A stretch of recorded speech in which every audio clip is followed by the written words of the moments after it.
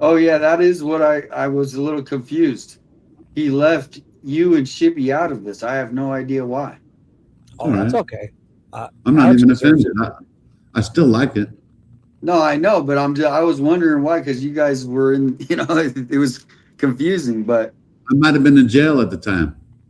maybe Well, we'll see. But it is hilarious. I got refused entry into the USA. Welcome aboard.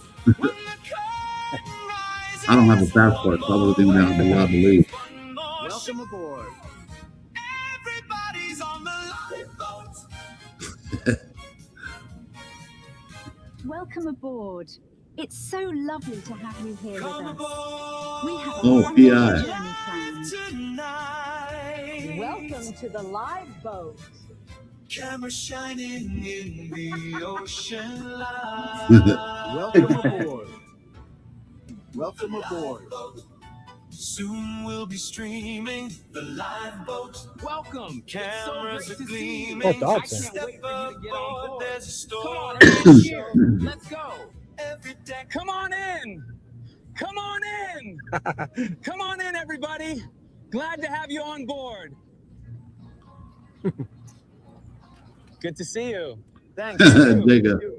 How was your trip Where's down Mark? here? Hi. Hi, Captain. Hi, Purser.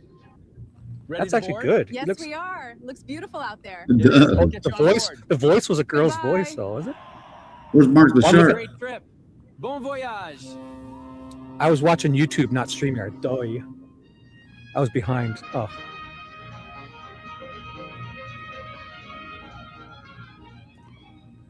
Welcome what the heck aboard. was that? Your cabins are ready.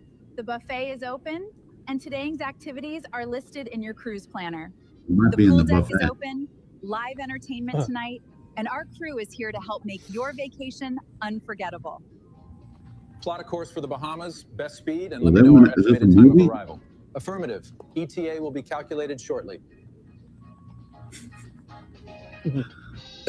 Where's his arm sleeves? I'm watching everything on this ship and getting dizzy doing it. That should be my role there, watching my I want a phone. burger brought up. Oh, Grandpa. How can I help Hello, I'd like to order a burger to my room, please. She laughs at him. Ted. Oh boy, jump it. Hey, Ted, you made it. Make mine a double. A double? No, make it a Ted's- double-double. Way too calm and quiet, this Ted. Yeah, no, way too calm. You have got to be kidding me. I didn't even get one sip. The engine is spitting fire. Oh. Oh no, the top shelf rum just shattered. Red alert! The main engine just went down. Navigational officer, maintain our heading. Legend of the Seas, helicopter 152, 300 meters off your starboard side, requesting permission to land.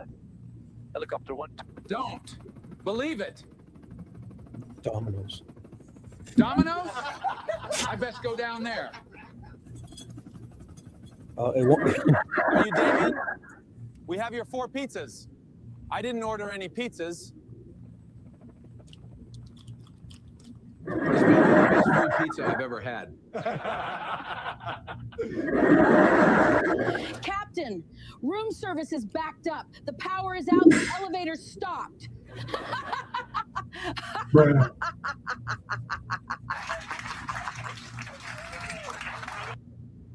Juanita, tell the guests the power is out, and for the love of God, stop taking burger orders.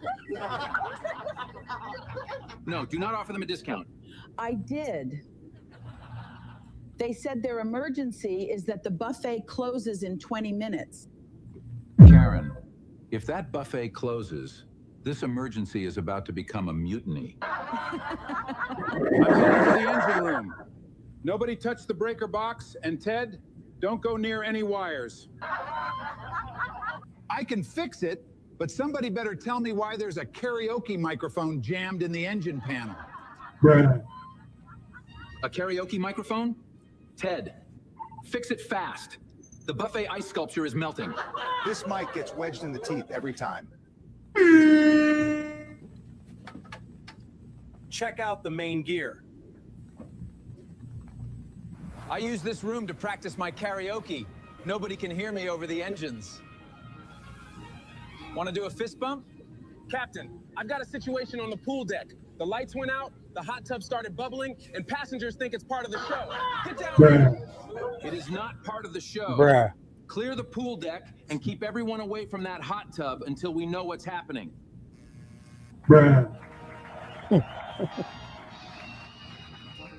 Well, if they're clapping, technically it's entertainment.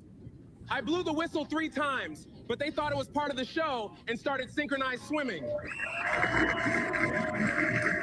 Enough. Mab, fix the engine. Juanita, handle room service. Juice, control the pool deck. Ted, start the karaoke tournament and keep the passengers calm. I had the karaoke keys. I put them somewhere safe. It's long. Too safe. I think I was left out intentionally, Alex. Us, both of us. Where is somewhere safe? Hey, me, you, Mark the Shark. That's it. Is that That's it? the problem, Captain. What happened? It was I don't so know. safe. Even I can't find it. I'm crying. I'm Actually, on camera walking into the buffet okay with the it. keys, then Because this leaving shit is with a 3 long desserts movie. and no keys. Yeah, there's Put a lot of people. time I in don't.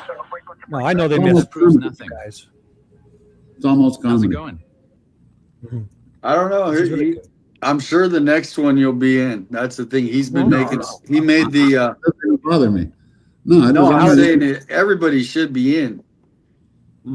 Alex and Mark should be in. I mean, I'd be honored to be on Ted's coattails, right on his coattails. That's. I think I might have been in jail at the time. Fine. I could be a dingleberry on the back, hanging off the back of Ted or something, eh? It proves you had the keys before. Have you met our Devil Dog? Oh yeah. I've been on his show a bunch of times. Dog's cool. Yeah. the cheesecake. He went to that house this past weekend with the 16 kids. Did you hear did about he? I that missed case?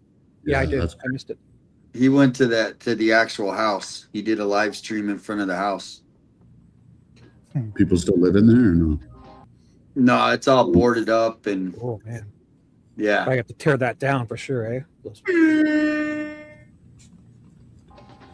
Misty, can't that's my believe this picture. guy. Don't worry, I'll get a camera. So now I'm fixing the engine and breaking into the karaoke room? Listen to that. These gears are spinning at maximum velocity right now. The engine is running at full capacity, pushing us forward. Ted, if the passengers demand refunds, I'm personally booking you an extended stay in the Pima Wow. County Jail. You lost never weight. know when Looks it might good. turn, you know? Is it raining? Uh-oh. Not a cloud in the sky. Exactly. The Petro. Preparedness. Check. Yeah. Ted's The hat. Petri dish. Wow, this is like a movie. My hat? Why would they be in my Even hat? better ride. It's almost over. It's almost over. I know, I'm just fucking around. Playing around. That was a very safe place. Ted found the keys. Oh, that was Monkey. Fine. I'm going back to the engine room before this whole ship makes me Oh, lose that my was mind. Monkey. Oh, that's who we forgot, Monkey. The right, that definitely was Righteous Monkey right there before. The lifeboat sails into the night. Chris sings. They're being gracious with his hair too. He's not that handsome. Not much. It just adds 20 pounds of muscle though. I love this though. Wow, this is a production. It really is. Until the next strange tale afloat. Good night, my friends. Yeah. There's no tattoos or Canadians are allowed. No face tats or Canadians, I guess. There it is. There it is. Wow, that's great. Funny, that's right. Thank you so much, Susie Q. So yeah, I think you should do the TikTok as much as I think you would like that better than the others, but that's just my 2 cents. Yeah, I might venture that way, but I might have to have someone help me with it because I just want to be able to make decent content. You know what I mean? Did you Without watch this one though? Yeah, I did see that one. Okay. Yeah. You look shorter here too. Looks. This is like your shorter brother boat. Yeah. playing the drums. It's not. You know, It's it's on crazy fire. too. You know, the shooting was Saturday, right? Yeah, Saturday. Yeah. That was nuts. Look at the boat. I guess I know what part Ted's staying in. I can see Ted's room's right back there. There's Ted's room. Where's the jail on the boat? On fire. That's where Ted's staying there. Where's the jail part on the boat? Yeah. There's a name for that when it's on boats too. What is that? Oh, it is? Yeah, there's a name for when they put people in jail on a boat. Oh, you're right. A brigade? No. It's got a name, right? Chat will It's, come up with it. They're smart. Chat will come Yeah, up with it. I forgot. I know what you're talking about. The bellows or something. The bellows. That might be it. The gallows. Saw it on Gully. Gully? I think. Oh, so far, shit. Gullies. Shit. We've got one. The Brink. I'll take them all. They sound great. Yes. The Brink. The Brink. Is that on a boat? I have heard of the Sounds Brink. good. That's funny. I'll take it. Galley sounds right. The Brink. That's like hella old, like solid. Brig is winning. Halt. So this is my friend. I don't know if are you on YouTube right now? I am. Yeah, I can be. Yeah, because this is his page. Reluctant He's a Prophet. local guy, and here's his page.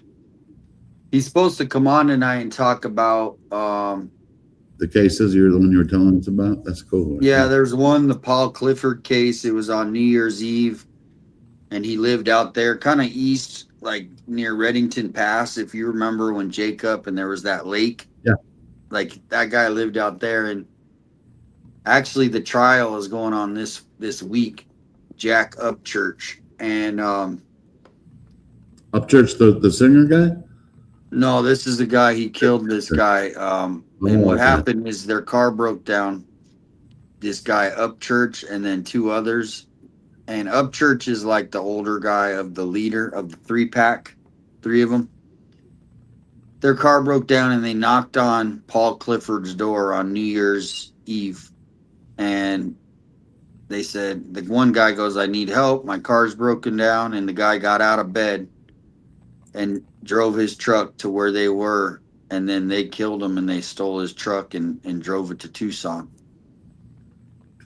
And on New Year, and this guy was like, so the trial's going on, but they're giving plea deals to the other two. No jail time, nothing. And they were all three there. And Someone talked. Yeah. Someone talked. Yeah. But the whole point is they're all three responsible, I think. Obviously, one guy's more. And so that's how 100%. yeah. We're all culpable. If whoever's there, they're culpable. Everybody knows that stuff. Even if you're in the car driving somebody to somewhere, you're culpable.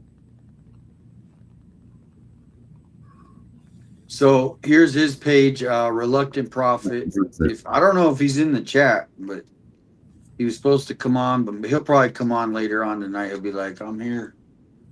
I'll show you one of his videos because he used to do a lot of that, what they call cop watching. Yeah. First Amendment stuff. Yeah. Yeah, that's good stuff. I mean, it's good people do that. Like Sleuth did a good job, and I know it was easier going back after, but still, he did a really good job. So, just so Alex this is the same too. I'm following him now.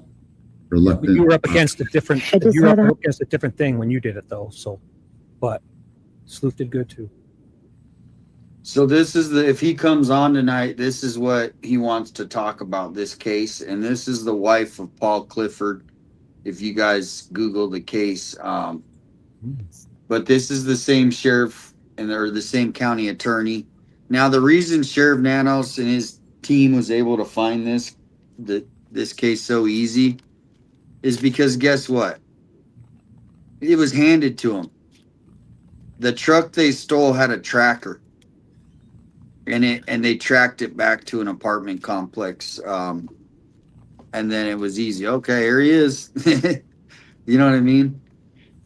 Hey, on the top here, is that correct? Pima County Attorney offers first-degree murder probation. That's what he's talking. That's what I'm trying to. Yeah, we're getting into this a little bit. If he ever, Yeah, so I'm gonna let this. This is his wife. I'm subscribed to him now, so I'm definitely. Well, his wife and stuff is very vocal on Facebook and stuff about all this, like, and Good. the daughter. Hummingbird flyby. I can't help but feel like that's confirmation. This is our third day, and I'm still asking, please help me be heard. Call Laura Conover at the Pima County Attorney. Her number is 520-740-5600. Call her and tell her to rescind these pleas. This is not justice for Paul. This is not justice for his family. And this is not justice for our community. Demand justice. Please help me be heard. Thank you. Welcome back. Welcome back.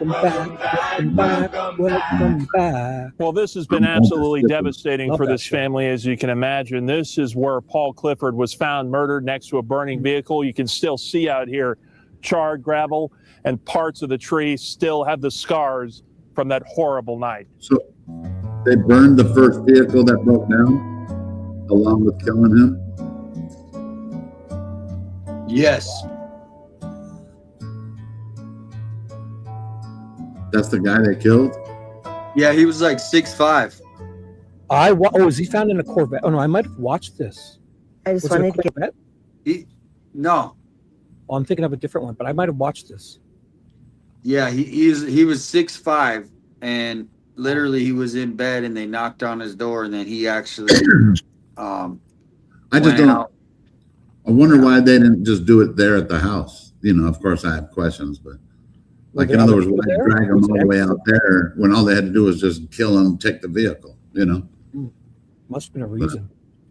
Well, I think it's because he didn't want to do it alone, and he needed help, and those other people are probably responsible, and that's why they're pissed, that because those other two people are going to walk, and you know this guy's 6'5". Jack Upchurch, I think, is like 5'10".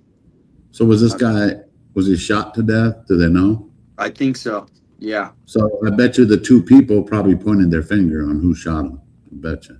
Of course, Yeah. I'm just speculating. But. Well, I just put a link.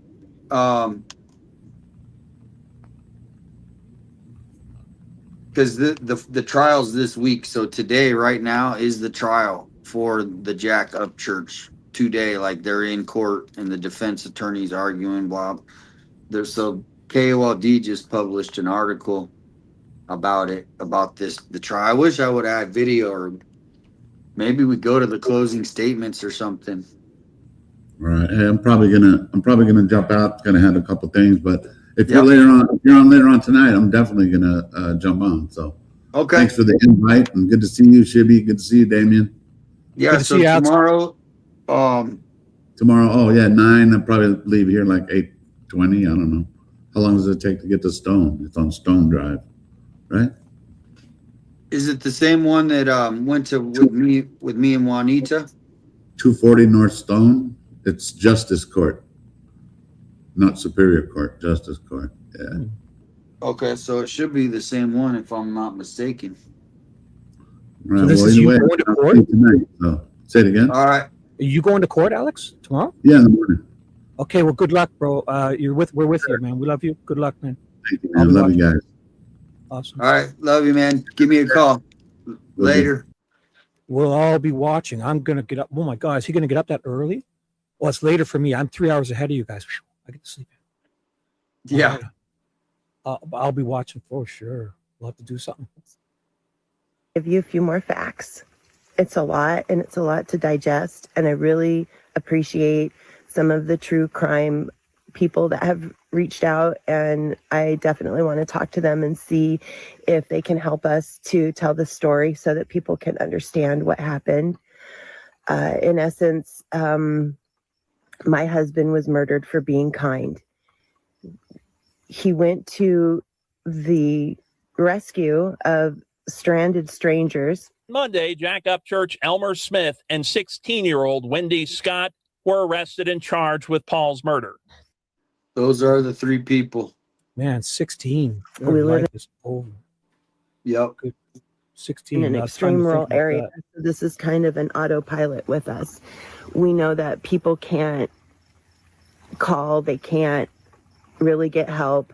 It's hours from a sheriff, or that's who we have out here. We have sheriff because we are a county, and we know this. And so the residents of this area try to step up and do what they can to help people who need help. As we should. We're human beings. We should help one another. This is something that was so true to Paul. He was such a beautiful man, and I miss him terribly. And for Pima County to say his life was worthless is wrong. Okay, so I'm going to try. My daughter's actually going to try to make a video to explain more of the details that we can post. And I really appreciate that. But So this is going on right now, this case. Okay, it happened obviously years back on Christmas Eve, right? Imagine going to bed Christmas Eve. She with her husband. Oh my Someone God. knocks Yeah. on their door in the middle of the night, and he leaves. Huh? Christmas Eve. Like, you think you can answer your door on Christmas Eve. Oh my God.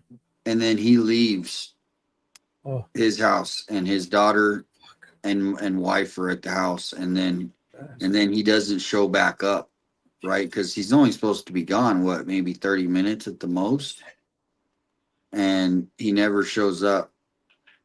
And then the search teams went out. They found him, obviously, but and then what the issue is this one guy, Jack Upchurch. He's facing like the most, right? For whatever reason, they're trying to say like he's gonna hold, and the other 2 are literally gonna walk. No way. Walk? Aren't they in trouble just for helping out or being associated with it? Walk. Wow. They might be on probation. I don't know, but I mean, they're not going to serve jail time. That's what she's so upset about right now. That's why, I mean, I get it. This isn't an old story too. This is as fresh as the Nancy Guthrie, or Do we have something we can watch? Did we watch something and I missed it? Like, no, but you don't have to, but I'll check something later. I'll look no, up because I actually did have something pulled up, and so what I'll that do would be is great. I'll it'd be good to understand more. So this was just posted on the 14th, so like a week ago. For murder of Good Samaritan Paul. A day of key testimony in the trial of Jack Upchurch. He is charged with the Christmas Eve 2024 murder of Good Samaritan Paul Clifford. Investigators say Upchurch kidnapped and killed Clifford after Clifford agreed to help him with supposed car trouble.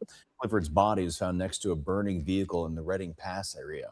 Upchurch and 2 other suspects were arrested days later. Those other suspects have taken plea deals, and one of them taking the witness stand today. 13 News reporter Peyton May is live at Pima County Superior Court. And Peyton, what did we hear from Wendy Scott today?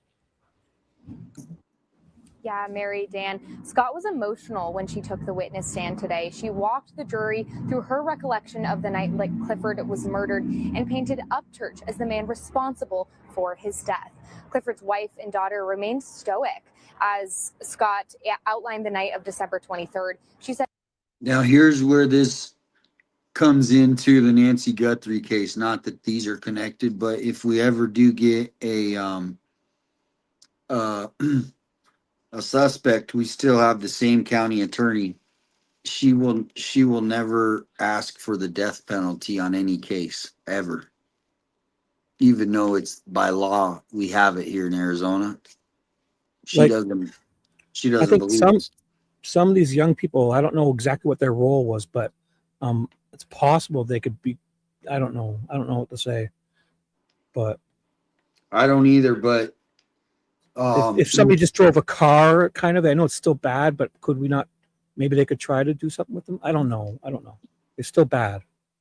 Yeah, it's a sad case. She's 16, and then I guess her that's her boyfriend, not the Upchurch, but the other guy. I mean, As her, Upchurch, and Elmer Smith, So the other suspect. the middle guy is like 19 and she's 16, and that's supposedly her boyfriend. So what was her role? What did she play? They were all three together when they did whatever they did to him. I don't, you know what I mean? But to me, Yeah, it could have still been bad. these two people, and then, you know what I mean? The guy was 6'5". 6'5". They probably used her to go to the door to say, "Come and help us" or whatever, and fish him out. Who knows? You see a young. In this case, were driving near Mammoth when their stolen GMC truck broke down. She says Upchurch left to ask for help and returned in a Ford truck with Clifford in the driver's seat. As they were attaching jumper cables to both vehicles, she says Upchurch pulled out a gun, said, quote, "Don't even think about it," and shot Clifford. So yeah, he just shot him in cold blood. Minutes later, she recalls seeing flames coming out of the silver GMC truck and Upchurch standing outside of it.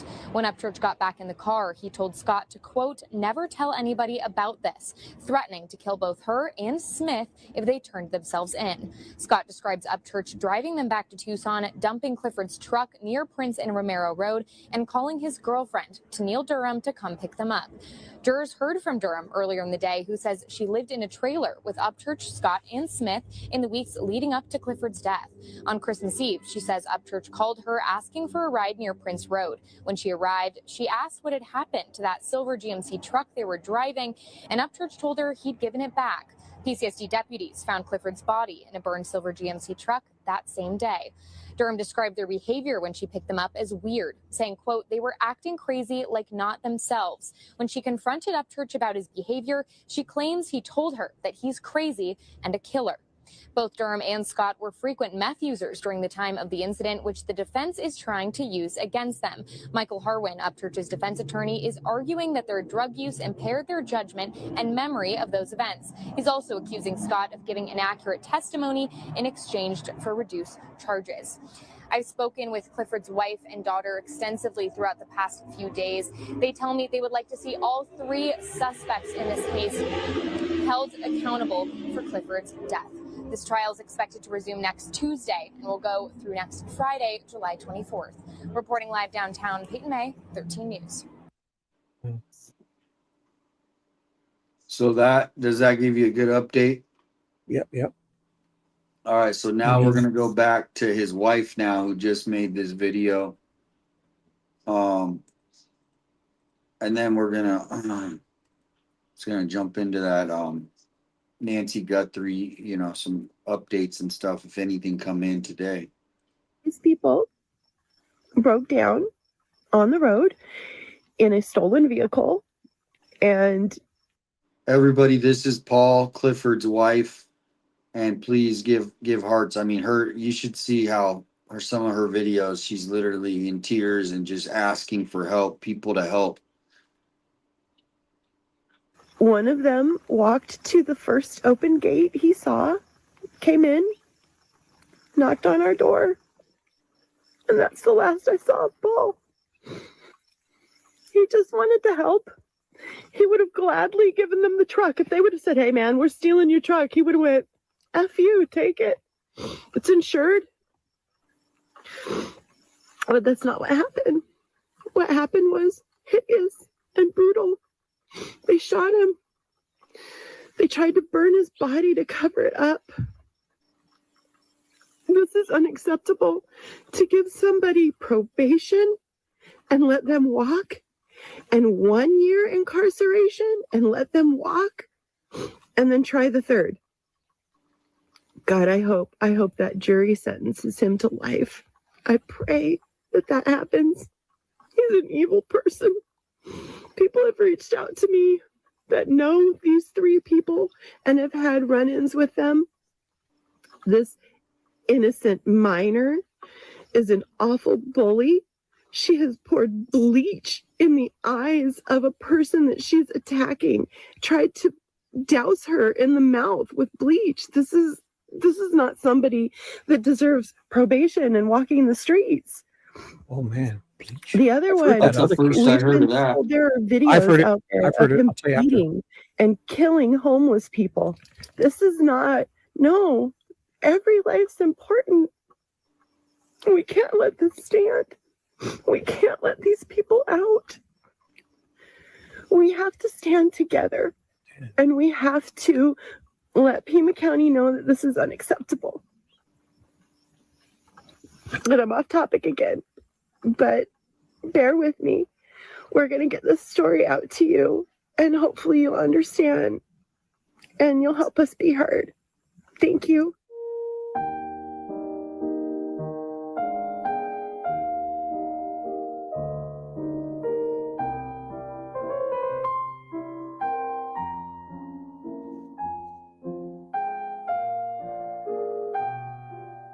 He reminds me of that guy from the car show,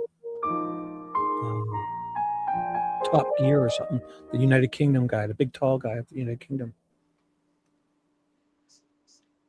Wow. Survey 1 or 2 were never dispatched. Wait, did you I read think that? it's time for this country to take back No, our no, country. This is an issue of government. So the Pima County, they right there it said, look, this is the Pima County Sheriff. Survey 1 or 2 were never dispatched, and it took County Sheriff over 2 hours to arrive.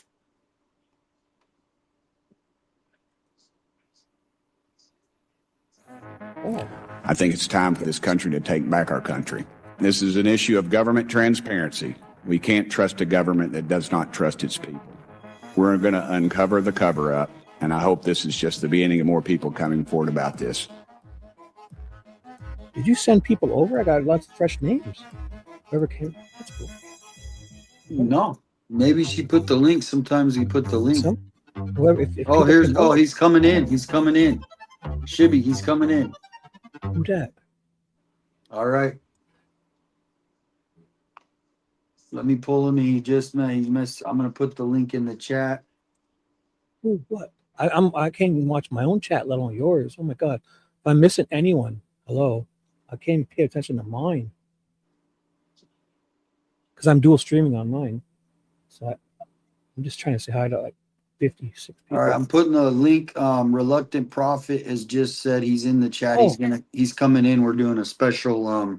If you want to stick around and just Yeah, if you have me, I'd love to. I'm dual streaming, so I'd love to. But if you wanted to do just no, him, if you could, because yeah, it helps keep the So if you have any good questions, he actually has 66,000 subscribers. Yeah. Oh.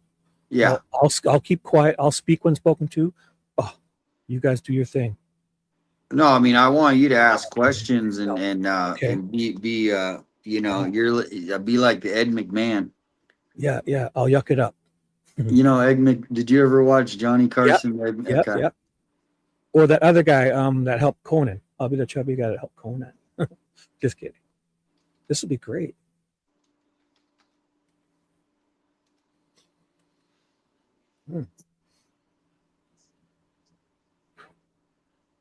So yeah, we're just in a little bit of faithful servants in the chat.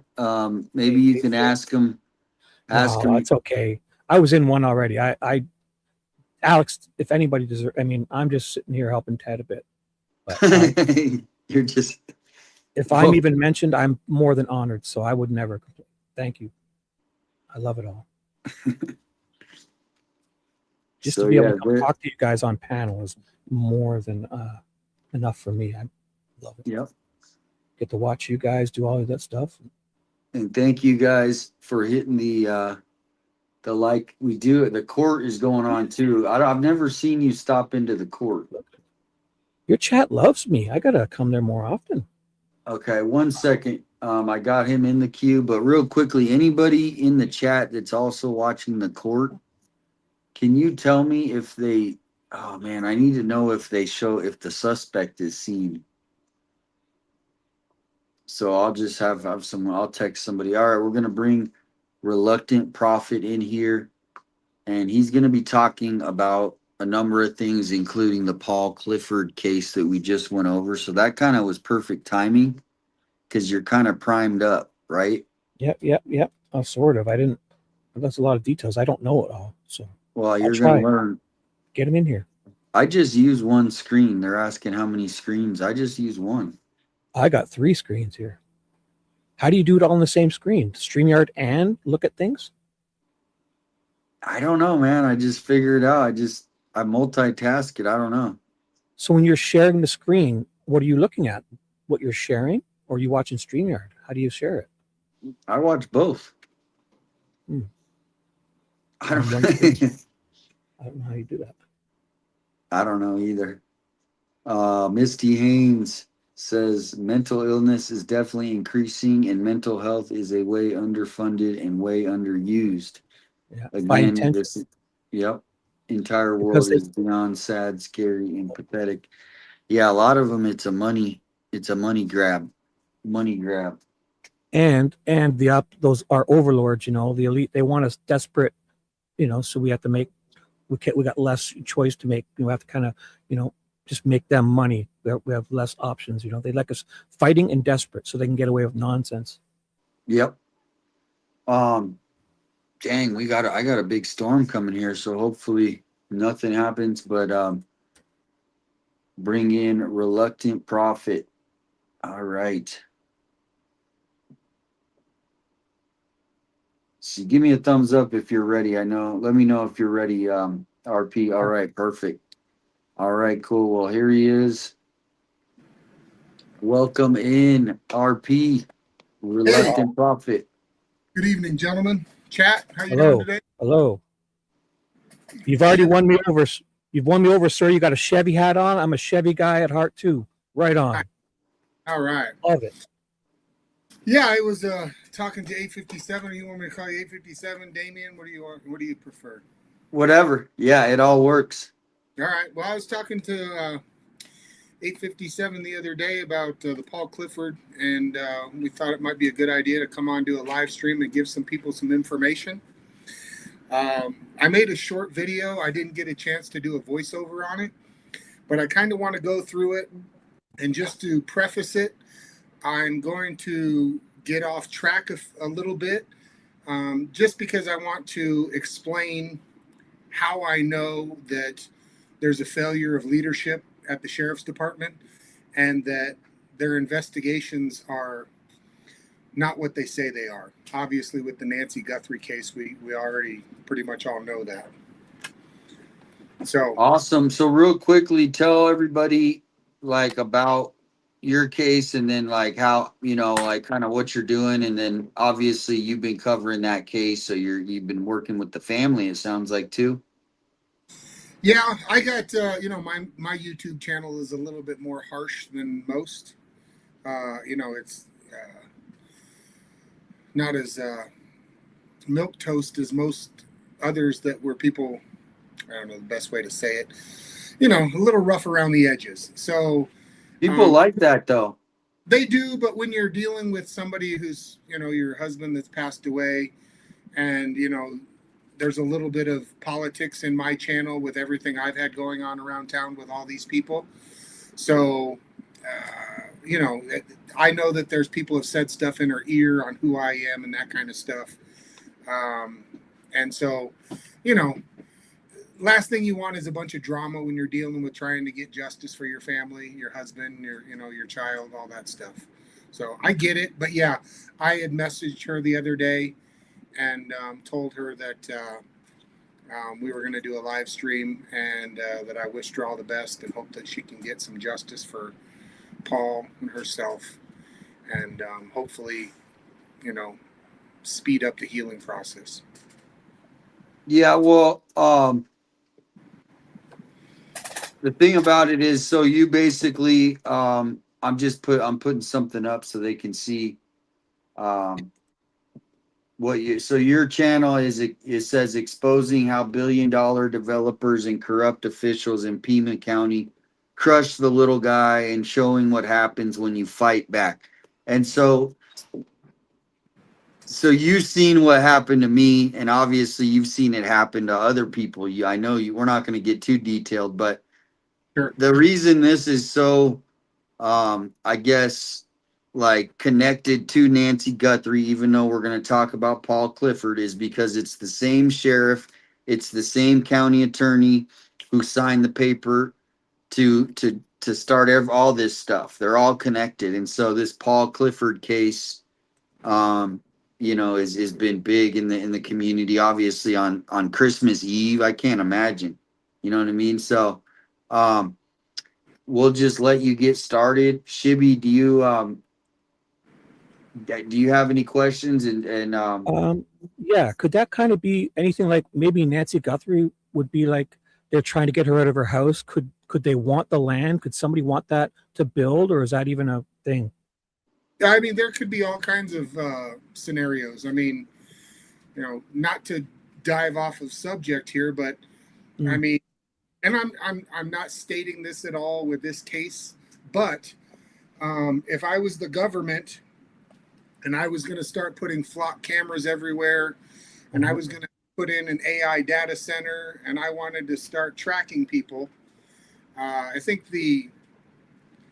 one of the methods I would use is maybe a scenario where an 84-year-old lady passes away, and you create a psyop. Everybody's concerned about it, and we can't find her. So, what's the best way to remedy that situation? False flag thing. Yeah, problem, reaction, solution. Everybody will. That's how they do it. They get everybody screaming for these cameras. We need these cameras. We need these cameras. Yeah. Yes. They make. Yeah. They trick us. Yeah. Yeah. Exactly. Good spot. Same thing they did here in Tucson on Country Club. There was some, stupid kids street racing going 100 miles an hour down Valencia, hit this lady and her child, cut the car in half, killed the child. And what's the government's remedy? Well, let's slow the speed limit down from 45 to 30 miles an hour, and then put a yellow Mustang out there and start giving everybody tickets. Like everything, don't let a good tragedy go to waste, I guess is the best way to say it. Yeah. Just to be the devil's advocate on this deal, what now? Obviously, nobody wants like cameras ever. Like in China, if you ever watch any of these documentaries on China, and like people literally are walking and they have their credit score as they're walking by the crosswalk. I mean, just cameras everywhere. I mean, we're talking. Have you ever seen anything about that, Shibby? And I have. Yeah, I've seen it where they got drones following each person, and yeah, all their info is popping up as they read their face. They know who exactly it is. To me, that's extreme. But yeah, that's like for instance, okay, I had a situation when I was younger. They didn't have cameras, right? When I found the deceased girl who'd been kidnapped out of her bedroom, right, 1 block away. They didn't have cameras, obviously, in the 80s, but now, to me, on strategically placed areas, to have a couple cameras shouldn't hurt anybody. Now, is that asking too much? I mean, especially in a situation where, like, Nancy, like, I'm not saying we need 100 cameras up, but if they did decide to put one down Campbell, like Nancy Guthrie Street, just 1 or 2, just to maybe catch if something serious does happen. What are your guys' take on like a couple cameras? I mean, I'm not saying 100. Well, my thought this is, the government is inherently evil, and the government isn't going to just put a camera up. For example, I've been calling the news media since they got rid of the here in town. And, my concern was before I even went on YouTube, I wanted the news media to ask about the cameras that are on every single intersection on top of the light watching us all. A red light camera, I'm okay with. Somebody runs a red light, maybe they should get a ticket, but it's the cameras that are there that nobody's questioning. And like you said, China, the government isn't going to just put in a camera. The government is going to put in a camera that facial recognition, that tracks you. They're going to connect it to other cameras. So, it's a slippery slope. Let's put in one. Okay, let's two. Well, maybe this area is a little bit more dangerous. We better put in a third one. Now we need to connect them all. That way we can track everybody. We can also see who meets up together with right, and talking to each other. It's not so much in a neighborhood, but put cameras downtown. You don't want to go down and meet up with somebody and have a conversation. Now they're tracking who you are, who you're close to, who you're talking to. Yeah, well, here's the deal. I totally get that, but here's where I'm thinking the world has changed, just like you're saying. It's also gotten way more dangerous, and these criminals are kidnapping 84-year-old women out of their houses. They're, Holly Dasso, if you followed that case, well, she was last seen on a bus. It was right downtown Tucson. We don't know who did it. And so there's lots of cases, Isabel Silas, all these cases, Patricia Wu, that, if you're driving on a major intersection, I don't see what the problem is. Like, to me, like, just personally, like, I get not having them, like, everywhere like China, and that's just me. I'm just playing the devil's advocate. I can tell you why, because those ones they put up on top of each street corner, they know which way you turn, right, left, right. And if you don't come out the other end, they're reading your plate. They know where you are. They know where you've been. Yeah, they but know how long you've been there. But then they don't use it to help us. They only use it to, nail us for stuff. Like, well, to me though, that's what I'm saying is, like, I'm not doing anything that, like, these really, like, because we got really dangerous people, right? So we got people that are very, very dangerous. We aren't that. So, like, to me, I see what you're saying, but they're not going to be really worried about me, right? Or you. I mean, because I think that they've kind of focused. Yeah, but maybe I'm wrong. And even if they did follow me, I wouldn't. Yeah. Go ahead. The guy who started Flock Camera just out on the news and said that the people who run the DFlock website are just wanting to let people know where the cameras are terrorists. So you run a YouTube channel that is contentious against the government. So you think that it doesn't matter to you? Yes, they want to know who you are and where you're at. You're considered a domestic terrorist. We all are. I mean, you may not want to say it or hear it, but that's the case. You're going up against the local law enforcement and the sheriff. You're exactly who they want to know where they're at. So, and what's one camera going to do? For example, I'm gonna try and work on a video. So I've been cop watching downtown dozens of times. Okay. And right there on the corner of 4th Avenue and Congress, every single weekend, Saturday and Friday night, there's 30 to 40 cops just standing there. Yeah. So you have 40 Tucson police officers that are within 500 feet of this shooting the other night, and the guy was still able to shoot 9 people. So what are the cameras going to do? Obviously, 40 cops 500 feet away didn't even stop this situation. Well, let me ask you. Go ahead. Finish what you. Go ahead, because I just had this idea. I've had the conversations with the cops down there. How is this safety? You guys are all standing in one area, 40 cops.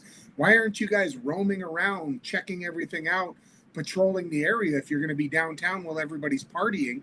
And all they do is sit there at that one crosswalk and,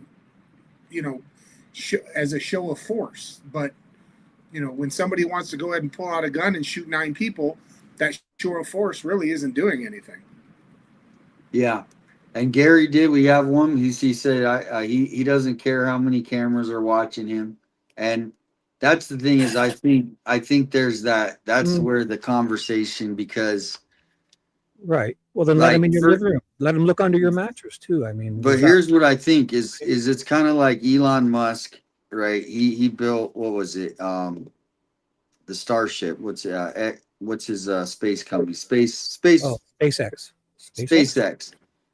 Well, NASA was doing them before, the government, right? So is this something that the public could come in and create a system where people who want to be privately put up cameras to keep their, you know what I mean, and join like a private network so like it's not government controlled? Or what do you think about that idea? Because I think like there's still, even though we don't want the government, what about like a private company and you strategically pay people to put cameras up? Flock private. Well, I'm saying this would be a you know, so like Nest and Ring, you can join these neighborhood groups and share your cameras, kind of a deal. And there's even a program right now that you can share your camera with the police. Did you hear about this? Like you actually that's can the share. first thing. I'm gonna the one in my bedroom. I'm gonna share that one first. You'll sleep safe and sound knowing the government's got their eye on Well, you. I'm gonna give you the floor and just let you you know, talk, because I know you've been, you know, this has been something you've been wanting to cover, and so you got the floor. All right. Well, just to end on that note with the camera situation. So we've done that. Ring Camera is a private company. We went ahead and put Ring cameras in because we all want to be secure and want to feel like we can watch what's going on. But then the next thing you know, the government's got hundreds of millions of dollars, and then they sign a contract with Ring Camera to where they're connecting all their cameras. And then you've got Flock, who is a private company, and the government comes in and gives them a big, huge contract.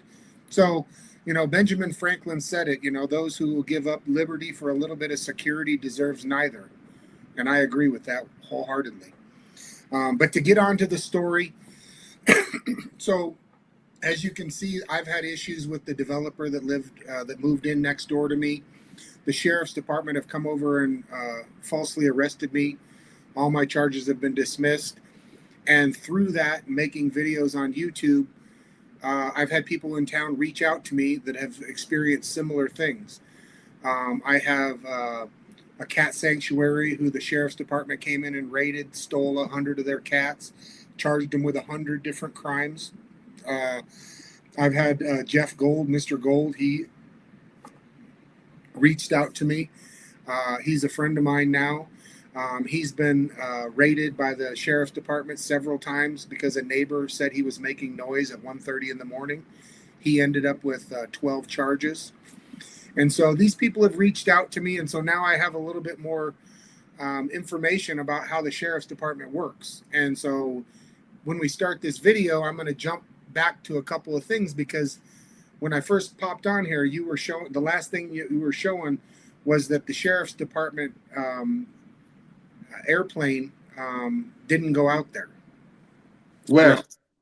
Out to the Clifford's house, Paul Clifford's house. Right. But you're going to see that, you know, they try and obfuscate, you know, they lie by omission. And I have good information that these people are lying. I reached out to them, tried to do a public records request to get the flight data, the video footage, and I didn't get any of that back. I'll show you the email. But if we can start the screen sharing, I can start out this video. And some of it you've probably seen because I noticed you showed my video, so a little bit of it will be repetitive. But I'm going to jump around a little bit so that I can explain to you guys why the failure in the Paul Clifford case is so egregious. Now, do I think that the sheriff's department could have saved his life? Probably not. But the people who killed Paul Clifford went on the run for a week. They barricaded themselves in a home, and the sheriff had to talk them out of there. So for a week after this situation, we were all in peril. When somebody, you know, is out killing people, what's to stop them from killing more people? So my issue is their failure to get out and take care of the situation before the people were able to make it back into the city. Well, they took 2 hours to get there. We just watched your video before, and they took 2 hours to get out there or something. Yeah, it was even longer than that after I could come to find out. And let's see. Now, are you able to share on your own? Because I've had people share on their own. Is there a button to share? I'm looking now. Cancel. Let's see. Share screen. There we go.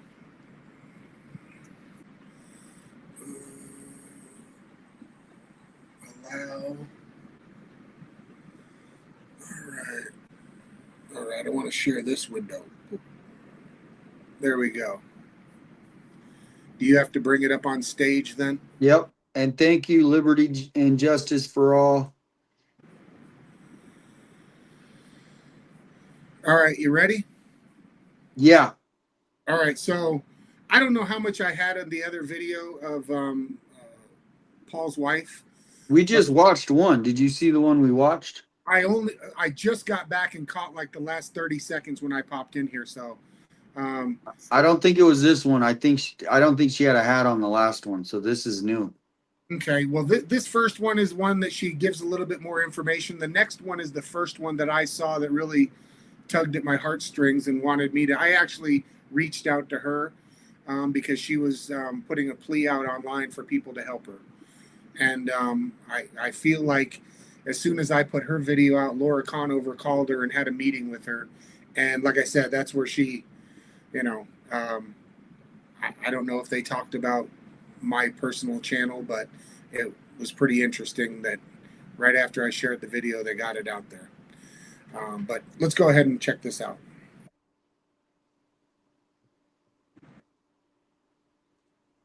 I can't hear it. You got to reshare it and then make sure you check the box that says audio. Share audio too. All right, let's see. Of course. Nothing's ever easy, right? Yeah. Oh, maybe, let's see. Stop screen. Yep. All right. Now share screen. Share screen. Oh, okay, there it is. Audio. Allowed to see. Yeah.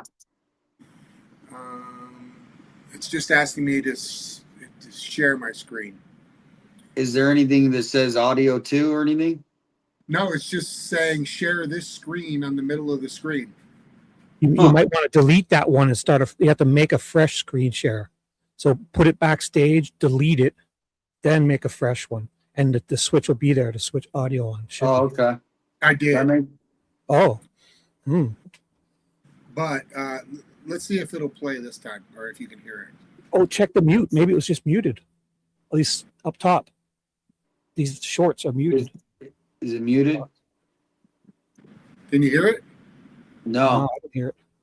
Oh, go figure. Everybody can see. What's the video? Get the link, Damian. You could play it. No, he can't because it's.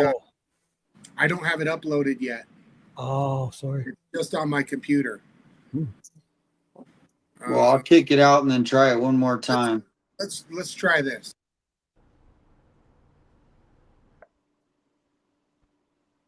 No. Nope. No. No dice.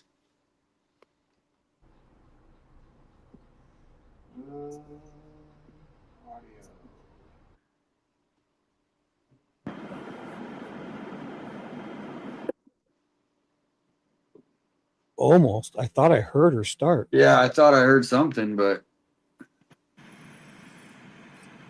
nothing. No. Nope. Maybe you're sharing just one browser tab. No, it's not that one. I'm not sharing the whole screen. Sharing a file. Let's see. Ah.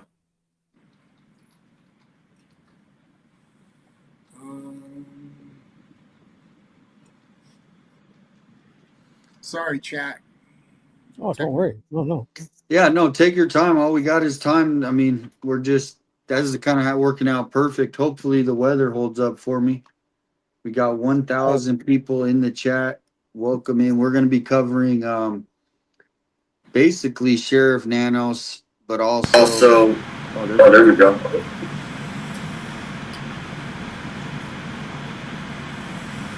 That's not working. What's not working? There's a big echo of myself. Okay, I turned off the echo thing to see if that worked. All right. All right.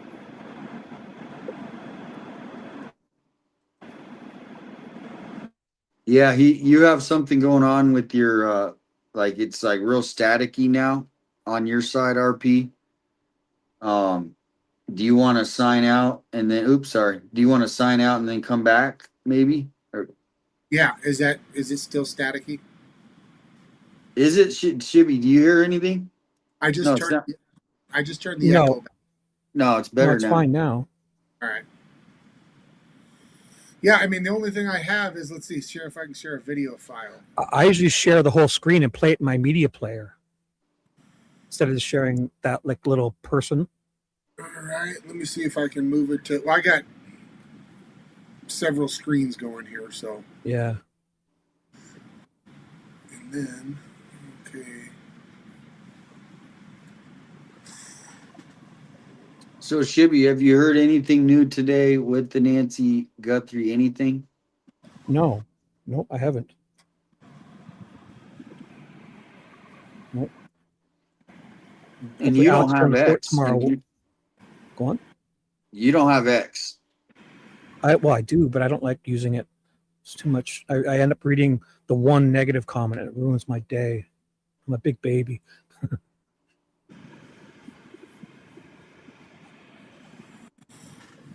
Is there anything new on the shooting downtown? Well, no, just that the guy had a previous record for firing a rifle at somebody. Wow. How many times do you get to do that? Apparently twice. Yeah. Wow. Yeah, I think once should be enough to get you a little time. Yeah. They said his name today. I was going to look him up, but I didn't have a chance. Yeah, I posted his record and everything. Oh, did you? Let's see. Share video file. Yeah, he had a previous felony when he was 19.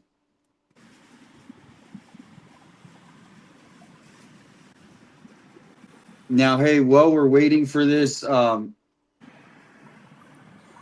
Shibby, can you read something, or do you want to try? Hell, he's got it up. I think he's got it up.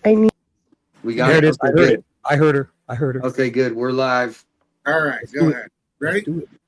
Ready? Yeah, you're in control of it. And I'm going to make a TikTok a day if I need to, and we'll spill out this whole ugly story. Wait, real quick. Yeah. Are you able to put her TikTok in the chat? Just so people, because a lot of people like to follow, like if they're watching her, they can go follow her, and because she really wants help. I know that I don't. Yeah, I'm going to put something up at the end for everybody to go over, and hopefully we can maybe surprise her. I'm not able to put in. I don't think so. I can't because I'm not a moderator. I can't put any links in the chat. If you could put it in the backstage, are you able to do that or no? I can share it if you find it. All right. Yeah, I already put it in there. Here you go. Cool. In the backstage chat, private chat. All right. Yeah. There you go. So I'll share that in my chat too. Then is that your channel? No. Paul Clifford. Oh. So I won't share that. Tell me if I should share. I was going to share it in my chat too. Let me know if you guys want stuff shared. Well, why don't you share it in a little bit after this is done? Sorry. Ignore me. No worries. All right, you ready? Ready. All right, let's go. The county sheriff's department believes a Good Samaritan was murdered while trying to help someone who was having car trouble. This happened Christmas Eve. Deputies say they believe the suspect went to 53-year-old Paul Clifford's home. That's the victim. Asking for help. When Clifford didn't return home, his family called deputies. They eventually found him dead near a smoldering vehicle on a rugged dirt road miles from homes.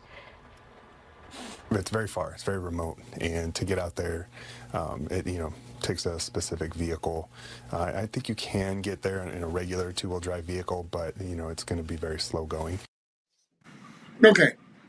So this is a map of Tucson, and that guy right there, his name is Deputy Adam Schoonover. I've had several conversations on the phone with him, and he's about as bad as Sheriff Nanos is. He's Mr. Cover Up for the sheriff. So if you ever deal with him, you're not dealing with an honest broker. And as you saw right there, he's the the public relations guy. And why did he mention, well, it's a rugged terrain, it's very difficult to get out there, when the sheriff's department bought 2 brand new airplanes for almost $10 million for this exact type of scenario? So I think it was a little disingenuous what he said right there. And I'm going to point out to you a couple of things. As you can see in the bottom left-hand corner, it says Tucson. And then straight across to the right, almost to the middle of the screen, it says Tanque Verde. That's where a friend of mine, Jeff Gold, lives. And then up in the upper right corner, you see that Reddington? That's where Paul lives. You're going to see another map here that's going to show where everything's at. And this is where I'm going to show that there's a failure of leadership. There was a failure on Paul Clifford to even get out there, because the sheriff's plane takes off from where this green airplane is at.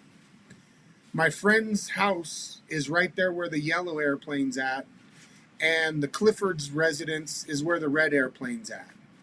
All right, so you can see my friend Mr. Gold's house is approximately halfway in between. Now, real quickly, are you able to just pump your volume up a little bit? Just someone just said I mean, I can hear you fine, but somebody's. Let me try this here. Or I hate to stop you, but I just. Oh, you're good.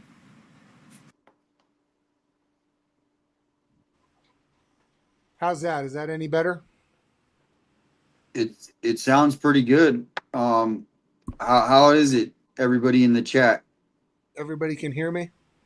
Yeah, that sounds sounds really clear. All right. Sounds really good. I brought my microphone back home, and I didn't even turn it on. All right, so if you didn't hear me, the green airplane you see on your screen is where the sheriff's department takes off from, either the airport or Davis Monthan Air Force Base. The yellow airplane, where a friend of mine, Mr. Gold, is where we're going to jump off topic for a couple of minutes, and then we'll get right back on it. But where the red plane is where the Cliffords live.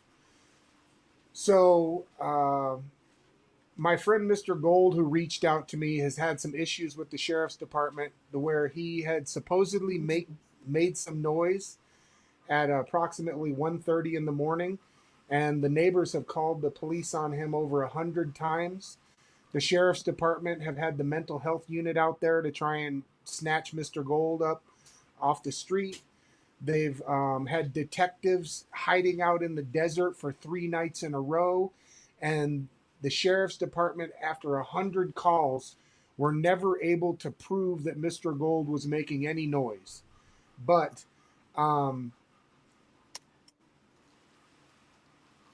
we didn't know this when I first started working his case, but I went down and did a public records request and got 100 police reports from Mr. Gold. And some of them were Mr. Gold because he tried to, push back, call the sheriff's department on his neighbor who he feels like was harassing him. The neighbor tried to get a injunction of harassment against him, and it failed. The neighbor came out and ambushed him and stopped him in the road with another neighbor, had a gun on his side, and scared him to death.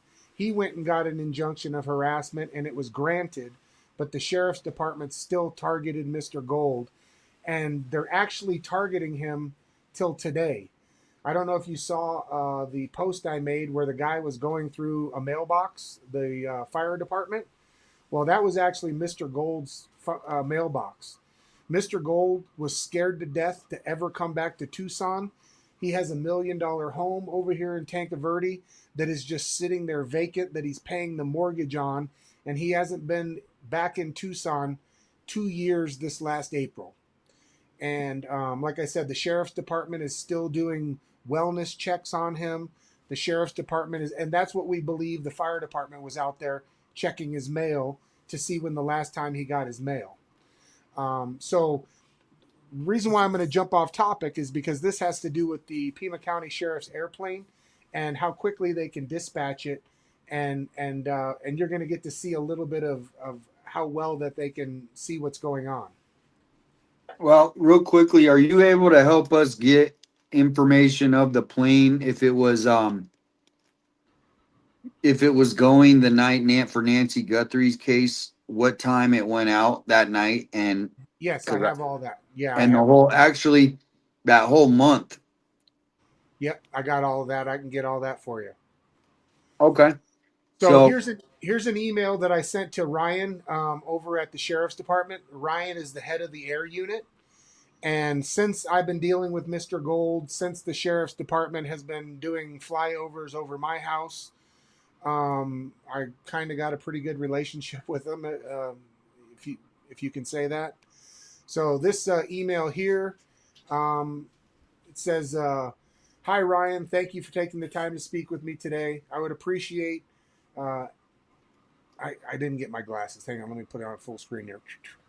I would appreciate any available information regarding the flight and survey you mentioned, which I understand took place around 3 a.m. on Christmas Eve morning to search the Reddington area for Paul Clifford. More importantly, I'm requesting any flight data or operational records from the Pima County Sheriff's Department helicopter activity from the morning of October 23rd, 2025. I was working on two different things, including location, flight path, pilot, co-pilot, passengers, and whether any video footage was captured. And then I put the deputy who likes to give play-by-play, because he wasn't aware of the video that I'm going to show you that I was able to get from Mr. Gold's case. And fellow community members is Deputy Philpott. Took me a minute to recall his name with so many deputies violating people's rights. Hard to keep up with them all. You know what I mean? So back to me getting 100 or so police reports. I read through all of the police reports, and now the sheriff's department has flown over me several times. The Tucson Police Department has flown over and circled my house several times. And every time I've went in to try and get any flight records, they've told me there is none. I'm not in their jurisdiction, blah, blah, blah, whatever. Well, the sheriff's department and the Tucson Police Department actually share resources. So typically the sheriff's department will use the airplanes, which they have two, Survey 1 and Survey 2. Now, I don't know if it's Survey 1 or Survey 2. Survey 1 or Survey 2, one of them is in Oklahoma right now. It's been over there for almost a year. So these planes are almost brand new. And supposedly they needed to go do some kind of maintenance work on one of the airplanes. They sent it to Oklahoma, and it's been over there for well over a year. We've called in to try and find out where it's at, why it hasn't been repaired, what the deal is, but they won't give me any information. Gosh, we need to find that out.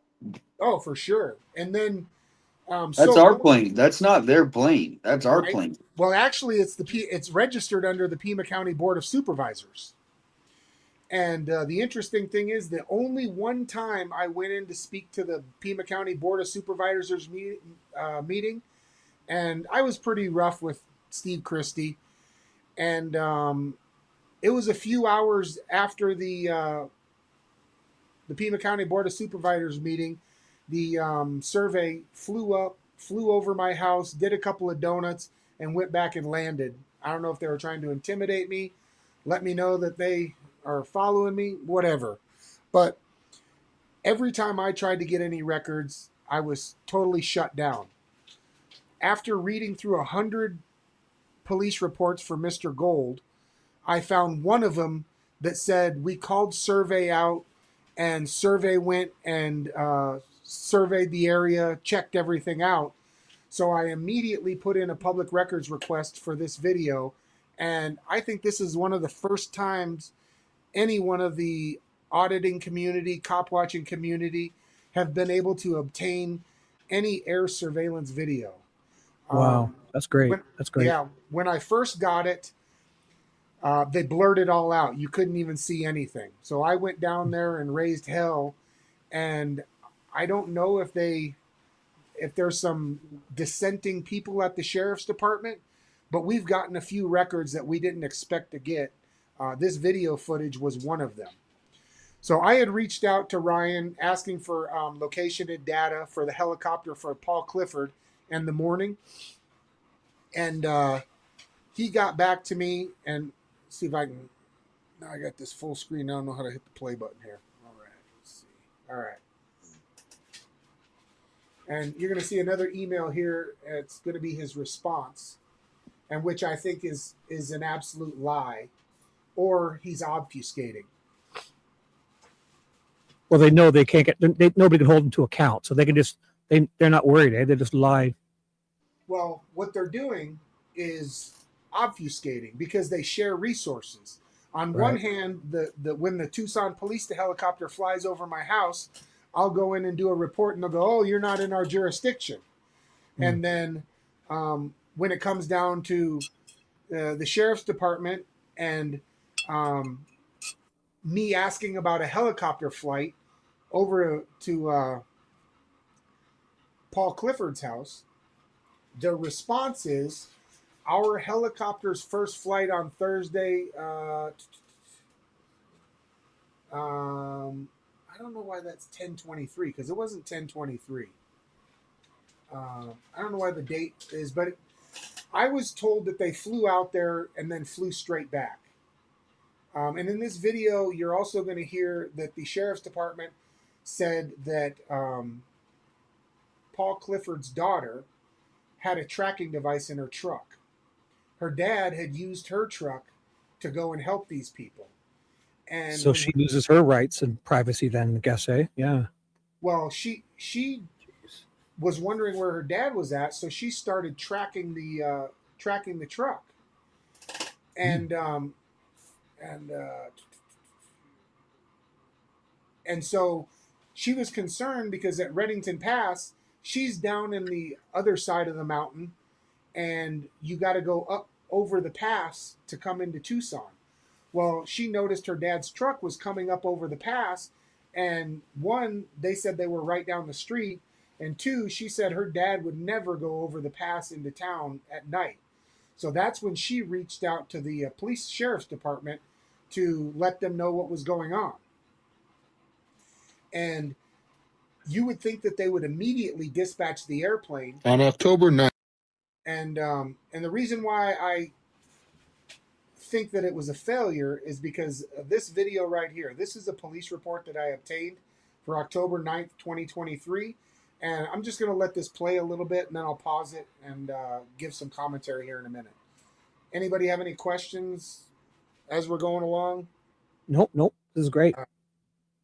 The sheriff's department was called on Mr. Gold, this time by a do-gooder named Allison. Well, Mr. Gold was coming home from dinner and was almost home when he noticed a car that looked a lot like his neighbor's parked on the side of the road. He drove past, but when the car pulled up behind him, he decided to stop and let them pass. The car drove ahead, made a U-turn. Now in fear, Mr. Gold drove off. The caller later claimed he had run over a small bush. Okay, so he was approximately a quarter mile from his house. And this neighbor who he's had problems with, supposedly it was another neighbor that called in, but he was doing nothing but driving home. He was literally a quarter of a mile from his house, supposedly when this person called the sheriff's department. And this video right here that you're first going to see was taken by his wife at the house. And then you're going to get to see the airplane footage and how quickly they arrived at Mr. Gold's house from this phone call.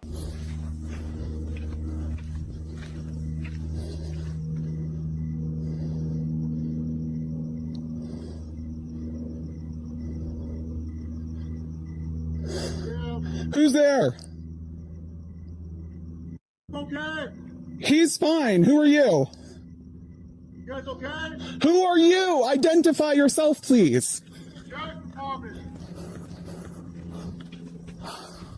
Obviously and understandably being shook up, Mr. Gold reached out to his attorney, Tamara Malembo, who interestingly enough just recently worked for Laura Conover at the county prosecutor's office, regarding his concerns about being surveilled.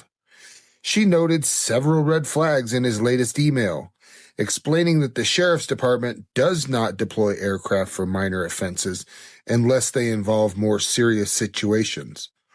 This led her to conclude that either a serious investigation was underway or that the police aircraft were not involved at all. She suggested scheduling a meeting to discuss the matter further.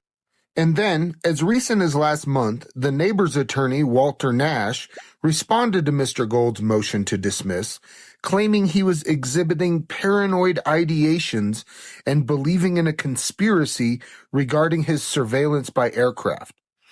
I also want to point out that Walter Nash is a neighbor of Mr. Gold's, and since when does a victim's attorney respond to the defendant's motions and not the prosecutor? Not only that, but this guy is on a committee that appoints the judges in Pima County and Superior Court.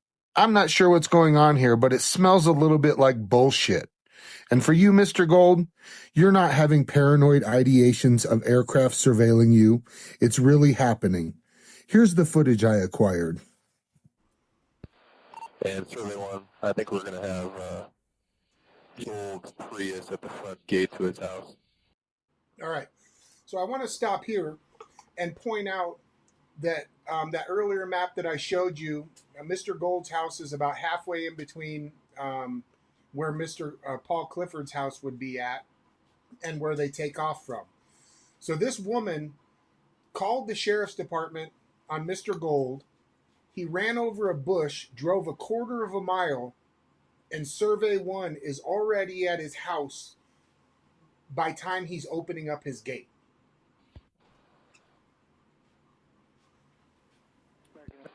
He's opening the gate right now. Tucson information echo current.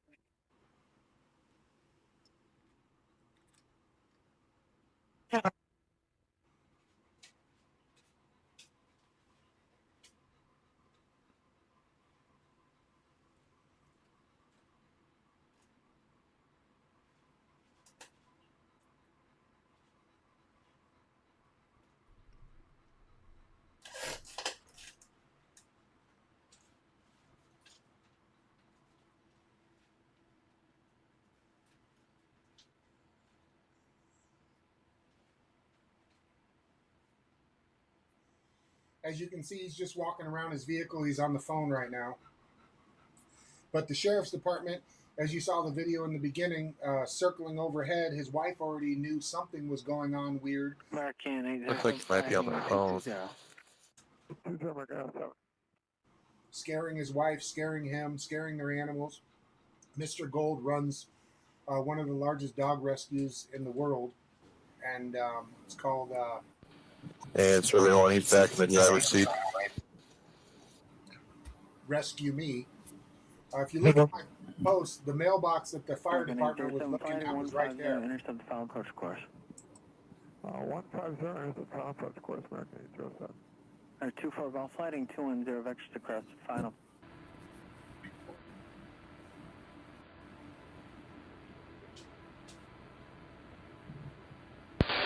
And he's pulling the vehicle all the way up to the main house now. Yes, Barbara Fiend. Walter Nash's name seems to pop up an awful lot around this stuff here in town. And survey one, it looks like his wife is home. They're both out in the driveway now.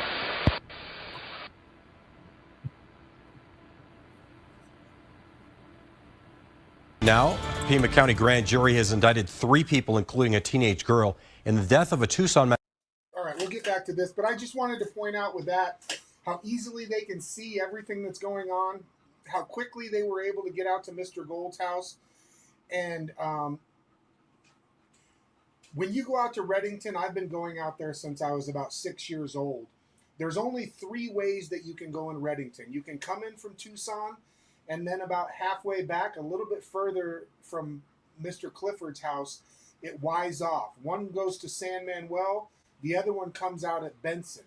So there's only 3 directions they can go. And as you'll see, his daughter was tracking the vehicle, so they knew exactly where to go. And driving just a 2-wheel drive or a truck like that, it's going to take 45 minutes to an hour to get from Paul Clifford's house into town. And found in a burning car. The Pima County Attorney's Office has confirmed the indictments of 40-year-old Jack Upchurch, 19-year-old Elmer Smith, and 16-year-old Wendy Scott. All 3 are facing first-degree murder, armed robbery, aggravated assault, kidnapping, 2 vehicle thefts each, burglary, and tampering with evidence. Now, last month, Pima County Sheriff's deputies were called to Reddington Road in San Pedro, for a smoldering car. In it, they found 53-year-old Paul Clifford. An investigation indicates Clifford was... See, now, again, starting to keep stopping the video, but these small things that I want to point out that's going on around here is, how were they called out to a burning car? The sheriff's department wasn't called out to a burning car. The sheriff's department was called out because her husband was missing, and they were trying to figure out where it was at. When the sheriff's department finally showed up, they came across the burning car, but they weren't called out for a burning car. Approached at his home by a man who claimed to be experiencing car trouble and requested his assistance. When Clifford did not return home, family members called authorities. The murder suspects will be arraigned in Superior Court later this week.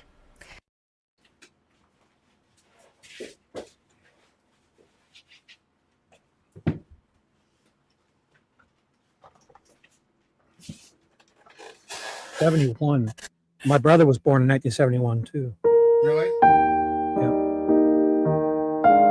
54.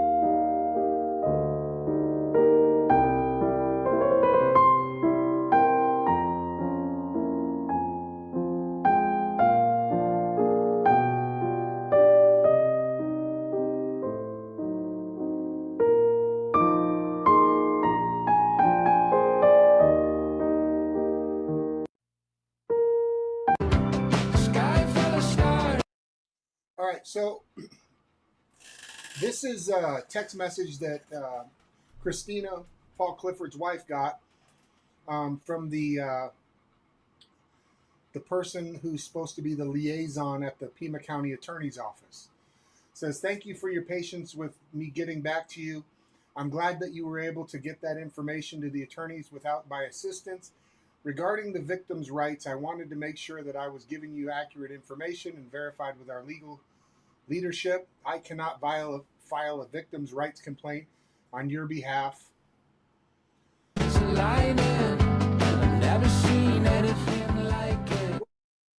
Let me turn that down. I don't know if it's going to give you a copyright strike. She says, however, you can give a call, give all the information you need to file one yourself. I sent you an email with the link to the Attorney General's office. I can resend it if you need me to. If you need assistance filing a victim's rights complaint, we strongly encourage you to contact your victim's rights attorney. He is there to assist you with ensuring that your victim rights are protected. Well, just like me, when my rights were violated, I reached out to the Attorney General, and I got a similar response to what Mrs. Clifford got. The Attorney General isn't here to help me and you. And then she got another message from the Pima County liaison, and it says, moving forward, our office believes that it would be best for a single person to receive all of the case information to minimize any confusion regarding the hearings and management of this case. It seems appropriate to have your victim rights attorney act as a liaison between the family and our office. Hopefully this will take the pressure from the family and allow you the space to heal.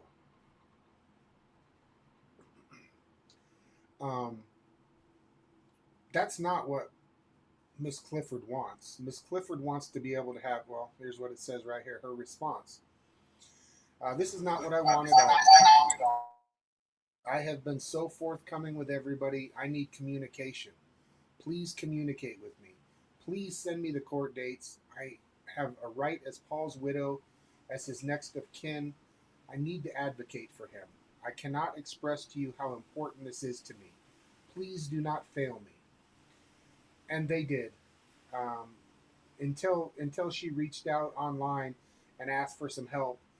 And I and some other people, including the news, put out some videos. And that's when she got the meeting with Laura Conover, who gave her window dressing and lip service. And then basically crapped on her after she left. Well, can you hear me? Yeah.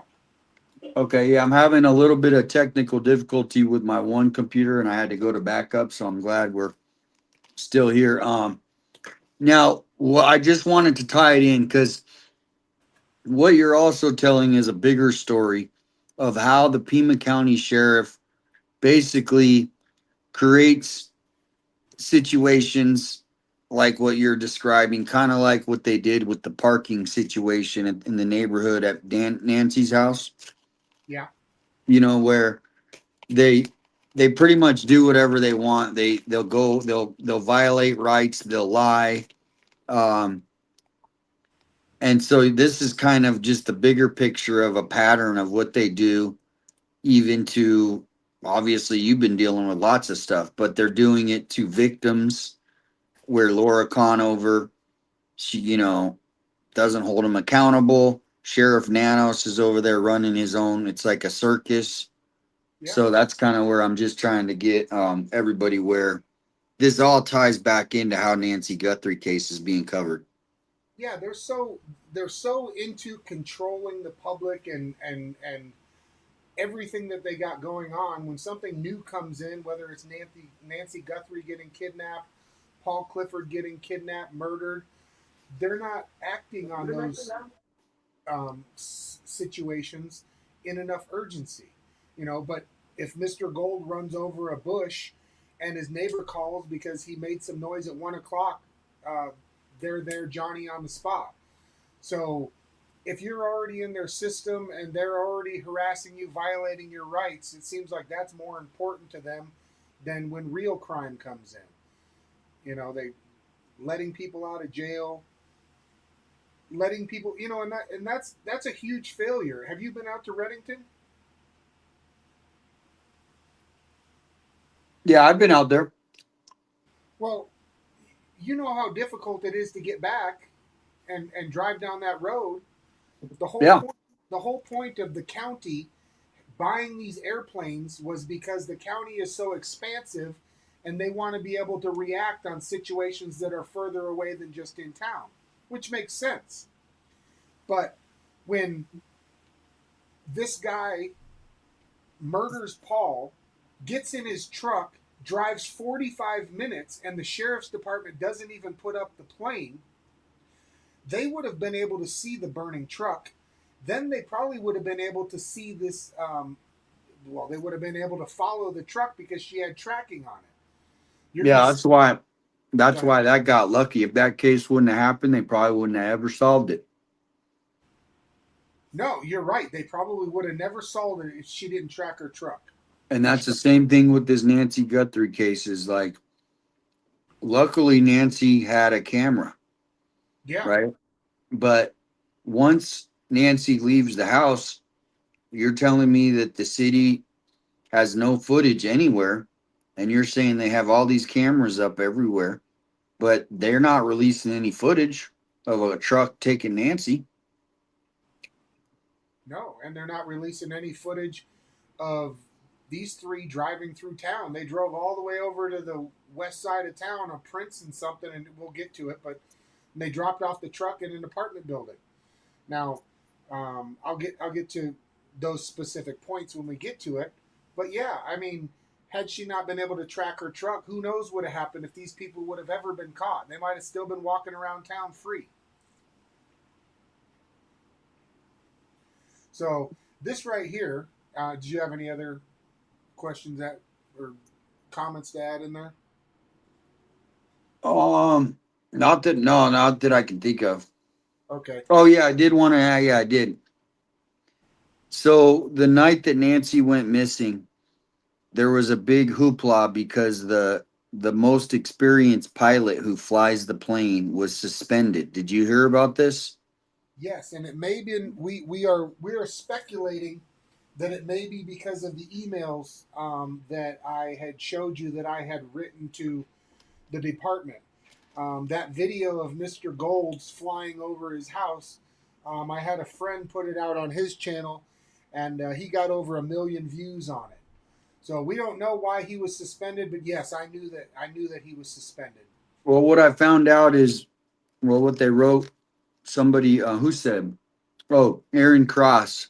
Yeah. He said that it was because he was grumpy to a female officer, Well, a superior. And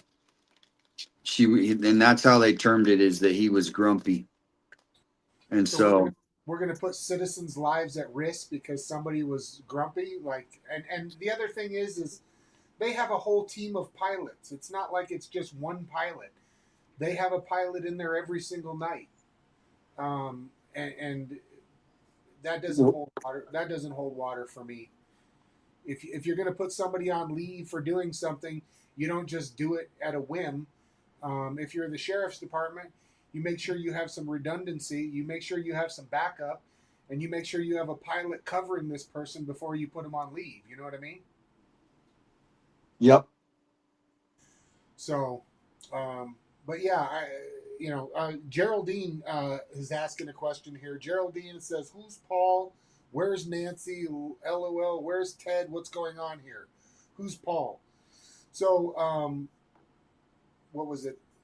The Christmas before last, on Christmas Eve, Paul Clifford was a man who lived out in rural areas near Tucson, and 3 people came up to his house in the middle of the night, said that their car was broke down, and being out in the rural area, you want to be a good Samaritan. So Paul Clifford got his clothes on, borrowed his daughter's truck, and drove them out there to try and help them fix their vehicle. Well, they went ahead and shot Paul in the head, put him next to their vehicle, and set it on fire to try and get rid of the evidence.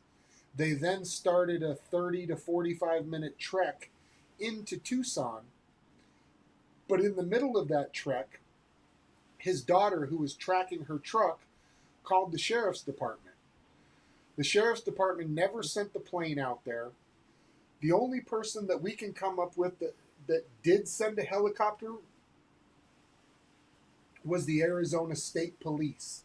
The Arizona State Police helicopter did circle out there in the area that morning, but Survey 1 didn't show up there.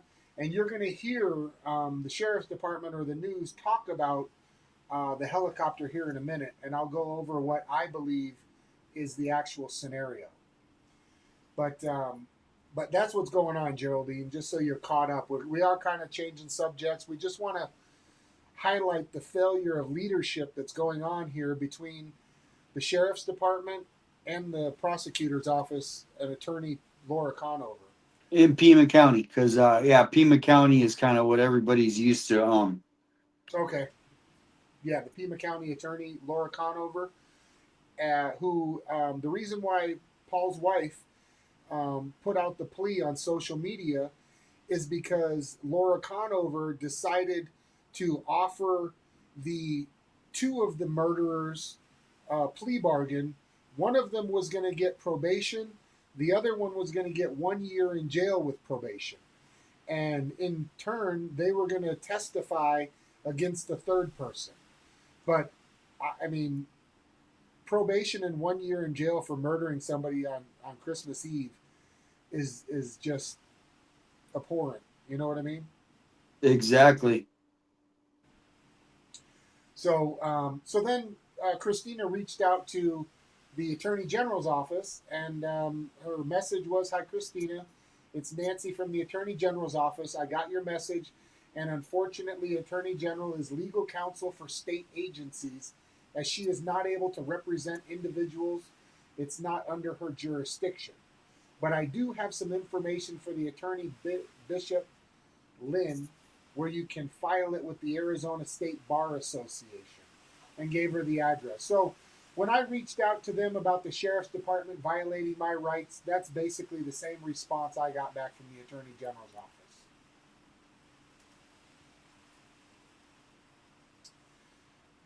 And like I say, I don't know how long these are because I was going to talk through them, but Having a little trouble hearing you, just a little back. All right, how's that? Better? Oh gosh. Yeah, that's All way better. All right. And then here's a message that Miss Clifford got from Mark Kelly, and which is interesting to me because Mark Kelly injected himself into the Nancy Guthrie case, right? He started calling around and making calls for the situation. I'm not too well versed in what happened with Guthrie, but I heard little bits, and I think Mark Kelly reached out to the sheriff or reached out to some people in town. Yeah. Okay, so here's what when Miss Clifford reached out for some help, here's the message she got. Thank you for contacting my office regarding the legal matter involving your situation. I regret the circumstances which prompted your request for my assistance. While I would like to be of assistance, I must inform you that because of the separation of the three branches of our government, legislative, executive, and judicial, I am precluded from interfering in matters of the judicial system. I urge you to continue seeking a remedy through the appropriate judicial process or legal counsel. I sincerely regret that I am unable to be of direct assistance. Should you require any assistance with another federal agency in the future, do not hesitate to contact my office. And Mark Kelly's phone number is 520-475-5177. So she reached out to the Pima County Attorney's Office liaison, and they told her that there's nothing they could do and that they actually wanted her to go through her victim rights attorney, who is actually up in Phoenix and not even in Tucson, who hardly contacts her. Then she reaches out to the Attorney General's office, and they tell her there's nothing that she can do or they can do. And then she reaches out to our representative in Congress, and he gets back to her and tells her there's nothing he can do. So, I mean, my rights have just been violated. I mean, I know that I'm angry about it and frustrated at it, but I could only imagine if my significant other was murdered and I was trying to reach out to get some justice in the same fashion, and it's just crazy to me that she's getting the same type of responses that I got. You know, I'm kind of a rabble rouser and irritating the sheriff's department. She's just strictly, you know, a victim who had her husband murdered on Christmas Eve and is completely devastated trying to get some kind of justice for her family. And these people don't want to do anything to raise a finger. They don't represent the community. The overwhelming theme in all of this messaging is that we only help the government, or we only assist in other governmental organizations. We're going to do what's best for you. It's not a representative government in any way, shape, or form. Exactly. So it's very it's almost like Russia. Yeah, whatever their motivations are, that's what they're going to do. The way they want the system to work, that's how they're going to set it up. And it doesn't matter if you're just some guy who's mad at the developer next door or your husband gets murdered. These people have no conscience. They have no sense of urgency. And it's just so frustrating that this is what we're all living with. So a lot of people in my chat want to know if you contacted the FBI, or have you said that yet? Or did I miss it? I try not to. Mm-hmm. So my thing is I try not to reach out to the federal government. I don't issues with the federal government. I'll stick to having the issues with the state, county. Good answer. You know. Yeah, So I'll accept. Yeah. I have not reached out to the FBI. I am not sure if Miss Clifford has reached out to them.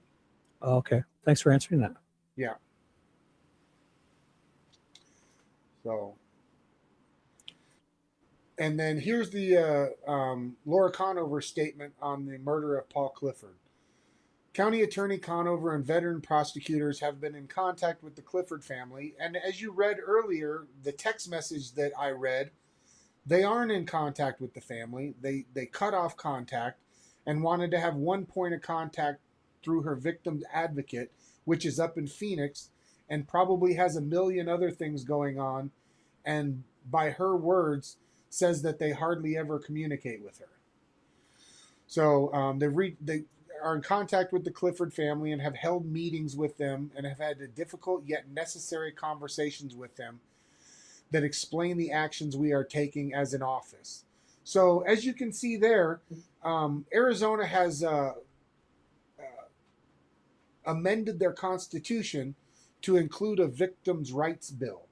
So not only does the defendant have rights in court to a speedy trial, to a fair trial, to a public trial, but now the victims have rights. And as you can see here, it isn't we worked with Miss Clifford to come up with the best solution. It was we had to have a difficult yet necessary conversation with them that explain their actions that they're taking as an office and why they are taking them.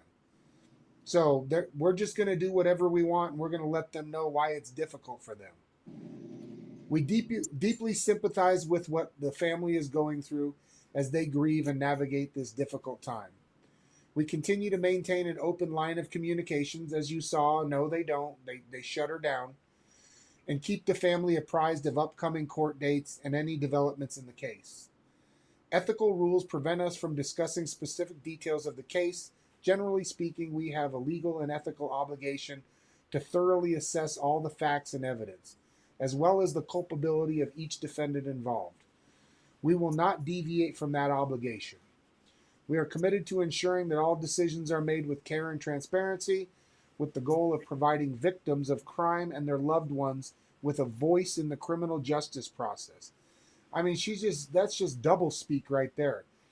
We told them what we're going to do and why we're going to do it, and then down here they're saying that crime and their loved ones with a voice in the criminal justice process. Amazing. We remain diligently focused on proceeding with the upcoming first-degree premeditated murder trial in this case against the man who is accused of being the shooter. Well, I don't know about you, but it's my experience that if 5 people go out there and you're all involved in a murder, everybody is held responsible. Everybody should be brought up on murder charges. And they shouldn't be going soft on any of them. But alas, Laura Conover and the Pima County Attorney's Office think they know better than any of us out here in the public.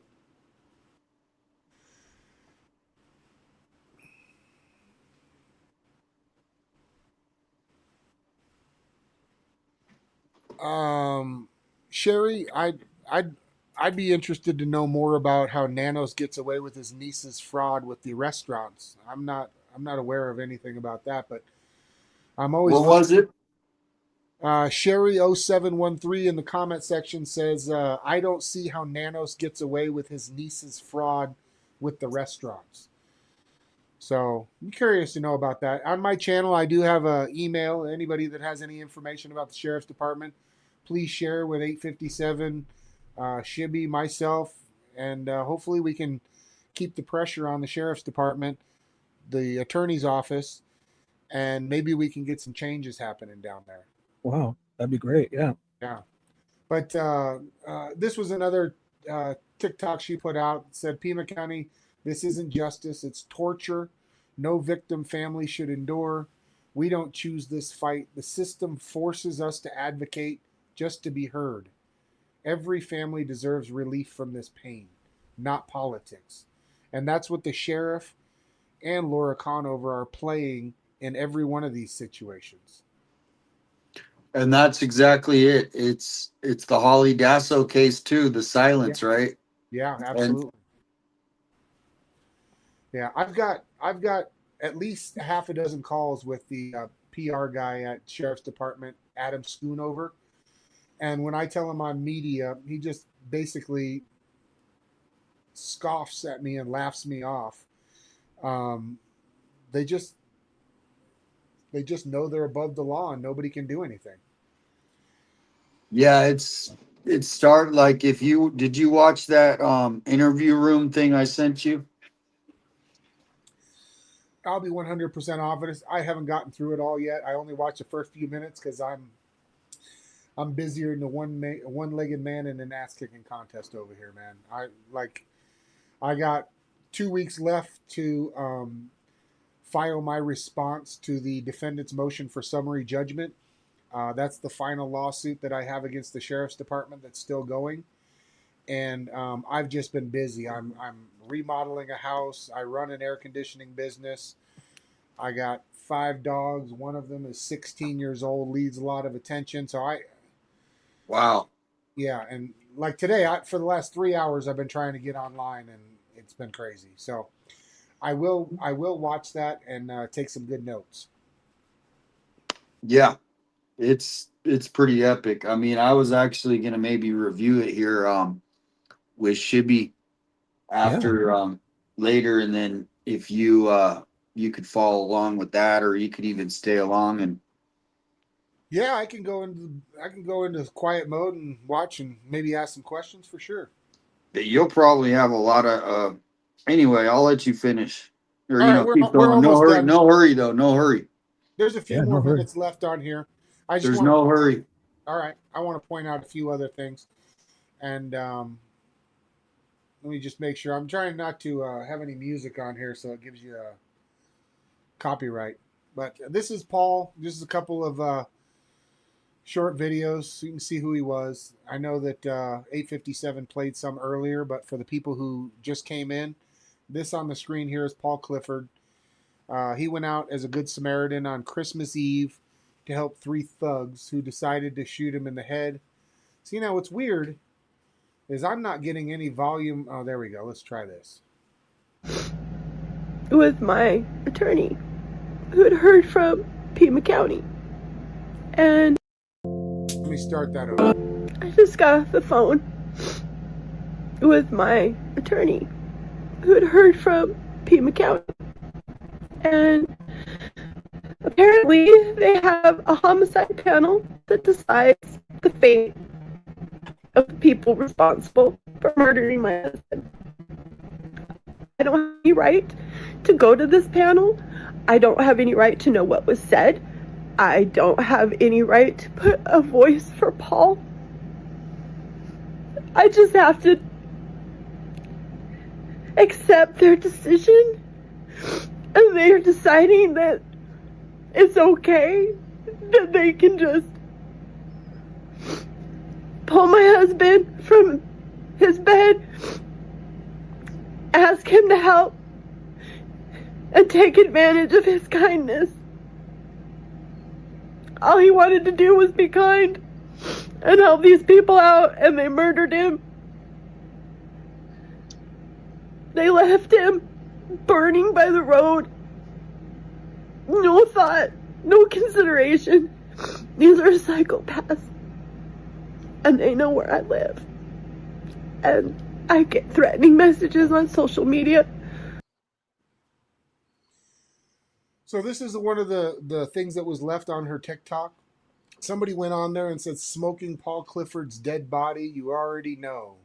So imagine 3 people murder your husband on Christmas Eve, and the Pima County attorney decides to give one of them probation and the other one 1 year in jail, and they're out on probation. And they've been to your house where they pulled your husband out and murdered him. And they're going to be out on the street. One's going to be out on the street immediately. The other one, now, the grand jury did come back and did indict them all for first-degree murder. And I don't know if there's any change, because they said that they're now not going to announce the sentences or what they're going to do to the other 2 perpetrators of this crime until after the guy who's on trial right now. Forgive me, I don't know his name right off the top of my head, but It doesn't matter. yeah, they're gonna go ahead and try him, and then whatever happens at the end of this trial, they've already given a plea agreement to the other two murderers in this crime. So, I mean, just imagine how you'd feel. And and it's not even like you live in the middle of town to where you have a neighbor right next door that you can call or can hear you screaming. These people literally live in the middle of nowhere. If somebody came back out there again, nobody would even know it. My whole business, all I have left is an online business. This is a little Etsy shop Paul was so proud of. And how am I supposed to do that? Whenever I open myself up, I get messages, disgusting messages, with details about how they murdered my husband. What am I supposed to do with this? I'm supposed to just keep quiet, not rock the boat. Because Laura Conover doesn't want to be hard on crime. It's wrong. This is so wrong. I just got off the phone with my attorney who had heard from Pima County. And I appreciate everybody viewing my story because I really need your help. My voice is not loud enough alone, and I need justice for my husband. My husband, Paul Clifford, was lured from our house, from his bed, from our bed, on December 23rd at 11:30 at night by strangers claiming to need help. We live in an extremely rural area, and so even though I asked my husband, please don't go, we'll call somebody, there is nobody to call. So he went to help them. They murdered him. They shot him in the head, and they left his body burning by the road. My husband was a kind, wonderful man. All he wanted to do was help. He was lured from his house. His kindness was taken advantage of. And the Pima County Attorney's Office feels that it's acceptable to offer one of the persons involved probation and the other person involved with covering all this up a year. This is not acceptable. This is a slap in my face. This is telling me that my Paul wasn't worth anything, and that's wrong. He was worth everything. He was my everything. He was our grandson's everything, our daughter's everything. He was taken from us, punished. My husband was given a death sentence for performing an act of kindness, and I'm getting a life sentence for it. I need your voice. I need you to help. And I'm going to make a TikTok a day if I need to, and we'll spill out this whole ugly story. And I just really appreciate you. I appreciate all of you helping to add to my voice. So thank you. All right, so right now she is going through the trial. The trial is currently happening downtown at the Pima County Superior Court building. Anybody that's in town, I would ask or implore them to go down there and show her some support. You can sit in the gallery. It would help to show Laura Conover and the rest of Pima County that people want something done besides giving these people probation and 1 year in jail. And it just breaks my heart. I'm crushed for her. And the other thing that we can do is 857 was telling me there's some people out there who are willing to do public records requests. If you're interested in this story, I would go out and I would see about doing public records requests for the flight data, for the 911 call, for the call of his daughter calling back in, telling them that the truck was going over the mountain. She was giving a play-by-play. I thought I put the part in there about where they found the truck, but what the sheriff's department said was that they claimed that the helicopter followed or found the truck at an apartment building, but the people were already gone.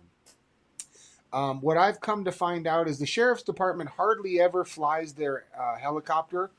What they 99% of the time fly is survey the airplane. Yeah. It's got a high dollar camera on it. So I believe the helicopter they're talking about was the Tucson police helicopter. The Tucson police helicopter did go over and fly around that area that morning where the truck was left at. But the sheriff's department is trying to lead you to believe that they got a phone call from her daughter and they tracked the truck and then followed it to this apartment building, which is not the case.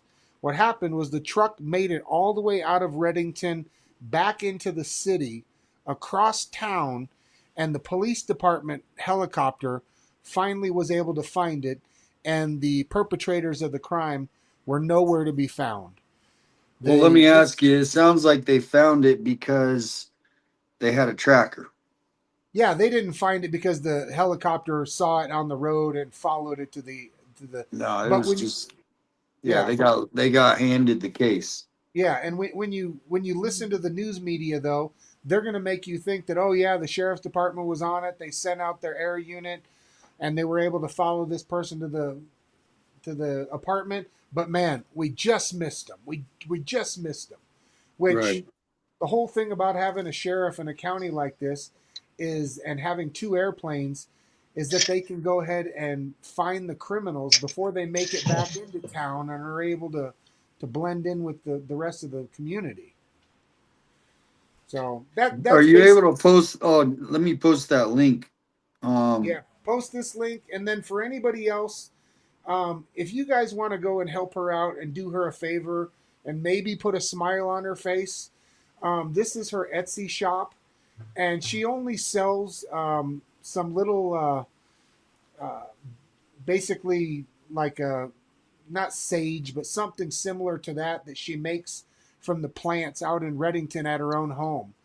So don't expect to get your package quickly, but because she's going through a lot.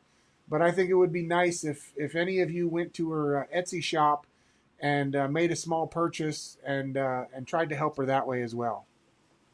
What can you put that link again in the Yeah. in the, because it disappeared. I'm on a new computer. My internet went out, so I'm on I'm on my phone. I'm using my hotspot on my phone, and Oh, wow. luckily I don't know how it's still holding Can it you see together. it? Yeah. All right. Malibu Music News. The cartel owns Tucson. I don't think you're too far off with that one. All right. So here is what's her name? What's her first name? Christina Clifford. Christina Clifford. Here's her TikTok. Thank you, Alicia. I appreciate you putting my link in there. Yeah, she's great. And thank you to all the mods, all the chatters, and put any questions, any questions that anybody has. And her Shibby. Etsy shop is on the screen. The name of it is enchanteddesertess.etsy.com. Shibby, what questions do you got? Oh, jeepers. I kind of got distracted with something in my chat, so I missed that. Sorry about that. No worries. There was a little incident I had, but Oh, what happened? not talk after. So Christian, what's up, Christian? Hey, what's up, Shibby? What's up, Damian? Christian will take up for my slack because sorry guys. Hi, Christian. How you doing? Hey, and Christian, this is Reluctant Prophet. He has a channel as well. Yeah, I'm gonna go subscribe when I get off of here. So what did you think about what's going on here with this case? And Well, I didn't catch everything. I've caught bits and pieces because, but I think it's retarded that they let some guy out on probation and then put another one in jail because I'm here in Texas. And in Texas, that's not going to happen. You're going to stay in jail until it's all said and done with. Even if you didn't do the actual shooting, you're still going to get charged with some kind of murder or whatever. Right. You may get a lesser sentence. You may get a lesser sentence than the actual shooter, but they're not going to let you out on probation. They're not going to let give you 1 year in jail, all that. I think that's retarded, but we already know how corrupt Pima County is. We know how corrupt Sheriff Nanos is. Look at his resume from El Paso. When he was a sheriff deputy, all the violations he's got and all this different kind of stuff. And then he lies on his resume to get hired on as a sheriff in Pima County, and then all that crap about Senator Mark Kelly saying, oh, well, there's nothing we can do. That's bullcorn. That is teetotal bullcorn. You're the senator of the state of Arizona. You represent the people of Arizona. At the highest form of government and everything else, there is stuff that you can do. You just don't want to do it because you know how corrupt everybody is. And he's probably part of the corruption. And I mean, it's just because like the senators we have here in Texas, if you were to reach out to them about a certain thing, if this happened here, man, they're going to go out of their way to do what they can to try to seek justice to figure out what's going on. Here's a case. Here's an example of a case that I'm talking about, how our senators here in Texas are. And I don't want to get into politics and all that, but there's a guy that's sitting on death row, and he was charged with what they call baby shaking syndrome, which doesn't exist in the state of Texas. Well, all the evidence and all that come back to find out that he never did it, but he's still sitting on death row. He went before the Senate in the state of Texas.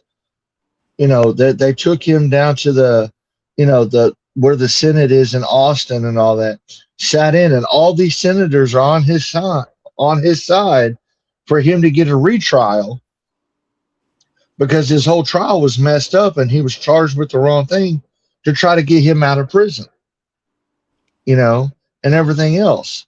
And so they're trying to go before the Supreme Court and all this other stuff. So all that crap that Mark Kelly's talking about, no, that's BS.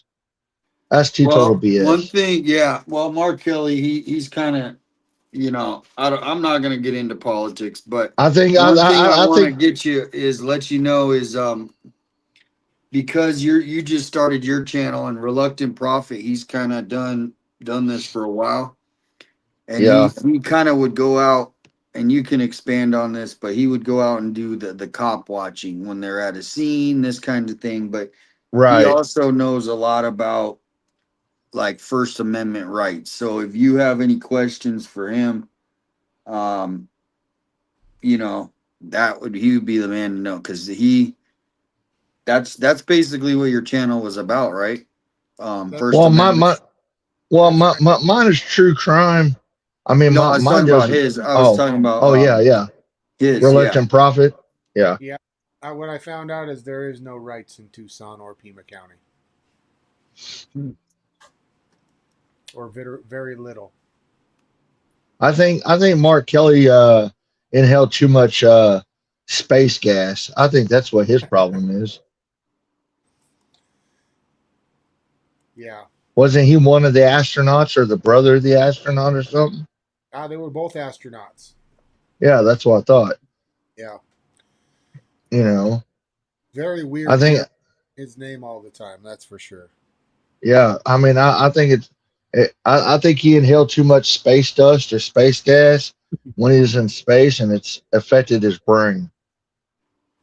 To be a senator and represent a state, but you're not willing to help people that, for instance, in Christina's case, the Nancy Guthrie case, Hallie Dasso, all this other stuff that's going on there, and all that, not to step in and force these DAs to do their job correct.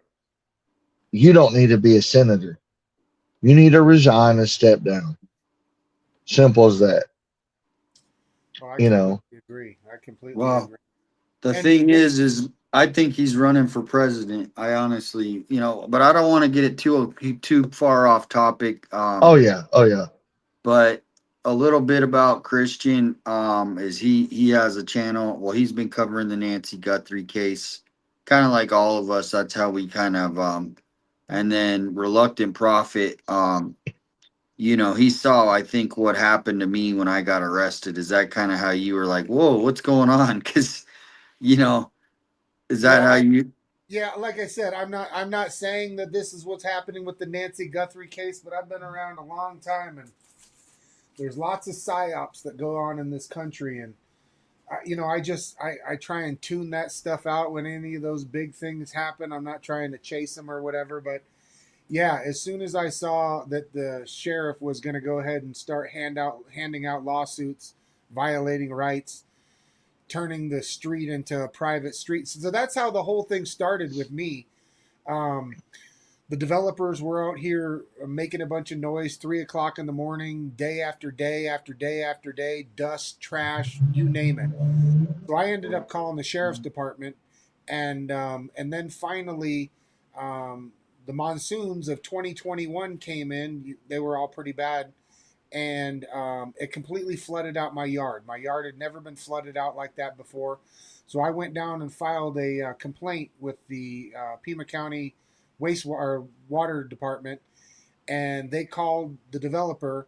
And the moment that I called in, the developer went in the desert, went everywhere around my house, and put up about 200 no trespassing signs.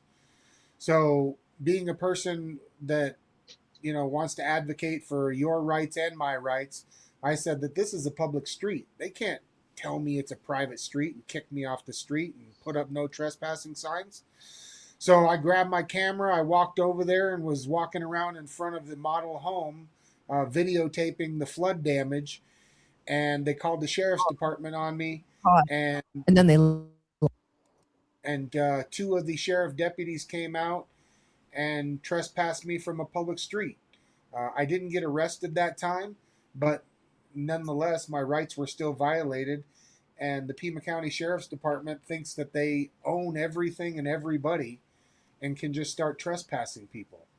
So, yes, when I saw your story, like I said, I had somebody set up to give me a ride out there the next morning, and I was going to go get arrested. That would also be good for my, like right now I was arrested for the same developer situation, so I was going to try and put it in my back pocket for the lawsuit I got going on, or when they dismiss this one for qualified immunity, I have already another one on deck.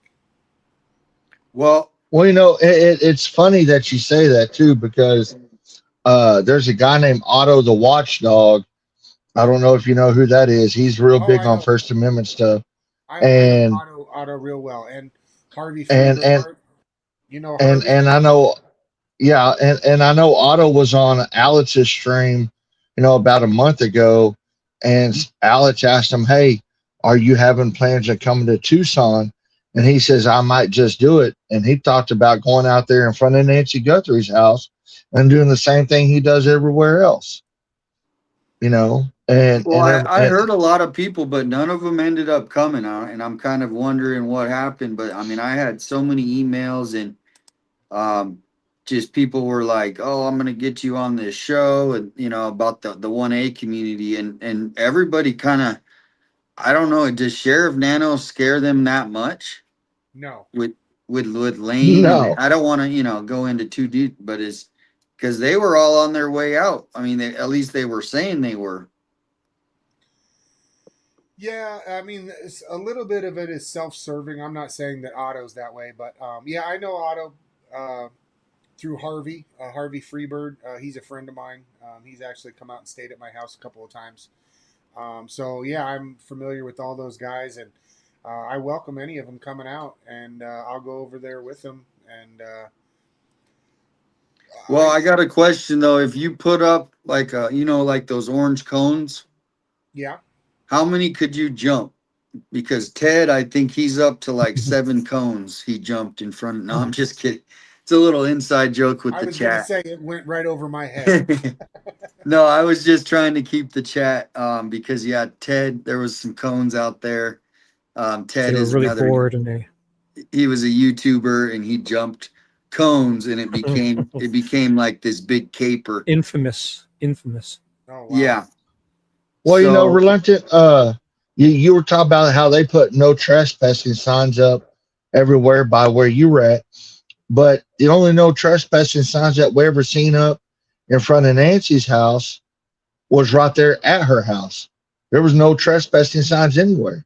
So how's everybody that's going out there trespassing? Well, they You can't. know, They can't even stop the flow of traffic going through there. To say that people can't drive through there, people can't park on the easement. They they can't do that. They're no, violating they can't. rights.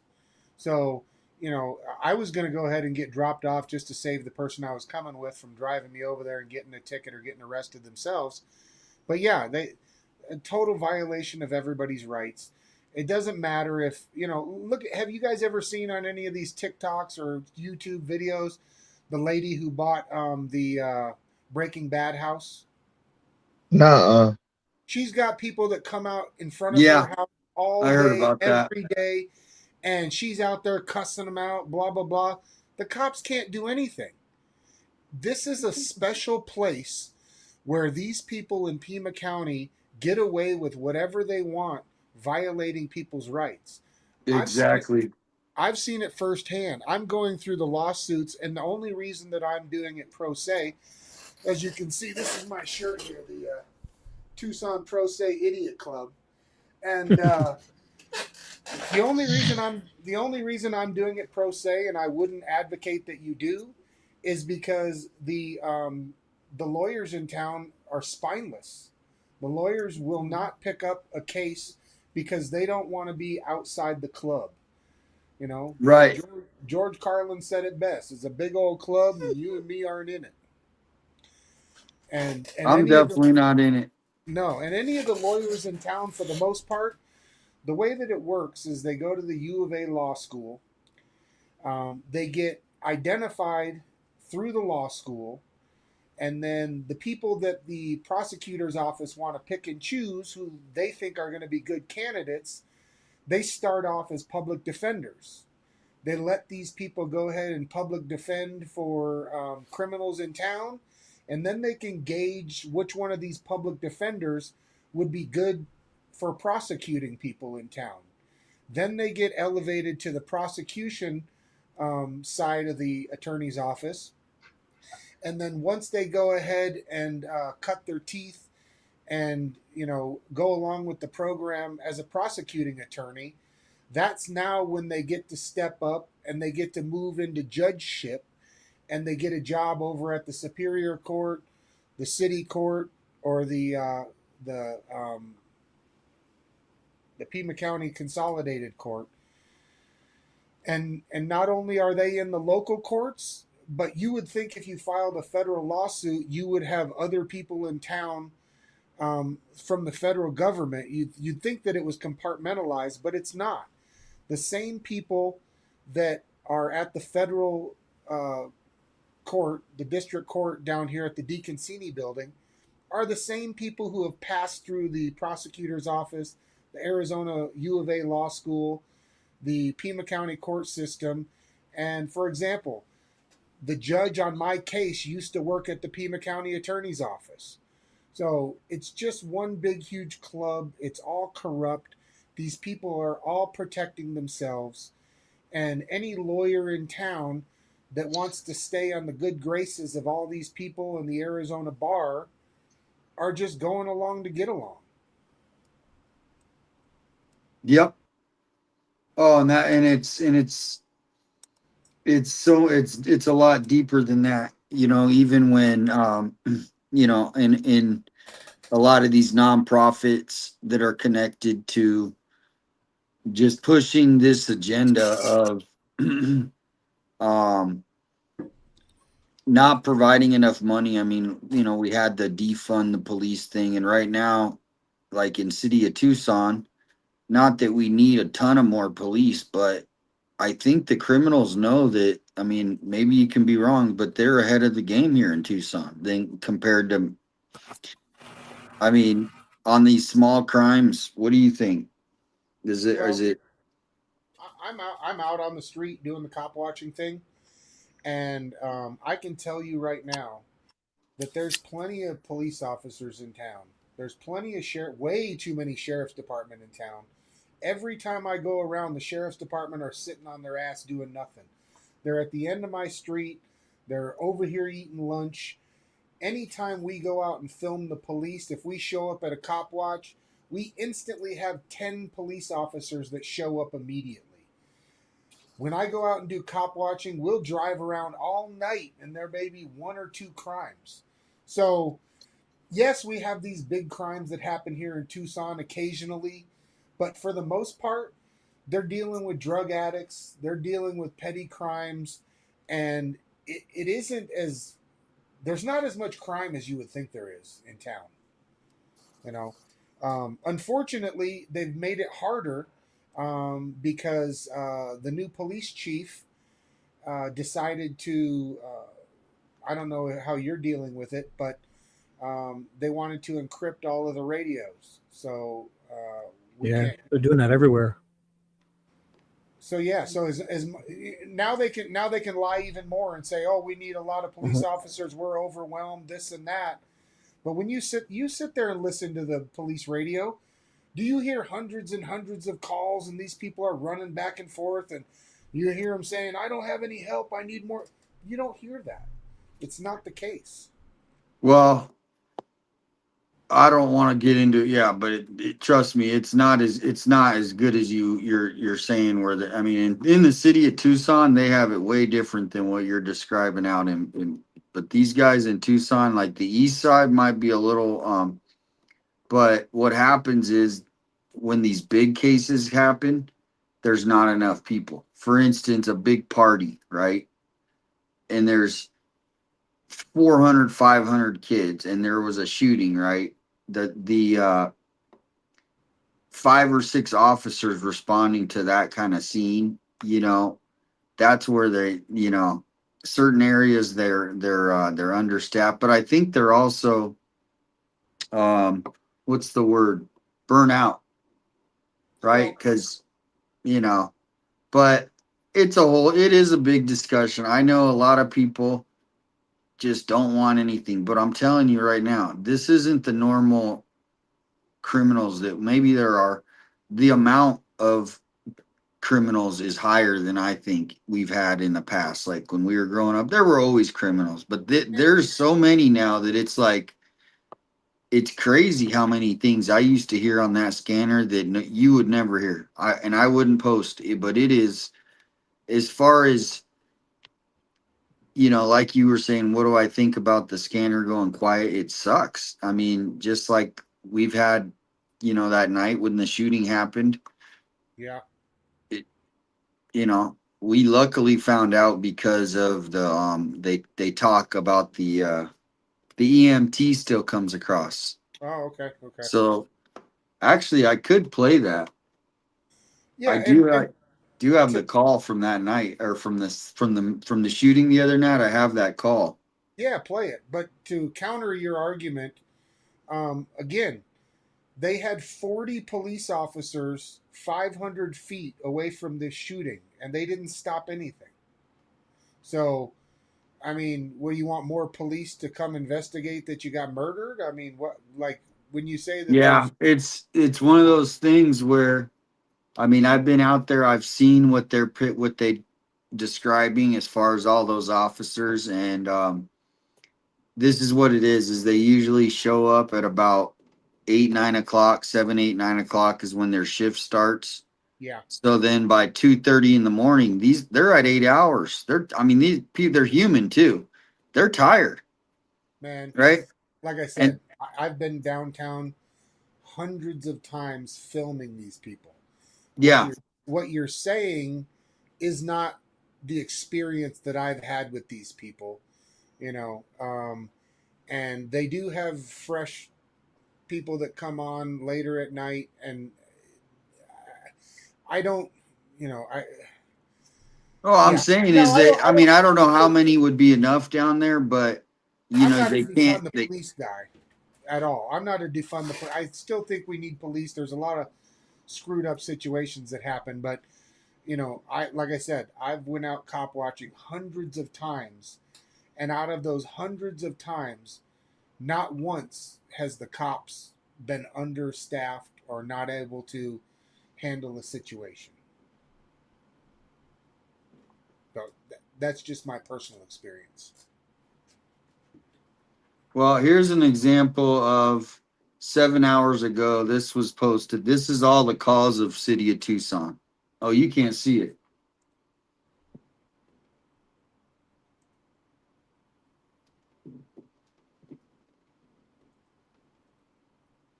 So this is 520 scanner watch, and he posts these daily. And so this is from 4 a.m. to 1:30 p.m.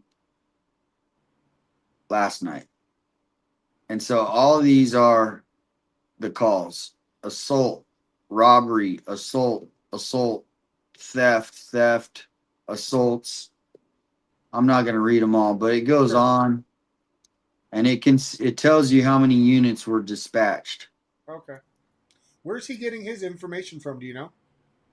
Well, the city of Tucson, since they went around the scanner, they have their new dashboard, but then they also, this dude built this website called Citizen Watch, and I think he was trying to put me out of business, but I was happy to see that he did this.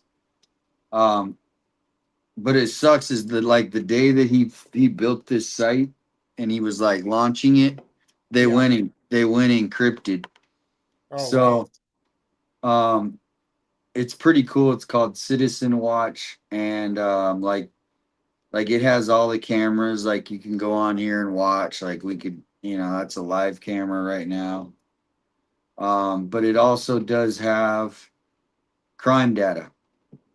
And Well, I'm also the devil's advocate to where I believe, hey, let's go ahead and shut the scanner down so that nobody else can hear that there ain't crap going on. But we're going to go ahead and just fill this list out, and we'll put it out each day so that it looks like we're doing more than that we're doing, and that we need more people. I'm not saying that's what's happening, but I wouldn't put it past these people to do something like that. yeah, well, I mean, you sat there and listened to dude, I've sat there and listened to your scanner for hours. And then now all of a sudden you're showing me this last night that there's, 100 calls with all these units. oh well, no, the scanner now is just Pima County. Yeah, no, I'm just saying that. So, but back in the day, oh yeah, it used to be crazy. I mean, there was some stuff. It was like I stopped posting because it was so many overdoses that were coming in, and obviously assaults. It's a lot of assaults. Homeless assaulting each other. And then there was always the one or two shootings a week or more. We would always have our bigger weeks, but anyway, yeah. I mean, the main thing is I just feel like, you know, kind of like that vigilance community said, they're not really here to protect us. You got to protect yourself, because For sure, they'll like, show up 10 minutes after the crime happened and help you, write a report, but they're not here to save the day. well, I can't emphasize it enough. The guy was able to shoot 9 people, and there was 40 cops 500 feet away. I mean, that tells you right there. The cops aren't there to stop crimes. They're there to investigate what happened to you. If you want to stop a crime, if you're out there, we are a constitutional carry. I would have hoped that somebody else would have pulled out a gun and shot that guy and killed him and saved 8 people. Yeah. Or 7 people. Shot him after he shot the first person. That's again, going back to the first thing Gabby Giffords and Mark Kelly and Regina Romero and Laura Conover came over and said, we need to have gun control. First thing that they came out with. Yeah. So this is obviously every day. This is just not like an extra busy. This is every day like this. So I mean, I'm not saying they need more or less. Obviously, it's mainly the culture here, and that's where I've lived in Chandler, I've lived in Gilbert, I've lived up in the East Valley, Mesa, Yeah. and Mesa's a little rough, Oh, but yeah. nothing is like Tucson, buddy. People have been saying it. There's active, obviously the cartel. And then there's these little splinter groups that work with them to sell do whatever. There's trafficking organizations that are moving it. So that, to me, this is stuff I hate to say it, but the elected officials, I think, are calling it the new normal. This is just new normal here in Tucson, because it's not like this in every city. I know there's some issues, but to me, this is Tucson is people say it's like a mini LA. Well, I mean, I just put out a post the other day that um, the Pima County, like I said, for me, a lot of it, I know it's a cynical way to look at it, but everything the government does these days is problem, reaction, solution. So, that, like you said, the new normal, they want you to think that it's the new normal so that they can spend more money on cops instead of bringing back high school programs where there's trade, you're learning a trade. They'd rather take that money from the schools and put it into the police department. Now you've got kids at school who have less to do and aren't learning a trade.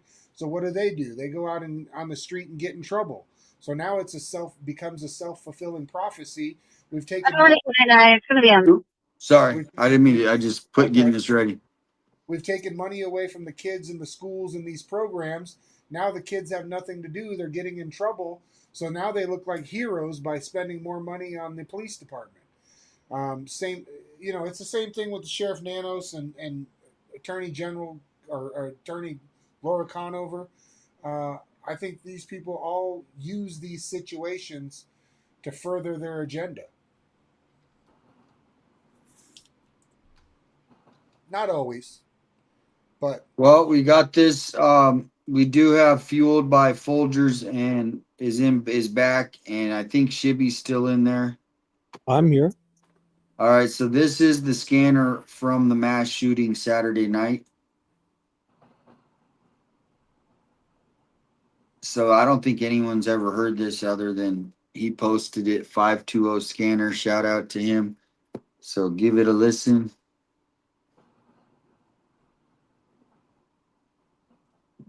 Mass shooting downtown.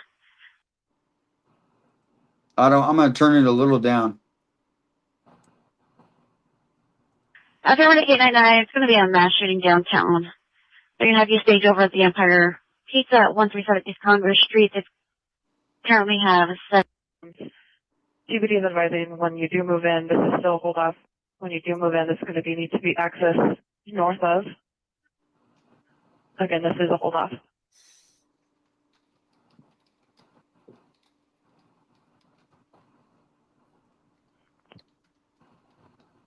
We're at Scott and Congress with one victim. We got one in front of Empire Pizza, another one at 6 in Congress. We've got medic one over at Empire. We need somebody to go to 6 in Congress for the other victim. Where do you need the other person?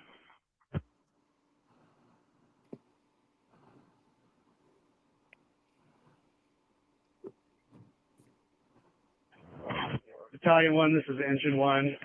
We got one shot in the chest over here at Scott. We have one shot in the legs at Empire, and the one is shot in the chest over at 6 in Congress. Now, what's really weird is if you go look at any report, all of the news reports say that everybody was pew-pewed in the legs or the extremities. They said the extremities. So, but on the scanner, they're saying that it was done. It was done in the chest. What do you guys think? Why would they lie? Cover up. They don't want people to know the severity of the victims. It could be They said they were all miscommunication. in the legs. Extremities, they said. And then when they Well, said nobody, hmm, yeah. extremities. What's that exactly? That could be your chest, right? Could it? I thought that was only your arms and legs. Yeah, your arms and legs. Those are appendages. I don't know. It's Your fingers and toes are appendages. Oh, okay, okay. I'll take it. I'll take it. My bad. I'm looking now. Fire, this is Engine 1. Dispatch a third medic truck, please. Yeah. Battalion 1, this Check is Medic 4. We are coming up to the Battalion scene. 1, Medic 3 is going to be your next medic in. Medic 3, Battalion 1. Sorry, 1 medic 3. Definitely arms and legs. When you get here, you're going to go to 6th in Congress. Copy, go to 6th in Congress. Battalion 1, this is Medic 4. We're coming up on the scene. Where do you want us?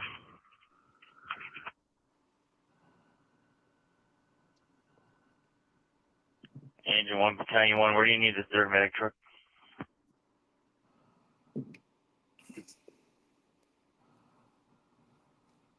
Battalion 1, Engine 1, third medic truck will need to go to Empire Pizza for the less critical patient. We have medic 1, they're going to take the patient over at Scott in Congress. Engine 3 approaching from the east. Medic 15 staged at Scott in Congress.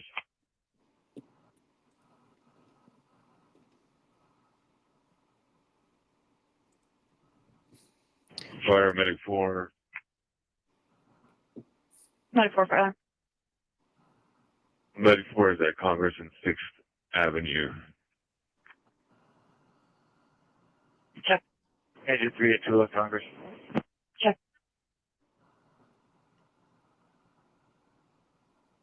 Battalion 1 from EC1. Thank you, Tina. It's a good EC1, Battalion 1, definition. go ahead. I'm at the Empire location when we have the 5 victims here. I copy all 5 there. Yes, all shot. Wow. Could you Medic 4, imagine? did you copy that? They get that call. Medic 4, can you repeat? Head to the Empire location. Medic 4 copy. We're in front of Empire right now.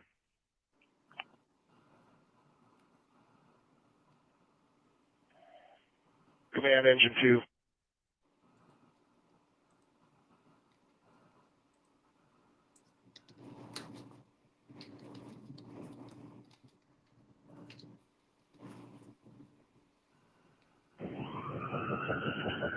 Command Medic 10 is approaching Congress south of I-10.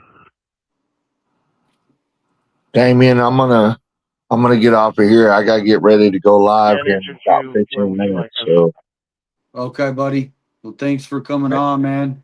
no problem. All right. Nice to meet you, Relata Prophet. Same to you. Take care. I'll have to jump over there Command and check out your Medic channel. 8 is Oh yeah, approaching pop in and say the hi. I'm doing just a east chilling Broadway. chat tonight. I'll put a link to your chat. Medic 8. All right. Next Huron This Street. is Battalion 900 1. north Take and back a block 1000 until we west. get Respond eyes on on everybody. 86 west. It is pouring at my Medic house. 8 copies, hold off blockway. What about you? Fire rescue at as soon as I can. It just stopped raining. I just let the dogs out, so it'd been raining for the last half. Probably about 3. I think we're going to have 8 patients total. I should put on the scanner because the scanner's probably there's going to be flooding. I mean, these homeless are going to be flooding tonight. There might be some rescues. Command Medic 45. We are on 6th and Broadway.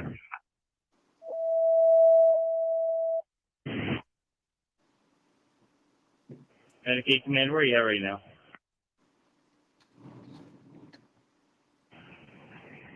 We're at Broadway and Scott, just south of Broadway.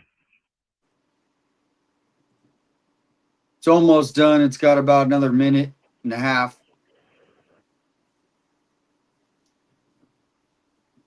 Command, Medic 15 is right in front of Medicaid.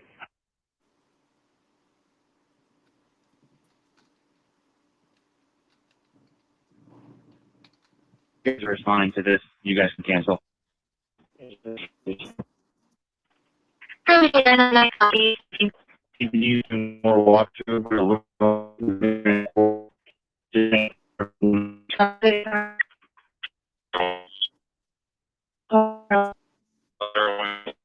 Banner, Payne, out of service for personnel.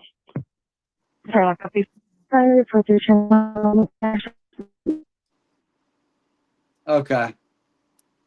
Well, we tried. Are you guys there? I'm here. Okay. Yeah, I was- because if I do lose internet, it looks like we're still good to go. But I'm gonna pop in this Sheriff Nanos thing with the interview room. Okay. I'm gonna go make a quick coffee while you're doing that. Is that good?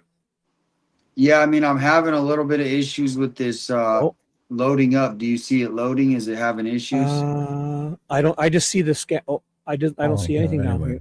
It's on. It's on. Take your pick. I know. Okay. Right? Cool. All right, here we go. So this is obviously you were talking about the Nanos hiding stuff, Sheriff Nanos, Pima County, and this whole thing is about that. So He should be wearing an orange jumpsuit, quite frankly. But that said, did you hear that? Because you found out. It was kind of broken up when he was saying that. Can you repeat it? Yeah.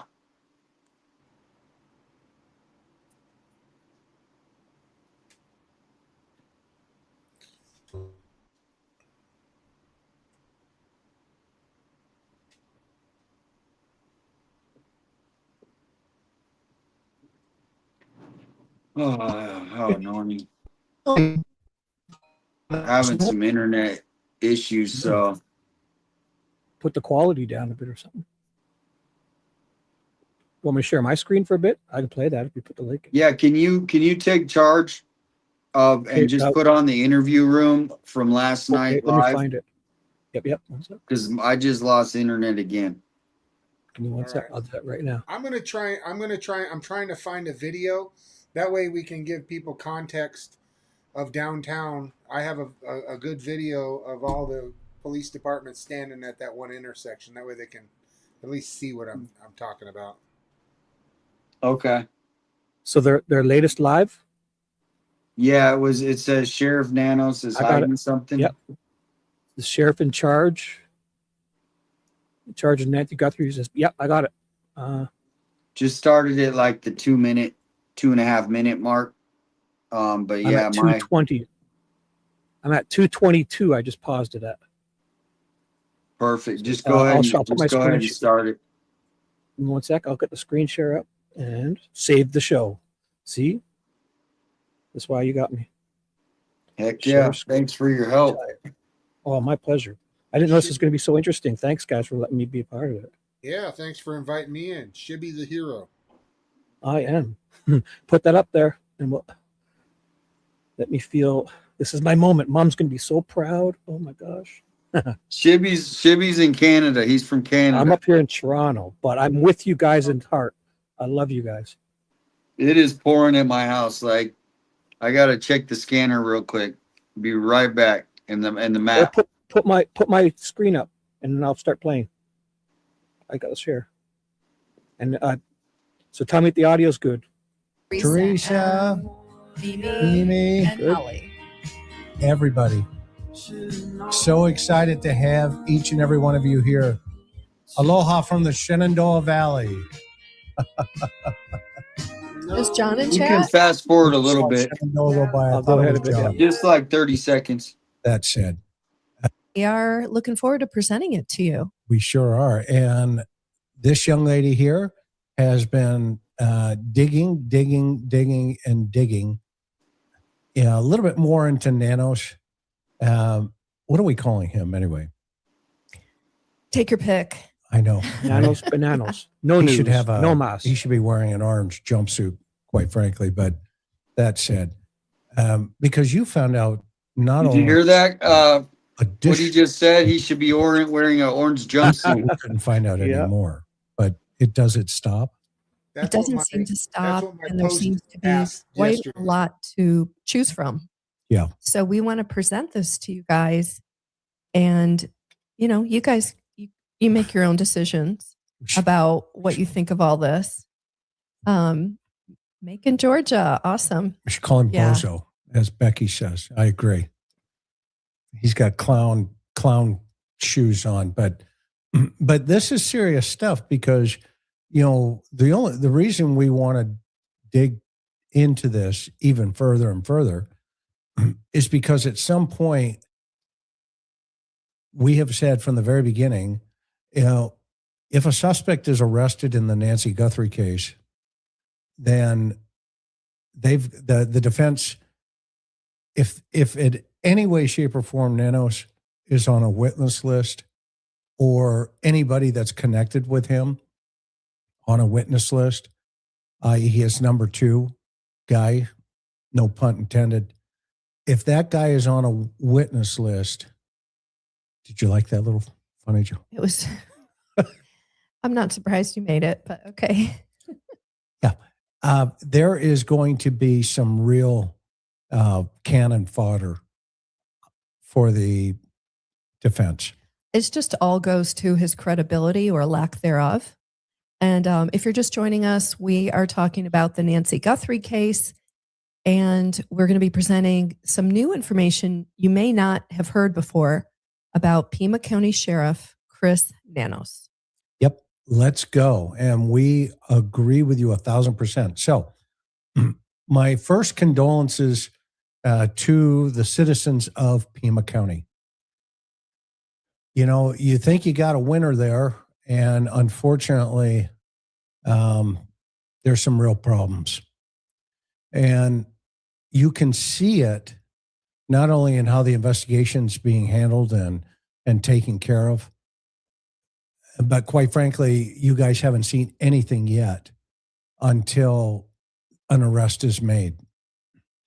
And once that happens, you're going to have to put your seatbelts on. And quite frankly, you're going to have a 5-point restraint system because it's possible that car could roll and everybody could be ejected. The bus. And so Clown bus. we're not doing anything that the defense isn't already going to do if a suspect is taken into custody. Because just as you're seeing in a lot of these high profile cases, when they run out of real evidence, i.e., some other dude or something to that effect, well, then they start attacking the process. And when they start attacking the process, where they start attacking the officers, Whoa. they Paused. Sorry. Yeah, if you got to pause it every once in a while and just Yep. see. But do you see what he just said? RP is he said they start attacking the process, and that's kind of what you're talking about. They go after the people, right? The people who are filing the reports or whatever. But this is really compared to what you've been dealing with. I think it has a lot to do with what your cases. So go ahead. A pattern. The process is the punishment, and that's what you need for a good Monell claim is patterns and practices of the sheriff's department violating rights. And I think that we're close to somebody in the community being able to have a decent lawsuit to be able to get them on.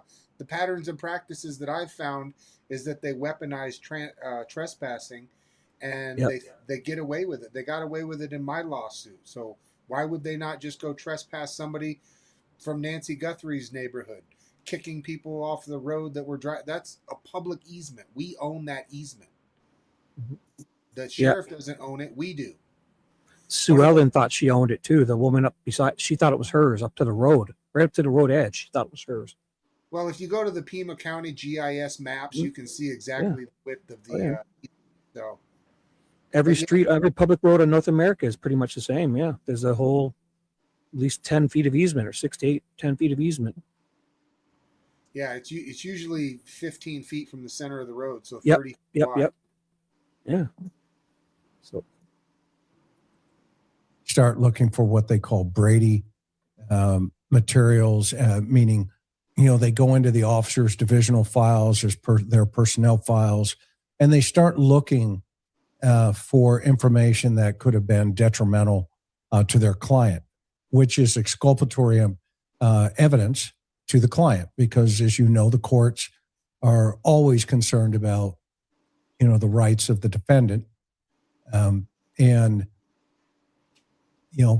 that's our system today. Sometimes I agree with it. Sometimes, you got to live with it. And that's how it rolls. But in this particular case, if you're new to our channel, we just ask that you subscribe. Just subscribe. That's it. That's all we ask. And you then share this with your social media networks, and you put it out there. And here's the reason why.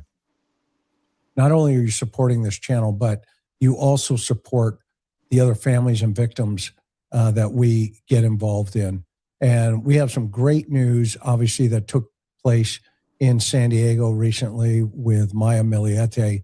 Her ex-husband, Larry, was found guilty of killing her. And as you know, Karen and I are very close with the family. We got involved early on.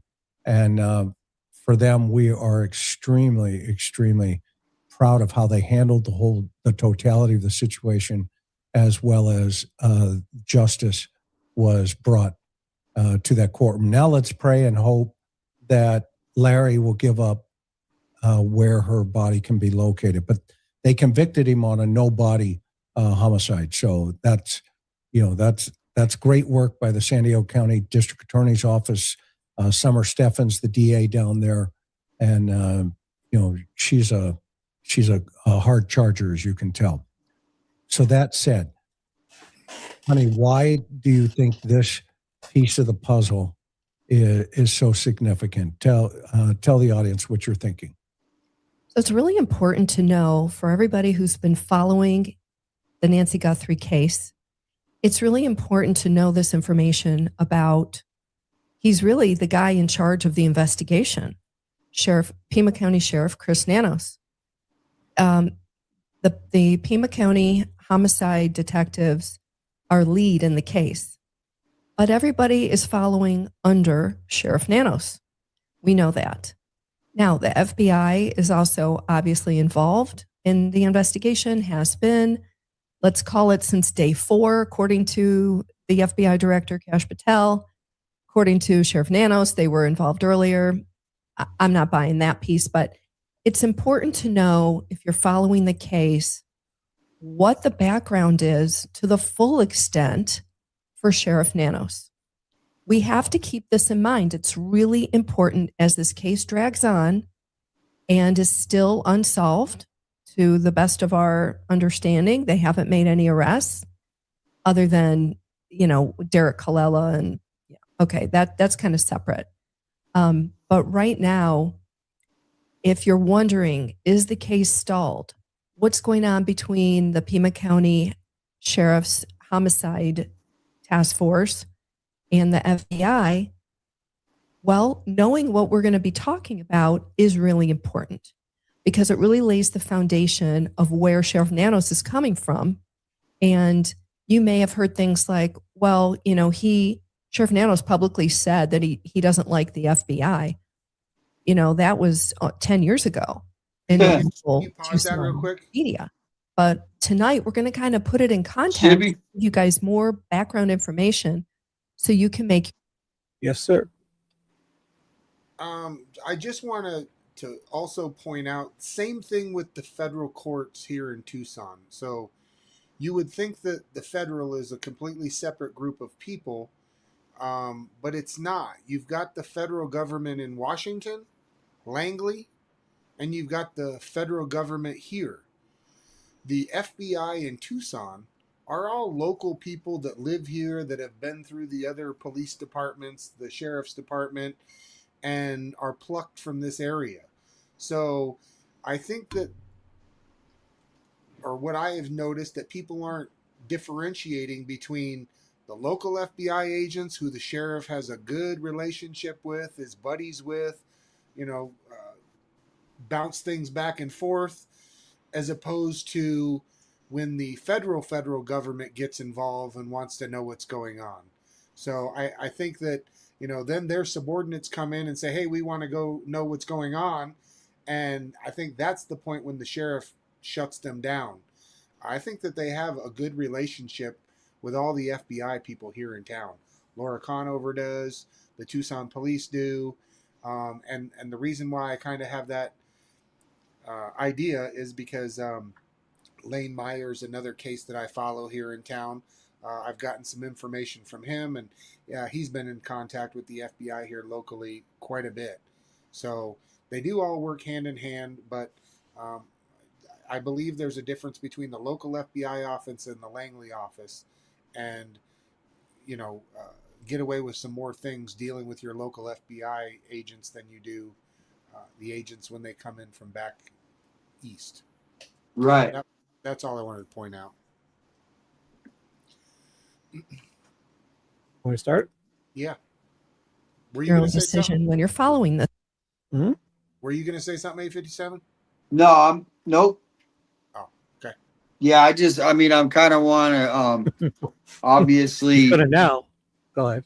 Well, I know. I'm Oh. kind of, it really gets into it. So, I know it's kind of a long, I don't know. How long does it say this is, Shibby? Oh, this is 2 hours and 11 minutes, and we are at around 11 minutes. So, yeah. Real quick with the chat, DMG said, did you guys hear about the cemetery where Charles Guthrie was supposed to be buried? I'm guessing that's Nancy's husband. I heard a few things about that It's the last week. same. It's the same cemetery my mom is buried. Okay, Oh, wow. yeah. Evergreen said someone went there on YouTube today and it's not found. He's not there. Well, I don't know about that, but I was just wondering if any heard anything about that. Maybe they just didn't find it because it is kind of a big cemetery and it's old. It's one of our oldest, like in the modern time cemetery. So it's like huge and you got to know where you're looking. And there's like, so it might be, that they just might have just not found it. Maybe they asked for it to be put off the thing so people wouldn't disturb it too, or something. Yeah. An old cemetery. Where are all these new ones for all the people that are dying? Where are those popping up at? I haven't A lot of people get cremated now. Oh Yeah, yeah, yeah. for sure. Yeah, my grandpa wanted to go into Lake Ontario. Really, he wanted to. He had a favorite spot on the pier near his home, and we all went there, and he wanted us to dump him into the lake. Yeah, I know they're doing more of that, but it is kind of a running joke and interesting that all these businesses, everything going up, more people dying, and there ain't no new cemeteries being built. True. So now, if there's any good timestamps, maybe Damian or anybody in the chat, if you guys know of a timestamp, I can just play, or if you can find timestamps to important stuff, let me know what you want to do. Well, it's okay. I got about that left in me. So but if you did fast forward to like, let's say like, to like 20 minutes. Yeah. 20 minutes. Exactly. Start at that. And I don't know if it's in the water or what, but in this particular case, the FBI investigated the Pima County Sheriff's Office and in a RICO scandal, meaning how roughly $500,000, $500,000 in seized forfeiture funds was quietly diverted for nearly 20 years, and why only one man was ever charged. And this is a really, really sad case. And I'm a little spoiler alert, the man that was charged was Sheriff Nanos's number 2 guy at the time. Yes. And his number 2 guy today had been also charged with a situation. He lost his job. He fought to get it back. He got it back, but tell the audience what he had to do. And you know, I can never remember, is it Joe Harvey or Joe Cameron? I forget what his first name, original last name was, but he came back, he got his job back, he changed his name, came back to the sheriff's department, and now he's the number 2 guy under Nanos. Under Nanos, but he was he got in trouble for excessive force as a sheriff's deputy patrolman a number of years ago. So imagine that. His number 2 guy right now Hey, real quick. had to change his name. Yeah. He doesn't have a number 2 guy. Just so everybody is aware. So the way that it worked was you had the sheriff, you had the chief deputy, and then you had the sheriff's chiefs, which he has half a dozen of them. So the number 2 guy was Chief Deputy Richard Castiger. And I like to think that I was in part responsible for him retiring early. But when I called down and had a conversation with Schoonover, the PR guy down there, another time he was rude. The sheriff is not going to rehire or fill the position of chief deputy anymore. So instead of having a number 2, he just has a group of chiefs under him. So they're all basically the board on the org chart. Yeah, this is also talking about from back in the day. So I remember. I already looked up this case. Yeah, I know who he is and the fraud that they did. Yeah, I believe his name is Cameron. All right, let's play it up. To come back into the sheriff's department. And the guy over the criminal investigations division, i.e. over the Nancy Guthrie case,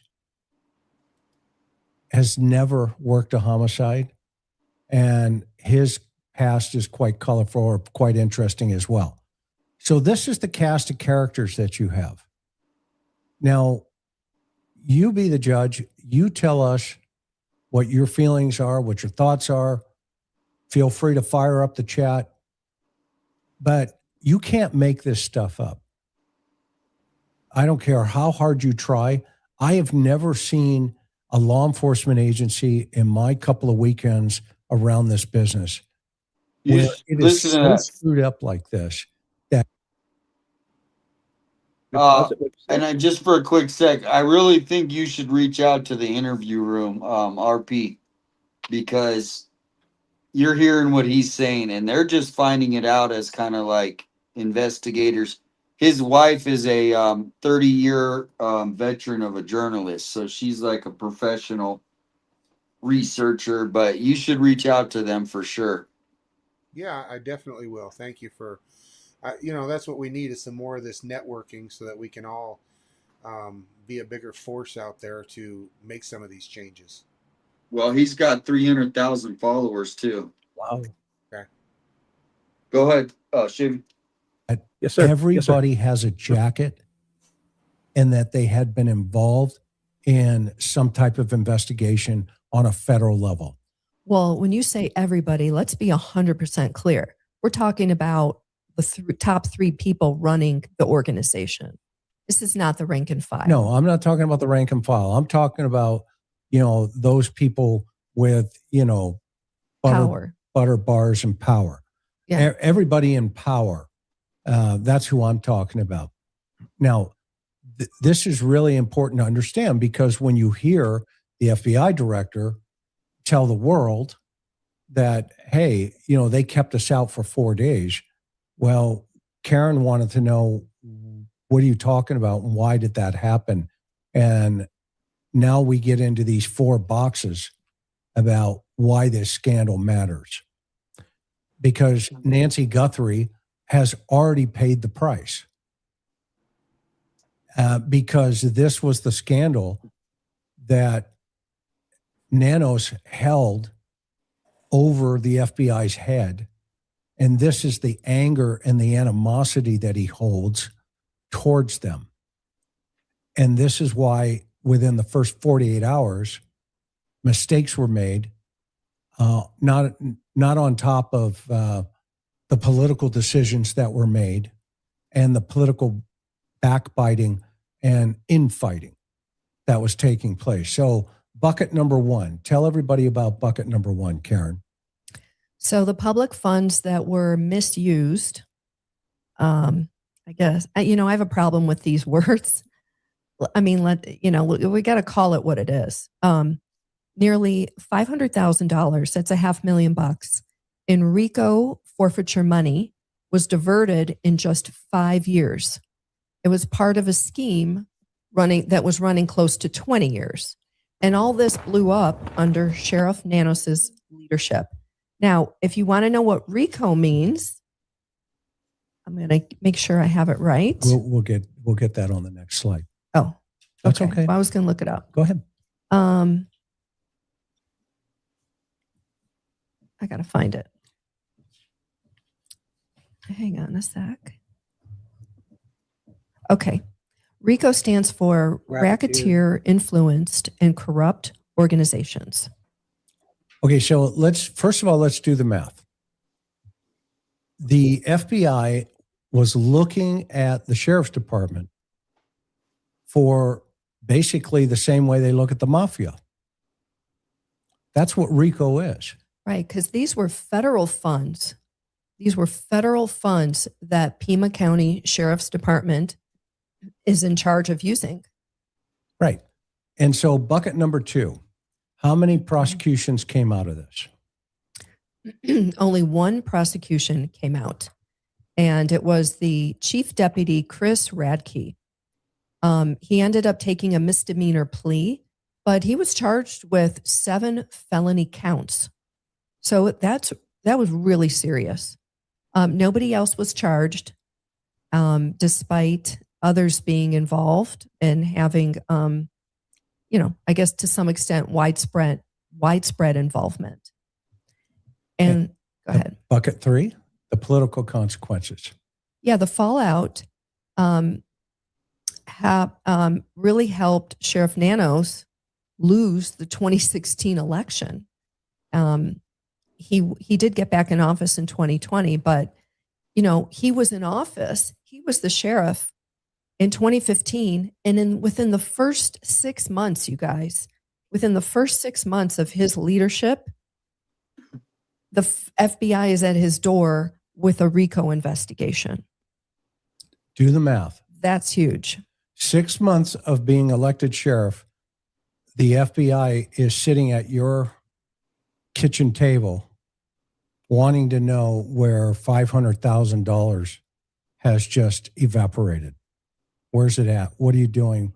Where's it going? So in bucket four, why is that relevant today in this ongoing investigation? Because Nanos today remains the sheriff in 2026 amid new controversies now. Yeah, a lot of them that have been stacking up. His truthfulness in terms of his resume has now surfaced, as we know, during the Nancy Guthrie case. Perjury allegations have come forward from the Board of Supervisors. And there also are allegations of how he has handled this investigation and the criticism that has come along with that. So right now, he is on a very thin sheet of ice.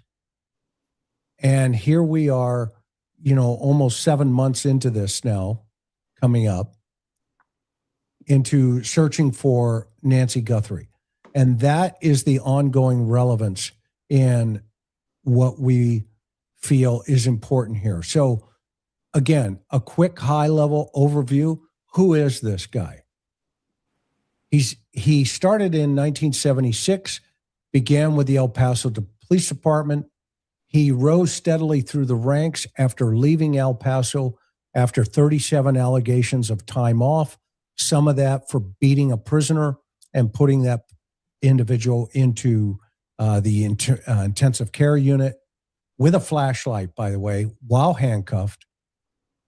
And they actually took him to the grand jury, but the handcuffed individual was unable to testify against him, so he skated.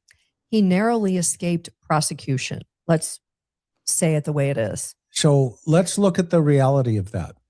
Okay. The reality of that is back then, this guy was suspended 37 times. 37. 37 times. Something, yeah. That's wow. How do you get to 37 suspensions?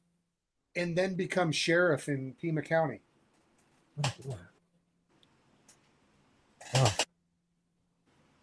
you want me to stay here or do you want me to play it? Well, yeah, just keep playing. I mean, anytime you guys want to stop it, just say, stop. No. I don't want to be doing it too much though, because we need to stop, I guess, every now and then. 6 years. One of those suspensions was for beating a prisoner with a flashlight, to the point where the district attorney said, that's criminal. Let's take him to the grand jury. Ladies and gentlemen, around this country, around the world, that's who's leading the Nancy Guthrie investigation. And lots of other investigations. This guy is leading. I'm going to say it again. And Savannah, if you're listening, please talk to your people and get this guy out of the picture. He's just a piece of a lot of a bigger puzzle too. He lost his 2016 reelection amid the incident we're going to talk about tonight, the RICO fallout. Okay. But he won a rematch in 2020 and remains in office as of 2026. And so now let me back up to the very beginning. He was appointed sheriff. Yeah, he was appointed. Very beginning. That's how they get in. Elected. They appoint him. Yeah. They're doing that in the city too.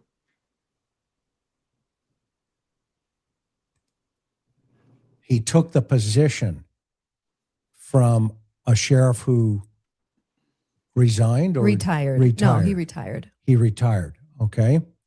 This guy oversees 1,500 plus department employees under his command right now. You don't think those folks are going to try to bend the law? Not all of them. But you don't think, and thank goodness that one deputy who went out there and talked to those citizen journalists and said, hey man, I'm under orders to do this. And thank goodness he put it in his report, because that is why the district attorney suspended those cases. There was no way on the earth that they were going to go after those individuals, because they knew it was on body camera and it was on video camera of what that deputy said. So what the deputy basically said was, my higher ups put me in a position of what they call under the color of authority. And that's civil rights violations.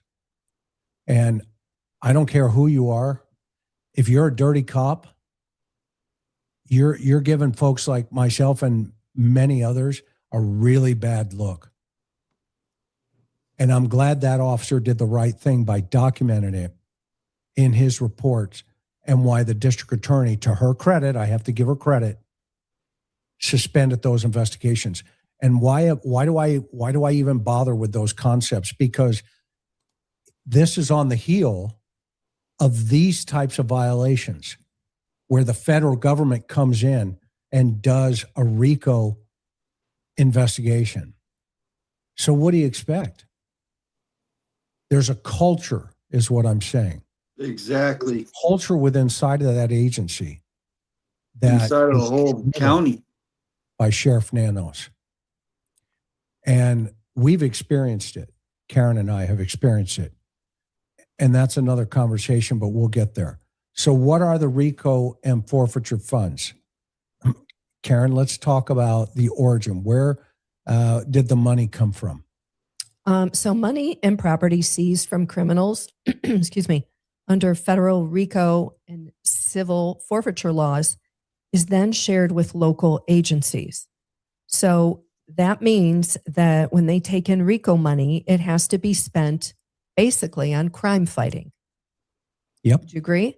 Yeah, it has to be. Okay, so the intended use, there's strict law on this.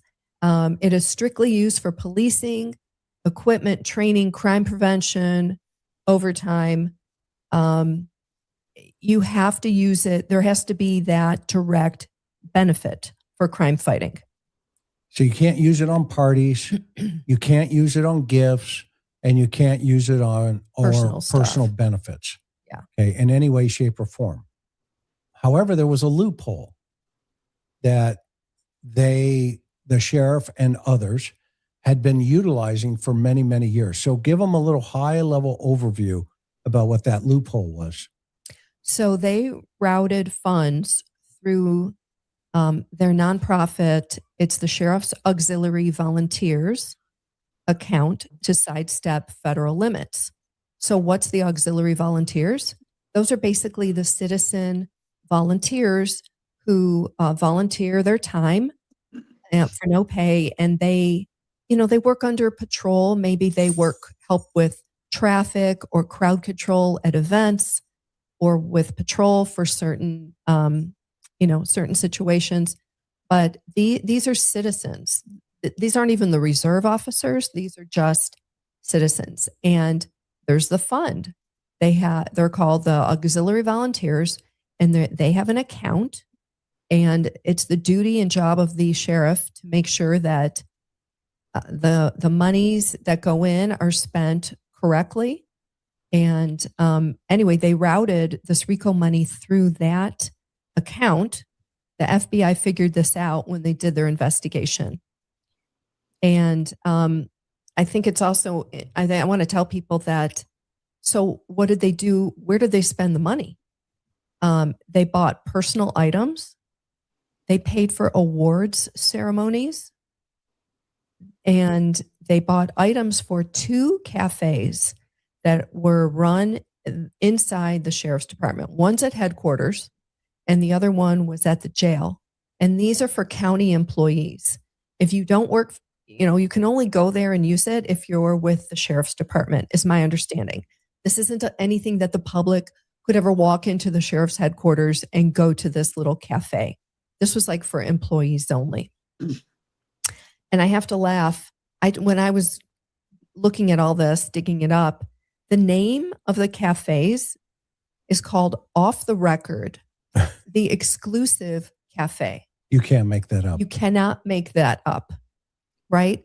So let me get this right. It's almost like Sheriff Nanos is using this kind of like a private country club. And they call it, at least they did, the Exclusive Club. I mean, you're a public servant. There shouldn't be anything exclusive about anything related to the sheriff's department. It's outrageous. So essentially there are 2 cafes set up, if I hear you correctly. One in the jail and one at the All right. What do you think? What do you think so far about these cafes? Obviously this was a long time ago, but this is a pattern. What else has been going on? I mean, they get a lot of money. How much money does the sheriff get every year? They get Well, there were 2 years they were over budget, remember? Yeah. At least 2 years. And I believe, I don't know how the structure works or how their funds work, but Sheriff Nanos started that basically task force for driving task force he's got. They bought all kinds of new stickers, and now they're even pulling over semis. They're weighing them out. They're finding people who are driving commercially. So I don't know if that's how he made a deal with the Board of Supervisors to help stem the flow of money going out for him being over budget. But what I am sure of is that it hasn't gotten better. They've only figured out how to hide it better. Oh, it's a well-oiled machine. That's what I'm saying. But it's all connected where there's been some infighting within the Democrats of Nanos and obviously Christie because anyway, I'm not going to get into it, but as far as there's just it all comes down to money, and Nanos keeps wanting more money, and then if he doesn't get it, he overspends on the overtime just because he doesn't care. So not only is he screwing the people, but he's screwing his own like other people that he works with, other government. Because when you're $4 million over, that's a lot of money. I mean, Oh yeah, he that little short squatty dude sucks all the oxygen out of the room. That's for sure. You know, oxygen, money, whatever it is. Did you ever hear about somebody was saying a long time ago there was like a protest for at like one of these at like the mayor's house? Have you ever heard of anything like that? This mayor or like Mayor Bob Walkup? I think this mayor. Regina Romero? Oh, Yeah, I sorry. thought, and then from what I heard, they like this was a while back, and then she built a wall, like a huge wall around her house Is that why because she was complaining about Trump's wall? yeah, Not no, playing politics, but yeah. this was a while ago because she also our mayor. I don't know if anybody knows this, but she has two full-time officers that are assigned to her. You didn't know that? No, I mean, I guess I could figure that they would have protection for her, but I didn't No, know well, while she's no. out of work at home, you know, following her around to the grocery store and stuff. How Yeah, deep did it go? Really? yeah. It's about I think it's about $400,000 or $500,000 a year it costs us. For a personal So bodyguards, huh? yeah, you can look it up. Just yeah, just And that's I great. Have you ever been to City Hall? yeah. Have One you got time it's been a while. have you gotten in past the metal detectors, walking in with a camera? No, I didn't do it with a camera. This was a long time ago. I mean, we're talking like 15 years ago. These people are all they're hiding from the public. We've went in there several times into City Hall. You should be able to walk around in City Hall. You go up to City Hall in Phoenix, you can walk through the doors, go up the stairs, go basically you have free reign of the place.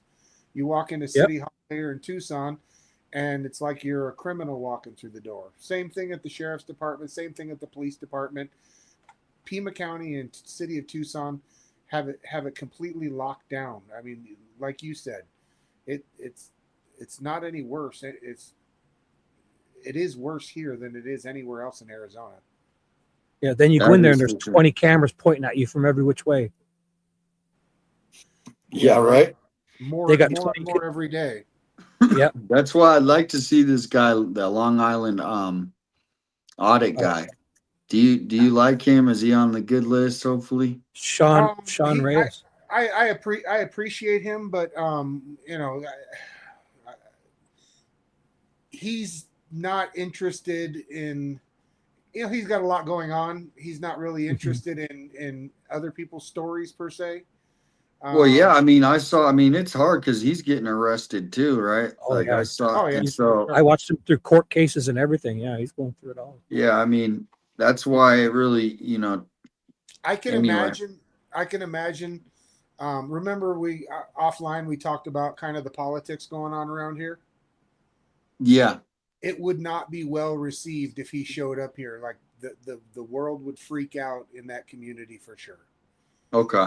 I'm Well, not let's saying get that back it's to the I justified hear or you. valid. You know, Yeah. but Well, everybody's got their thing. I know that. I know I never knew there was this much drama on YouTube, but let's get back to it. yeah.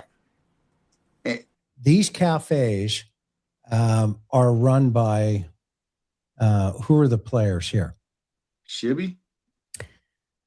Well, we'll get to that. Let's answer this. Okay. Let's go through this. So when does this kick off? November 2015. I have to give kudos to the local newspaper In 2015, they did some investigative reporting. They filed public records requests, and they figured out that the money that was used to fund these cafes inside the sheriff's department, they were using RICO money, and it gets worse. The chief deputy Radke allowed his niece, okay, his relative, Talk about nepotism. talk about nepotism in a public institution, not a private company. No bids. No bids, no nothing. It gets worse. He allowed his niece to run these two cafes rent free. One of them didn't even have a health permit. And the equipment for these cafes was purchased with the RICO money. Huge, I mean, that's a crime in and of itself. Caitlin Smith, the journalist here, she did a great job. Yeah. Digging. Go ahead. And under no contract. So he gives his niece the ability to run these cafes and make money, not collect rent, and I'm sorry, this is the people's money. So these were run, I mean, that is like totally unheard of and completely illegal. So if again, let's always remember that as we keep going here, this is all going to ultimately tie into why this guy thinks he can get away with anything. However, that will change when an arrest is made. If you think about this right now, if we just do the math right now, right? All of us that have been following Nancy Guthrie, we want justice for Savannah, and we want justice for Nancy Guthrie. That's so important. Every single witness that comes up on the witness list, and it will also be Nanos, because Nanos responded the night she disappeared. So somewhere his name is written on a witness list that he entered the house that was a crime scene. And he, the next day, said, it's a crime scene. If I was the defense attorney, I can guarantee you I will have a subpoena in that guy's hand. I guarantee you I would put him on the stand and now go through his truthfulness, all of the things that we're pointing out. And then in front of a jury's going to go, wait a minute, what's going on here? And do they have the right guy? That's going to be the questions that will arise. And if we want to see how that looks or how it feels or, whatever, okay, just look what's happening in the Tyler Robinson case right now. They're complaining about a DA's daughter attending the event where Charlie Kirk was shot. Can you imagine if a defense attorney goes through all this stuff, what that's going to be like? So the best thing for anybody to do is get this case quickly, or at least try to find some type of federal nexus and get it out of the hands of the state attorney's office and into the hands of the U.S. attorney's office somehow. Unfortunately, right now, Nanos holds the cards because it occurred in his county. But this is right out of, Oh Brother, Where Art Thou? And the mayor and the sheriff, remember? Where they're, doing the dance and the guys come in through the back. This is Nanos. That's his group. Number one, This starts in 2015. We'll call it Cafe Gate. Shibby, Yeah, and again, kudos. what do you think about this so far, RP? Is this like is this hitting close to home? Just Sheriff Nanos's behavior in Pima County? Definitely. I mean, it's just a pattern since he's got in. Like I said, you know, I, it's kind of like what's going on, what people are thinking that's going on in the federal government, that, you know, these people are all compromised, and it goes deeper than just him being, an egomaniac or just wanting to be in control. I think that there's a bigger organization underneath that's It's all come back to money, right? Because I yeah. posted today. I mean, I don't know how much the Pima County budget is, but the city of Tucson, in 2020, it was 1.24 billion, and then in 2026, it's 2.5 billion. So it's went up that much in 6 years since the mayor took office. Yeah, and I mean, you just look at what's going on. Like, what incentive does a Pima County Board of Supervisor have to approve a land sale for a data center? Like, every one of their constituents are out there saying, we don't want it, we don't want it, we don't want it. So, yeah, I think it's trying to figure out and follow the money. So, I've put in public records requests. I actually put in a public records request for Richard Castiger and Nanos's credit cards. They lied to me, told me that they didn't have any credit cards. I've tried to follow the money. I've tried to do tons of public records requests to get information, and you just get stonewalled because one of the people that I sued, Sean Holquin, he's the liaison for the sheriff's department down at the Pima County Attorney's Office. He's basically the legal counsel for the sheriff's department. And that first time when they trespassed me from the sidewalk, the deputies called him, and Sean Holquin said that the street was private and that they could go ahead and trespass me. So I added him to the lawsuit. Obviously, he got dismissed. But what I come to find out, and I actually have an article I was looking through today where Sheriff Nanos says that he doesn't have the ability to let out a lot of the stuff on public records. So it gets submitted to the sheriff's office, but it goes directly through the public records office. And Dawn is her name. She's the custodian of records at the sheriff's department. So whenever she gets a request that's outside their purview or something more than a police report, it goes directly to Sean Holquin, and he runs it up the flag to Laura Conover's office to see if they will let them release the information. So it's all tied together. It's not just Nanos not giving out the information. It's the two organizations are one and the same. You know, where's Laura Conover for all these deaths? We just had 3 more deaths in the last 35 days at the jail. Exactly. Wow. And the same thing that you said earlier with, he's just letting all of this stuff happen. Well, I think he's just letting these deaths happen at the jail because he's been wanting to build a new $800 million to $1 billion jail basically since he got in office.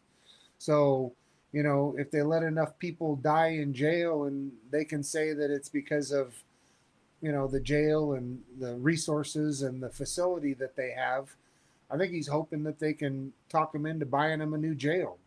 There's a lot more money to be embezzled when you spend $1 billion on a jail. Not saying they are, but I'm just saying it gives them the ability to work with $1 billion. Yeah. Contract favorites, for example, like Joe Arpaio. I guess his family up in Maricopa County, They ran all the vending machines. So all of the overpriced items that people were buying from commissary, all the money was going into his family's pockets. Well, and that's if you can help me find any of all those connections with the Romero, Adelita, Grijalva, and all those family. I mean, there's probably 20 families that I could give you if we can find out. Because there's a guy on Facebook. He posts about this Durazo construction. Have you heard of this company? I have. I'm trying to find out if the owner is related to Romero, and he posted this big old thing like claiming that, and I'm like, I'll look into it, but if you want to look into that anyway, yeah, let's talk about that Durazo construction on a different day. But All right. Shibby, back to anything you want to add, Shibby? Nope. The tentacles are running deep. Yeah, there's probably lots of connections there with all these people getting the extra contracts and stuff like that. Glad you guys. Yeah, it sounds like Canada, and you guys have your districts, right? Pretty much the same up here. We're less. Our prison systems are less for profit than you guys, though. But I mean, do you have something weird going on with your car dealerships where like the local politician like owns them or something? I don't know. I have no idea. Okay, I'll talk about it a different day. Yeah, I don't know. First I heard of it. I'll look into it though. Yeah, Canada. I mean, there's only 40 million people in here. I probably know them. That's it. I'll get on that. Newspaper that dug this up and then printed their story, which came out in early 2016, I believe. Or no, November 2015, but they had subsequent stories. And so that is what kicked off the FBI probe. Correct. But of course, their investigators came in and dug deep and found it was far worse than what first met the eye. Yeah, so the Arizona Daily Star investigative reporter, Caitlin, reveals that Chief Deputy Radkin's niece is running a cafe inside the sheriff's headquarters in the jail. Rent-free, no contract, as Karen has talked about, which led into step number 2, the spending. An audit was done, and it was discovered that approximately $30,000 was spent on kitchen equipment and renovations. So the news started asking questions. Well, wait a minute. They were actually being journalists, investigative journalists, and said, hey, wait a minute. How does the niece of the chief get these 2 cafeterias, and how does she get $30,000 to renovate all this new equipment, et cetera, et cetera? So that was the first claim that appeared in RICO funding. Then it was later walked back, saying that no, it didn't come from the SAV account. It came from the general fund. Talk about general funds and why that's important. Well, this piece is really critical because you had trusted Pima County Sheriff commanders. It was Nanos and it was Radke. And when they were pressed by the local media, they said, yeah, it was RICO money, which was the case. That was the truth. But then once it became a scandal, then they lied, which this part just sticks in my craw. I mean, I can't handle when, elected officials and people with power lie blatantly. It's disgusting.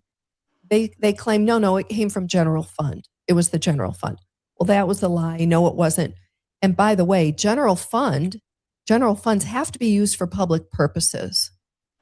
A cafe inside headquarters and a jail for the employees is not that's not public use. Public use are the Pima County residents. So I just think that's a really important point because first, when they got caught with their hand in the cookie jar, Hand in the cookie jar. RICO funds, they realized, oh, that's a bad look. You know, maybe we knew we were doing wrong. We got caught, and then they lied. And the media has them all on that, you know, has their lies, you know, in the paper and TV as well. So, you know, there you go. That's who's running the sheriff's department. Okay, so now we get into number 3. This is when an FBI investigation was launched. That type of reporting triggered a full FBI investigation into the broader misuse of RICO funds across the department. So what they started doing was looking at all of the line items in their budget, and then they did an audit on all those line items and wanted to know if the money was following the federal guidelines in terms of expenditures. You can't use federal money, i.e. they call it asset seizure funds. And let me give you an example. So let's say you stop a car with what they call a group called the HIDTA group. The HIDTA group is high impact drug trafficking. And in those HIDTA groups are officers that are assigned to that particular task force, just like the FBI violent crime task force that sheriff says, oh, I talked to the FBI. No, he's got an officer involved or officer assigned to that task force. Well, there's another task force called the HIDTA group. And because that area is what they call a HIDTA area, it's a high impact drug trafficking because it's a corridor, as well as, believe it or not, you know, the 95 and the 65 on the East Coast, and then through Georgia as well, the 40, the 70, going cross countries, et cetera. All of those are what we call HIDTA corridors. Well, the federal government pays for task forces to police those corridors. Well, let's say you stop a car and you have a dog that is narcotics trained. And the dog does an air search around the car and the dog hits on the car, i.e. there could be cocaine, fentanyl, whatever in that vehicle. Well, that's probable cause now to search that car. So they go into the car. They end up arresting the individual because they find drugs, lots of drugs, hypothetically. All right. And let's say they find 2 bags of cash. And the dog then sniffs those bags, and the aroma of narcotics is also on that cash. So now the sheriff's department, under federal asset seizure laws, can say, that's our money. We are seizing this money and putting it into evidence. They can also seize the car that the individual was driving. So not only do they get the drugs, the suspect, they get the car, and would be interesting. And that goes Shibby, to, sir. Would be interesting if Sheriff Nanos got that car off one of these raids or something. Get out. No. No, I'm just kidding. I'm would- I'm making a joke, but that would be hilarious, right? Yeah. I don't think he'd do that. I think he'd put it through his friends or cousins first. Or he'd know how to launder it a bit, clean it up. All right, go back. Maybe, Yeah. possibly. Right. Just a question we're asking. That's all. federal asset seizure rules. Well, the sheriff's department gets a percentage of that, of all of those assets. So you ever heard of the auctions, federal auctions, where they're selling cars and that kind of stuff? Those are the type of cars that they're selling. They're selling cars that were used in criminal, in crimes. That's a good thing, actually. Okay. Because it helps fund law enforcement agencies, smaller agencies, et cetera, that don't have a lot of money to combat, the drug epidemics. So the program's a great program unless you give the money back to a sheriff in Pima County who puts it in a reserve fund for citizen volunteers. That money is supposed to go into the general fund when it comes back to the agency. And that money then at that point has to be utilized for training, for equipment, like, new sirens, new whatever. That's where it's supposed to go. But the sheriff's department didn't do that. They opened up 2 cafes, and it was one of the niece, as we're talking about here. Okay. And she didn't have permits. She didn't need anything. No contract. No contracts, nothing. They never bid it out to other vendors. They never gave other vendors an opportunity to get the contract and actually operate the cafes. Right. So which is number 3 here, the FBI, rightfully so, it's their responsibility to oversee those funds and make sure they're properly being spent. And so they go and they do an internal records audits. And they discover that RICO money had been funneled through the SAV accounts for years, almost 20 years. Yeah, 20 years, Shibby, 20 years. Enabling spending that violated federal laws. Now, why is this important, or how does it implicate Nanos? Well, when Nanos was elected sheriff, he now was responsible for managing those funds. And he, rather than call the FBI and say, hey, I need to let you know I'm shutting these funds down because I noticed some, peculiarities here, he kept it going and kept ciphering money off into these funds. And I think it should be noted that Nanos requested more than $200,000 in transfers to that account that the FBI ended up investigating. So he was doing this to the tune of $200,000 worth of things like, what was he spending on? It's personal items, parties, paying for award ceremonies, within the department, and 30,000 of that went to the cafes. Can we talk a little bit about his number 2 guy? Yeah, of course. Hit him. Okay. So the axe really fell on the number 2 guy, this Chief Deputy Chris Radke. He was in charge of this particular task for admin. Corvette Cafe. Yeah, that's what Nano should have named it. That's a good one.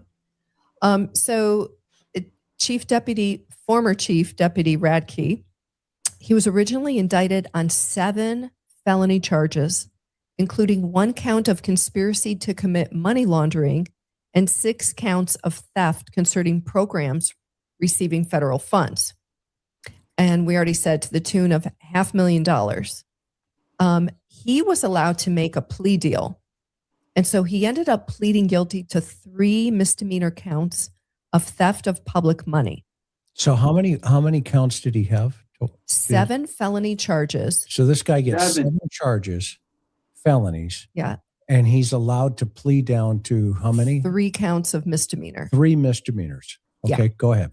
So in May of 2017, he got 1 year probation, a $3,000 fine, 100 hours of community service, and this last one's my favorite, a stipulation prohibiting him from seeking employment in law enforcement or with Pima County. A la Joe Cameron / Joe Henry, or Joe Henry / Joe Cameron. I can't remember. Who was a guy who got in trouble. He got fired from the sheriff's department. We already talked about this if you're just joining us. And he was allowed to, he fought it in Shibby. court, changed his name. Shibby. Sir. Yes, yes. Real quickly, guess what? Reluctant Prophet, you just got up to 67,000 now. Oh, wow. Right on, dude. That's good. Awesome. You Thank you. you were at 66 something. Yeah. I just saw it, so I'm gonna put a link. Well, I And then- appreciate everybody coming in. I appreciate you letting me come on your live, and No, I'm glad you're gonna be back, because I know you were taking a little break, and now, maybe you'll get back and just keep doing what you're doing.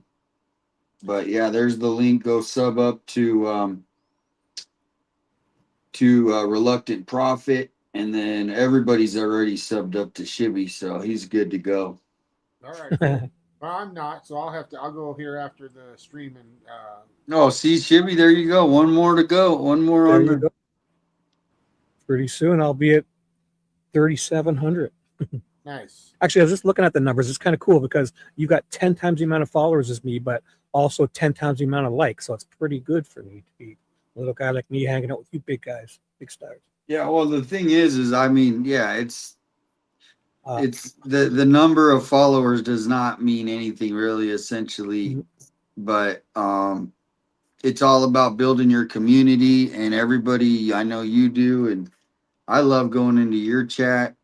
I even remember going into RP's chat, but sometimes I would just lurk and learn. That's a good term, lurk and learn. For sure. And then, like Lane's channel, I'd go in there and just listen, because we're just newbies in this. Freedom. What are our rights? We kind of know, but we don't. If that makes sense, we still. So. You guys are doing a service. You're out there in your community. You're making things better. You're entertaining. It's like free therapy coming to these chats and meeting all these great people. I mean, win. So thank you guys for allowing me to be here. And I was Whoa, Virginia. Okay, go ahead. I'm just talking to the chat. Go ahead. No, you're fine. I've been watching you since it started, and then I saw you go out and do a couple of live streams where you were doing following the cops, and quietly to myself, I was thinking he's going to get arrested at some point. It's just the way they are. They don't like transparency.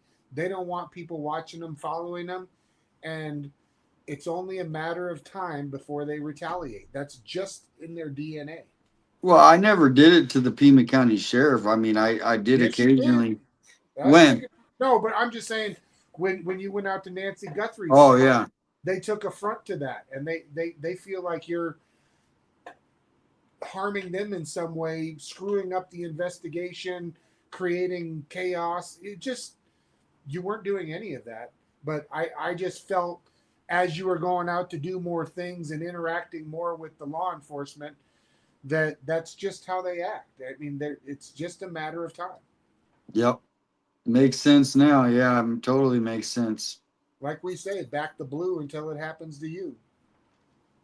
Right. Until the boots are on your neck. I supported you. You'd be looking, I supported you guys. Oh, when I came back to Tucson, I moved back from Phoenix.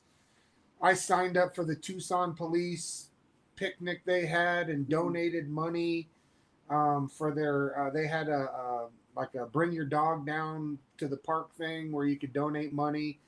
I was trying to be more involved with everything going on, and like I said, it kind of bit me in the butt, and here we are now. It's hard for me to go out and support them in their current form. It is. I know this person. I don't think she means it, but this Anna Banana. She says, "I hate freedom." Oh no, she's my rabble rouser. She's all right. I know. I remember her. She's always a rebel rouser. Is that? Yeah, she goes out cop watching with us and stuff. Yeah, no, I remember she does a great job. So I compliment you, Anna Bananas. Yeah, she's definitely a character. No, I mean, she's out there. I know she's been out there, and I'm, all the people. So get back to the show. Shibby, thank you for being the DJ. Did you read Dom's chat? Dom, see, you're amazing. She says, "Hi guys, thanks for." No, she says, "I'm already in Shibby's chat and I'm using 2 devices. I love them both." Dom, we love you. Yeah, all of a sudden I got a couple grumpy people. I don't know what happened. Oh, I don't don't know you what. worry. Virginia said she's unsubscribing. Something about. Oh, So I hope you guys decide to stay. I don't know what happened. It has maybe you're nothing to reading do it with wrong. us. Nothing with Yeah, us. I think. You're probably reading it wrong. I do this all the time. I jump in chat and I make it worse, and they're probably talking about somebody else, and they love us. So Yeah. Oh, I'm I sure. always read things. We All always right, take it the go. wrong way. Yeah. No, And I 2 hear years you. later, came back and got rehired with the Pima County Sheriff's Department after basically being bounced out. And now he's the number 2 guy under Sheriff Nanos, head of the Nancy Guthrie investigation. which sheds some interesting light on one U.S. senator. Here we go. A box of donuts.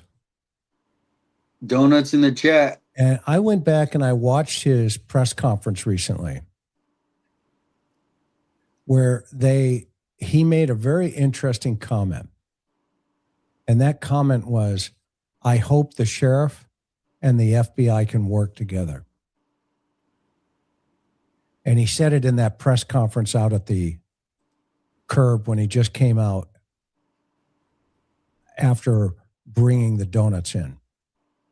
And that was Senator Kelly,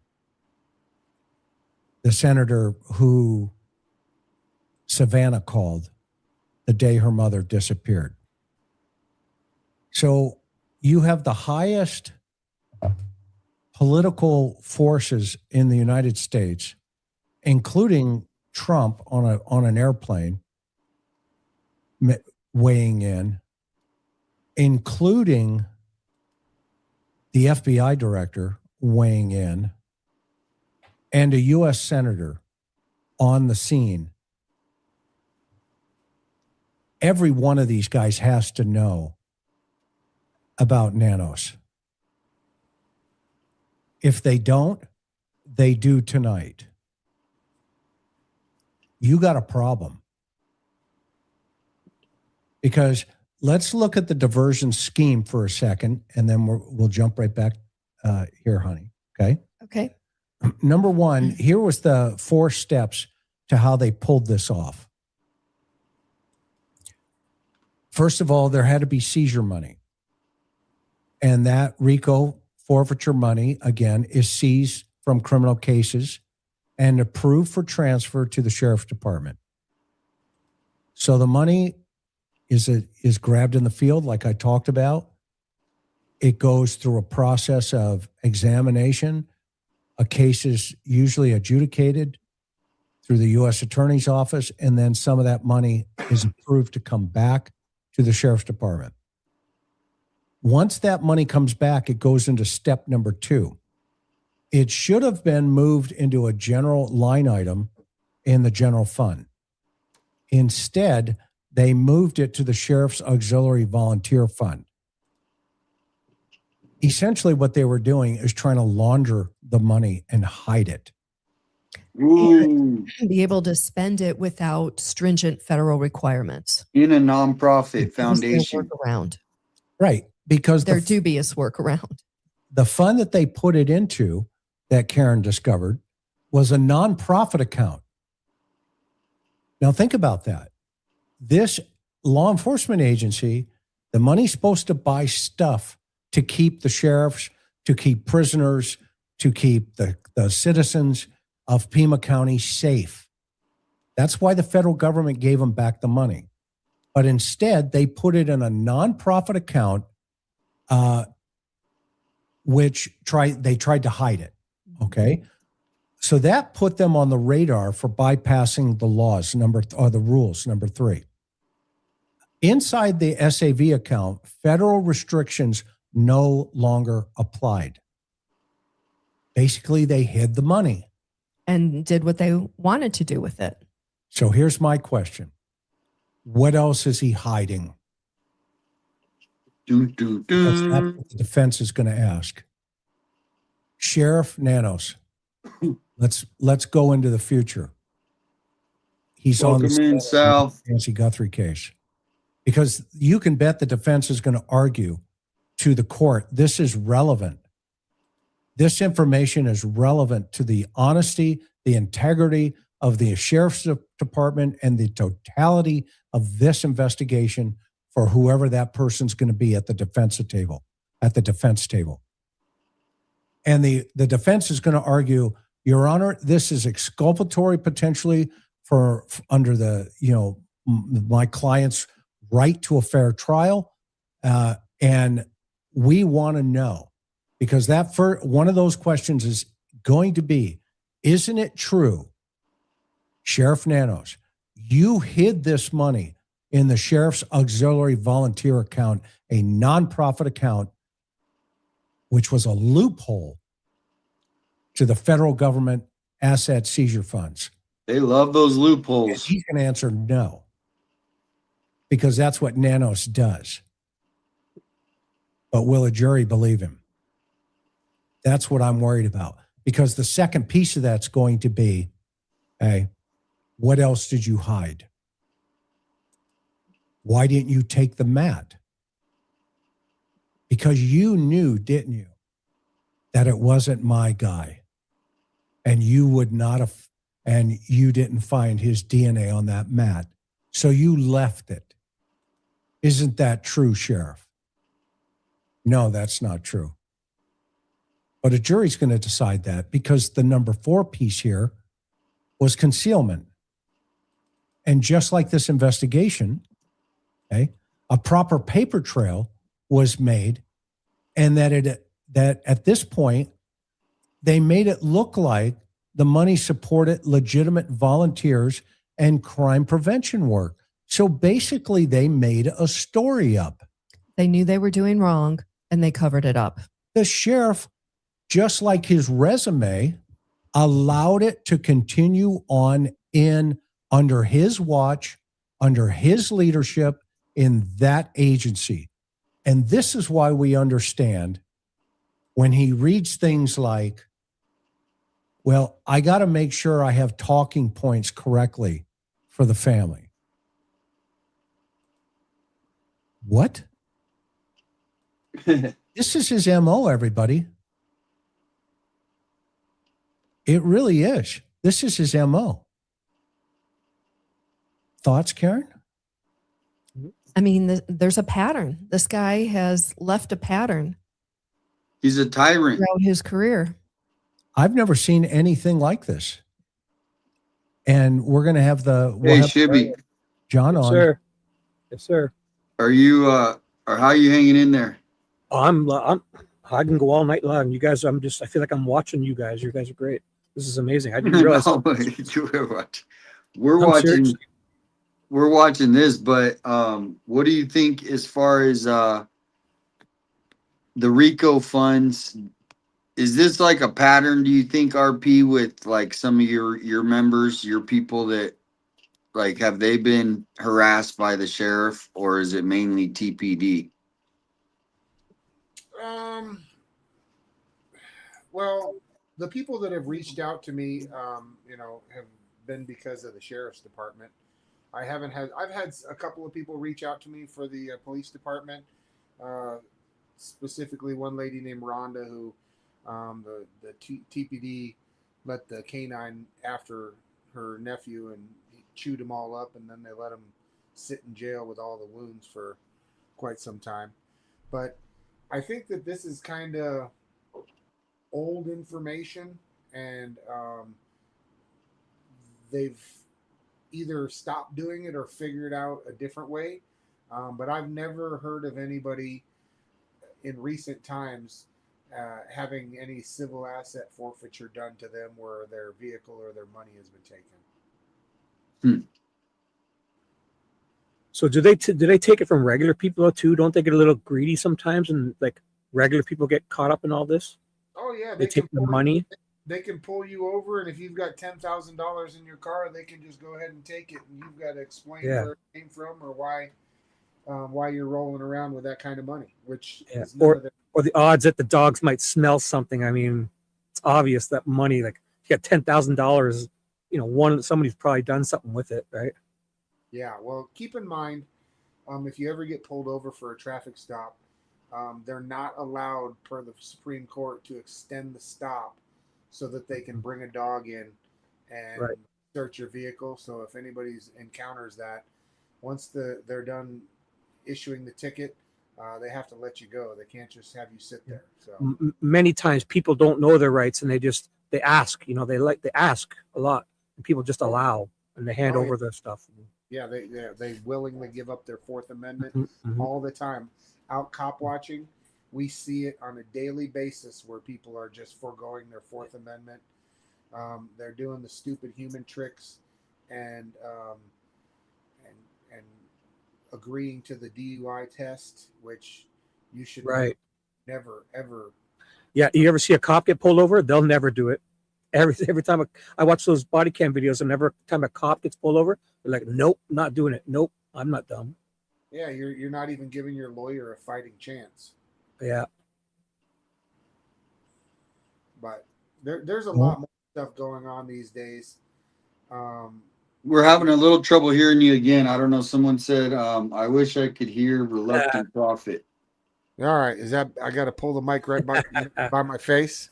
Yeah, that's how those work. And you might have something on your back end that you can like turn it up, but I don't know.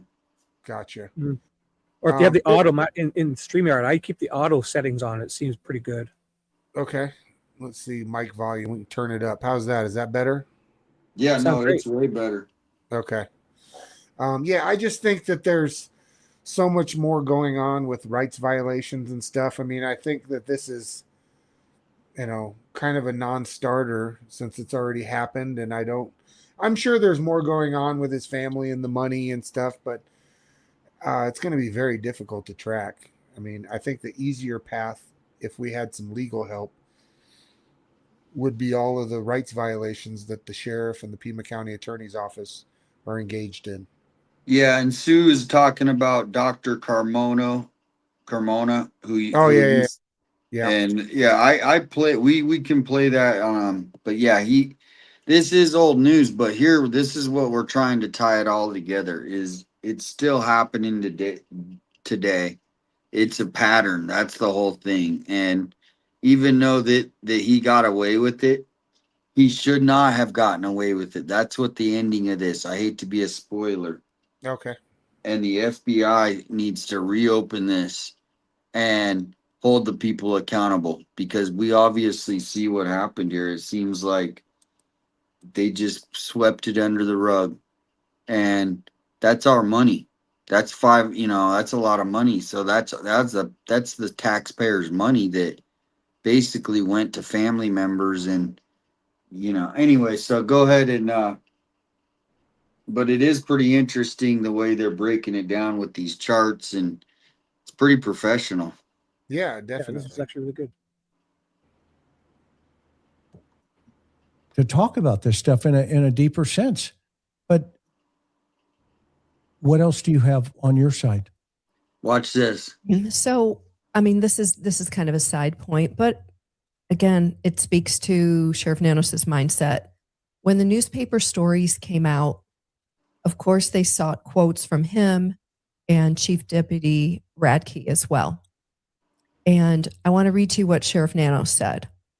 In defending his use of RICO money just for the cafes. Now, this was before the FBI probe was finished. So it had just started or was about to begin. And so Sheriff Nanos said that the cafes that were run inside headquarters and the jail provided employees with a necessary service. He said, quote, "We just said, this is what we want. Inexpensive, hot, and quality food. Here's my take. Relatives involved and all that, I would be more concerned if someone in the department was making money on this deal," end quote. Well, P.S. Radke's niece did make money. She was running these operations rent free. So she kept the money that she made. So, that was a lie. And Nanos said because the department wasn't looking to make money from the cafes, he didn't see the need to seek bids from various vendors. But as we just said, Radke's niece was profiting from the businesses. So he double talked it. He absolutely, totally double talked it. I mean, he knows where that money should have gone. That's the problem here with him. Go ahead. Now, I want to underscore how important this investigation was and the results. So we said earlier in 2016, the sitting sheriff who was appointed, again, if you're just joining us, Sheriff Nanos was appointed mid-year 2015 when the outgoing sheriff retired. The Board of Supervisors had appointed him. So for the 2016 election, because of this RICO scandal, he lost the election. So who did he lose it to? Mark Napier became the sheriff. And after Radke got to plead out to the 3 misdemeanors and got what everybody viewed as a lenient sentence, Napier asked the state attorney general to do their own investigation as sheriff. He had that. He had every right to do that. So the state AG investigated, and they came to the same conclusion that the FBI came to. So the state AG declined to file state charges against Radke or Nanos. And but Mark Napier, again, the sheriff at the time, said that Radke and there was a third guy, the former chief of staff. His name was Brad Gagnapane. Forgive me if I'm mispronouncing that. Gagnapane, have you heard of that name? Gagnapane and I have not. Nanos concocted an elaborate scheme to hide the illegal use of the RICO money, which Chris and I just laid out.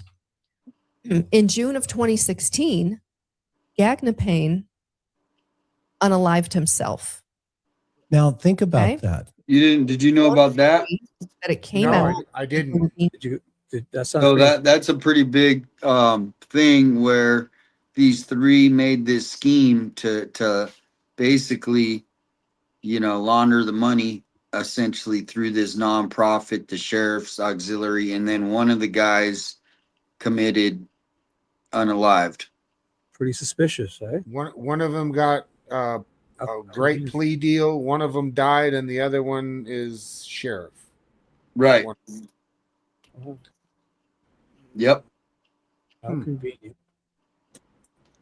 So do you think obviously some foul play there? Maybe, possibly, or just a coincidence? He took his own life. So the one guy gets off with a plea bargain, can't work for the county anymore, and then this guy decides to just off himself. I don't know. Yeah.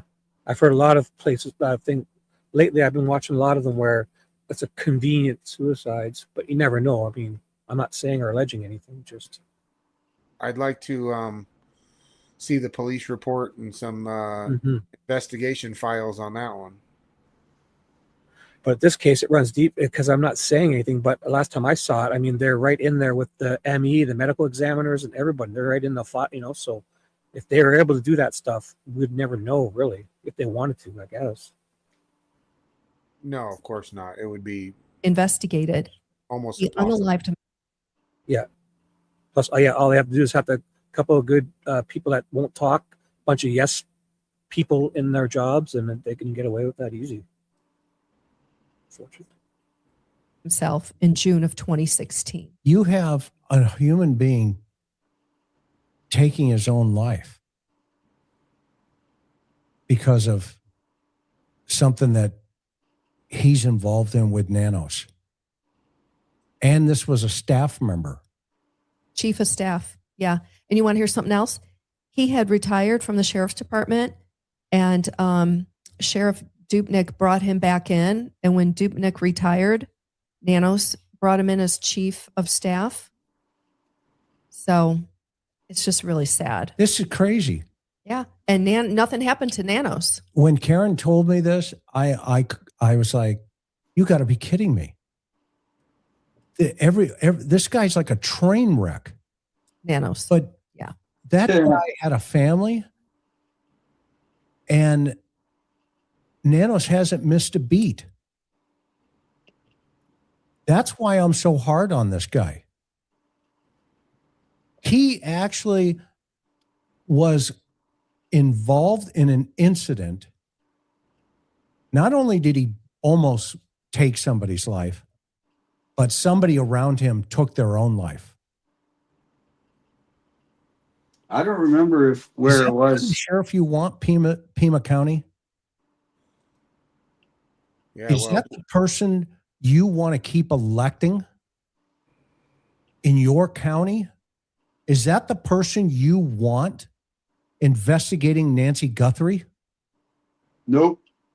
An 84-year-old woman asleep in her house? Is that the guy you support? Wait, pause it real quick. This is for the. Can you read that on the screen? It's kind of small, but it looks like a good comment. Are you able to read that, Shibby, or make I it can. bigger? I'll make it bigger. No, there you go. 857, in the self-death of Assistant Chief Brad G. Nanos, refused investigation by other agencies. Crime scene files went missing. Nanos prevented investigators reviewing items of interest. Wow. So he stonewalled it too. Yeah, and I was just reading an article on it, and Sheriff Nanos was doing nothing but praising the guy. So it's always, praising him. The guy does a great job, and then he just decides to off himself. There's no information of, him being stressed out or why he would do it. Or do you know what date all of this plea bargains and the case went down for this RICO? What the date was? I mean, it was all over the news. So you just type in Sheriff Nanos Rico, and you're gonna get probably 50. We got a big star. Sorry, interruption. Alex is back in chat. Hey, Alex, in your chat. Oh, nice. I don't know. I know me and him got to get up early because he's got court.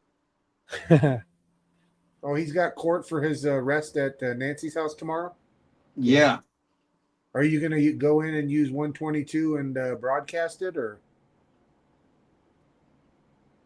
I mean, I don't know, what does that mean? Well, I mean, what is 120? I mean, I'm not too up on it all. Arizona Supreme. So right now, and the other thing that we should be,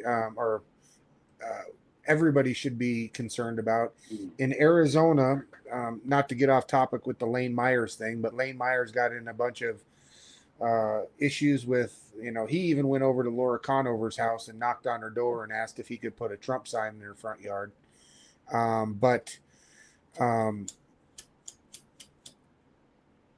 Totally lost my train of thought reading this RICO controversy. But 122.1 paragraph H, that's a Arizona Supreme Court rule. And right now, the prosecutor that Lane Myers was going up against, that now has turned into a victim, and they're trying to put him in prison for 40 years for leaving a voicemail and posting his wife's public Arizona College of Law website on the internet. He was just charged with 20 criminal charges, 9 felonies, 11 misdemeanors. He took a plea bargain because they were going to try and put him in jail for 40 years.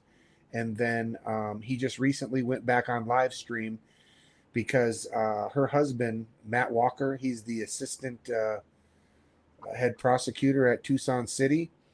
He filed a petition at the Arizona Supreme Court to amend Rule 122, paragraph H specifically, because the way that it's written, It's different than the media when you want to video record a court case. Rule 122.1, I think it's 122, paragraph H. All you have to do is go in and give notice to the court or one of its staff that you will be audio recording or audio broadcasting, and you have to have the device on your person. It can't be obtrusive in the courtroom. But Lane Myers kind of exposed the flaw in that. It's not a flaw to us, it's transparency so that we can go in and broadcast or audio record any court hearing. But they didn't like that. A lot of the people that I hung out with here downtown that did the cop watching, that did the auditing, we exercised 122 when we would go in there and audio record. Well, Lane Myers took it one step further and realized in the rules you can actually go in and do a live stream broadcast just by informing the court. They can't tell you no. Well, right now, Matt Walker is what his name is. He went and filed the petition last year at the end of the year or the beginning of the year, and they actually took that petition away. They created a task force at the Supreme Court, and they brought a new petition, and they're trying to stifle all of our First Amendment rights for the freedom of press in the courtrooms even more.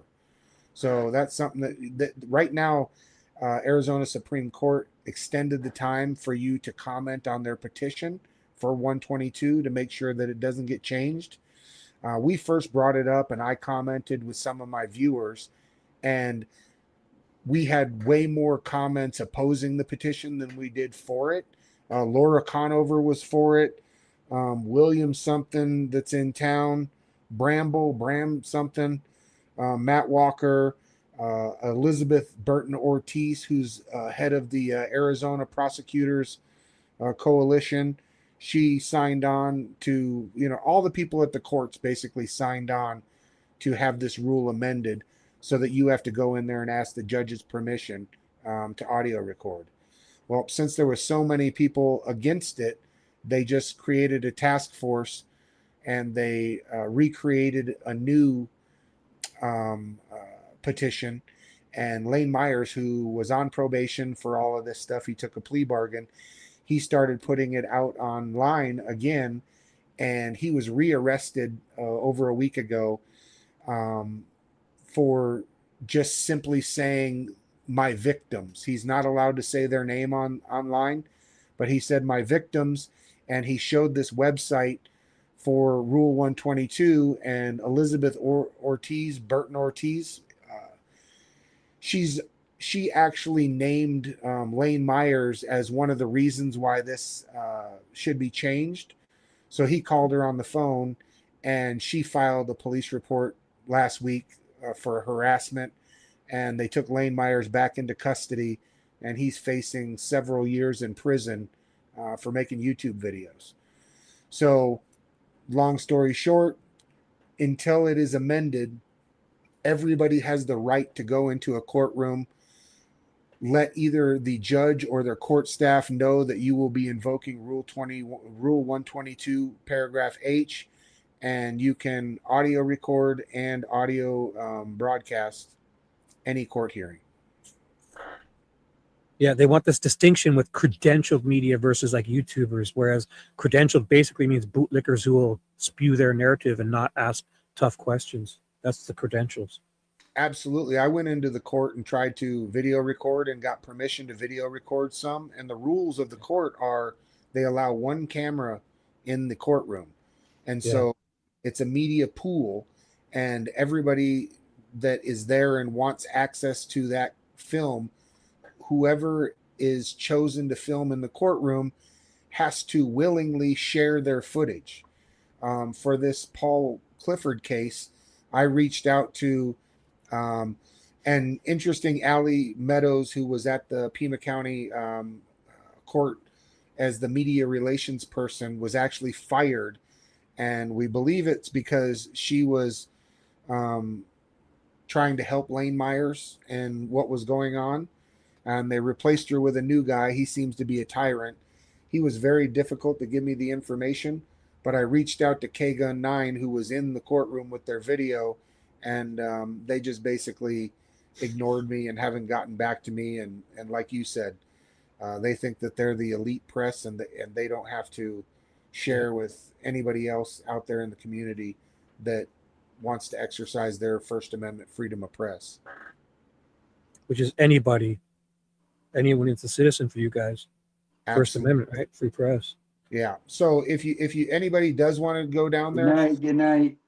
I've talked to the camera guys in the courtroom, and they're very willing to share. So I can't drive down there every day, but if you go down there at the end of the court day, he will hand you his thumb drive, and you can download it onto your device and have the whole day's court video.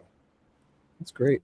Yeah. But for you, 857, if you want to let Alex know that he should invoke his right to audio record his own hearing so that he doesn't Well, have why can't you just put it in your pocket and just record and just not tell anybody? What's the big deal? Like, why do you have to be like, just throw the phone in your pocket and hit record and call it good? Or set up a Well- tripod. Alex could be able to set up his tripod and just go 5 minutes early, turn it on, and sit there with his lawyer and set it up. Well, he has a right to, and the judge is more apt to give permission to the defendant. So a few of my friends have actually put up a tripod, including Lane Myers, on the defense desk, and video recorded it. But That's the reason why, yeah, we do that. We'll audio record in our pocket so that we have the audio.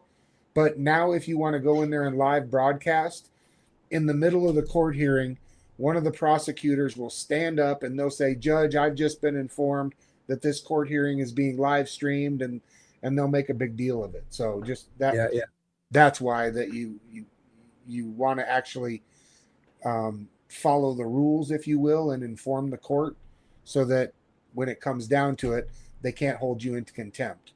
So if you don't notify the judge and they do find out, they can hold you in contempt. Plus, they'll pretend they broke some accident, some rule that was basically impossible to abide by. Like they caught the ceiling tile or something with the camera, and that's it. Nobody can have a camera now because it's one person. Exactly. And so what the issue is say you go in there and you record it in your pocket secretly, and you go down and then you put the audio on your YouTube channel. There's a lot of people that are haters out there that will come on the channel, and then they'll be calling down to the courtroom next time and saying, "Hey, this guy audio recorded," and it just, I've seen it all. So, not to be devil's advocate, but that's why, a reason why not to just go down there and secretly record, because you could go down there and put a shirt pocket on and video record and they wouldn't know it either. But with the Lane Myers case, since everybody was doing that and nobody was asking permission, and the judge actually violated people's rights by not letting them audio record, the court staff and the security were actually confiscating devices before you went into the courtroom. Wow. I guess in their small defense, they get like those one or two people that are like causing a disturbance too. Like the ringers are going off and all these ridiculous things too. So yeah, well, that's they're not concerned with that. They're more concerned with transparency and people hearing what's going on inside the courtrooms. But then they'll use that as an excuse to take away everyone's right. Oh, that's it. Nobody can have a camera now because this bozo had his ringer on or something. Yeah, and anything that they can use to stifle our rights is they don't care. They do. No, for sure.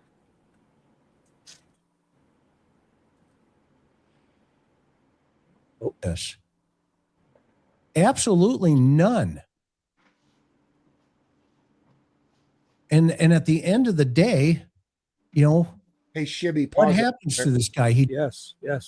All right, so here's a perfect example. You got Cammie Sia in here that says those geniuses on panel will get him arrested tomorrow. See, so those are the type of people. He is looks like he is a member, but that's the type of thing that you have. Somebody comes in and will automatically call down in the court and say, "I saw a live stream where they said that people are going to audio record." No, this is just Well, the way it goes. Alex's last comment said it best. Let me read it. But Alex, here's the deal. Here's the deal. I mean, I'm trying. I think tomorrow. I don't know what's gonna happen. I mean, as far as his charges, but when I went the first time, they were just gonna read the charges. They ended up dismissing it, but you just find out what they're being charged with. So I don't know what tomorrow is, but maybe Alex can let us know. Like here, let what me read is Alex's comment. Wait. He says, Judge, please do not interrupt me while I'm on my phone.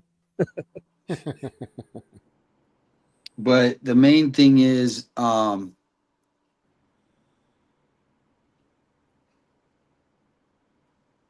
I just don't know, like, because you can get a recording after, right? Okay, is this No, correct? well, You can order a recording of your yeah, but we've had it several times where they say, "Oh, the audio recording didn't work," Yeah, or "We you leave weren't it in their audio hands. recording," and the only thing you get is a written transcript. So you can't hear the inflection in people's voices. You can't hear commotion that's going on. It's always better, just like when you go out to film the cops. What do they say every time? Well, we have body cams. You can get our body cams. As soon as they walk into a huddle, they mute their body cams. As soon as they're going over to talk about you, they're muting their body cams. As soon as Or you it go gets down there, corrupted on upload. When it uploads, it gets corrupted. And exactly. Or they blur out half of the. So yeah, it's redaction. always better to have your own recording. And to that guy's statement in the comments that we're going to get somebody arrested. The whole reason that these people are making such a big effort to change the Rule 122 is because we have the right to do it and they can't do anything. And because people like him are accepting their status quo. Exactly. I mean, everybody should be on board. For example, I'm going to put a post up. I'd like as many people that want to go down and make a comment on that new Rule 122 petition. It just helps all of us. And the other point I was going to make, not to keep changing the subject, but on that Rule 122, this new petition, there's actually been the large news organizations and media here in Arizona who have signed on to that petition in disagreement with changing the rule. So we're getting bigger voices on this petition the more we put it out and the more we go over it. So anybody that is interested in keeping your rights intact, I would suggest you just Google Rule 122 petition Arizona Supreme Court and it will come up. Make yourself an account on the Arizona Supreme Court website, and then you can make a comment and state that you don't want them to change the rule. You want them to keep it as it is. Maybe that's the prosecutor under an alt account, possibly. I'm just kidding. You never.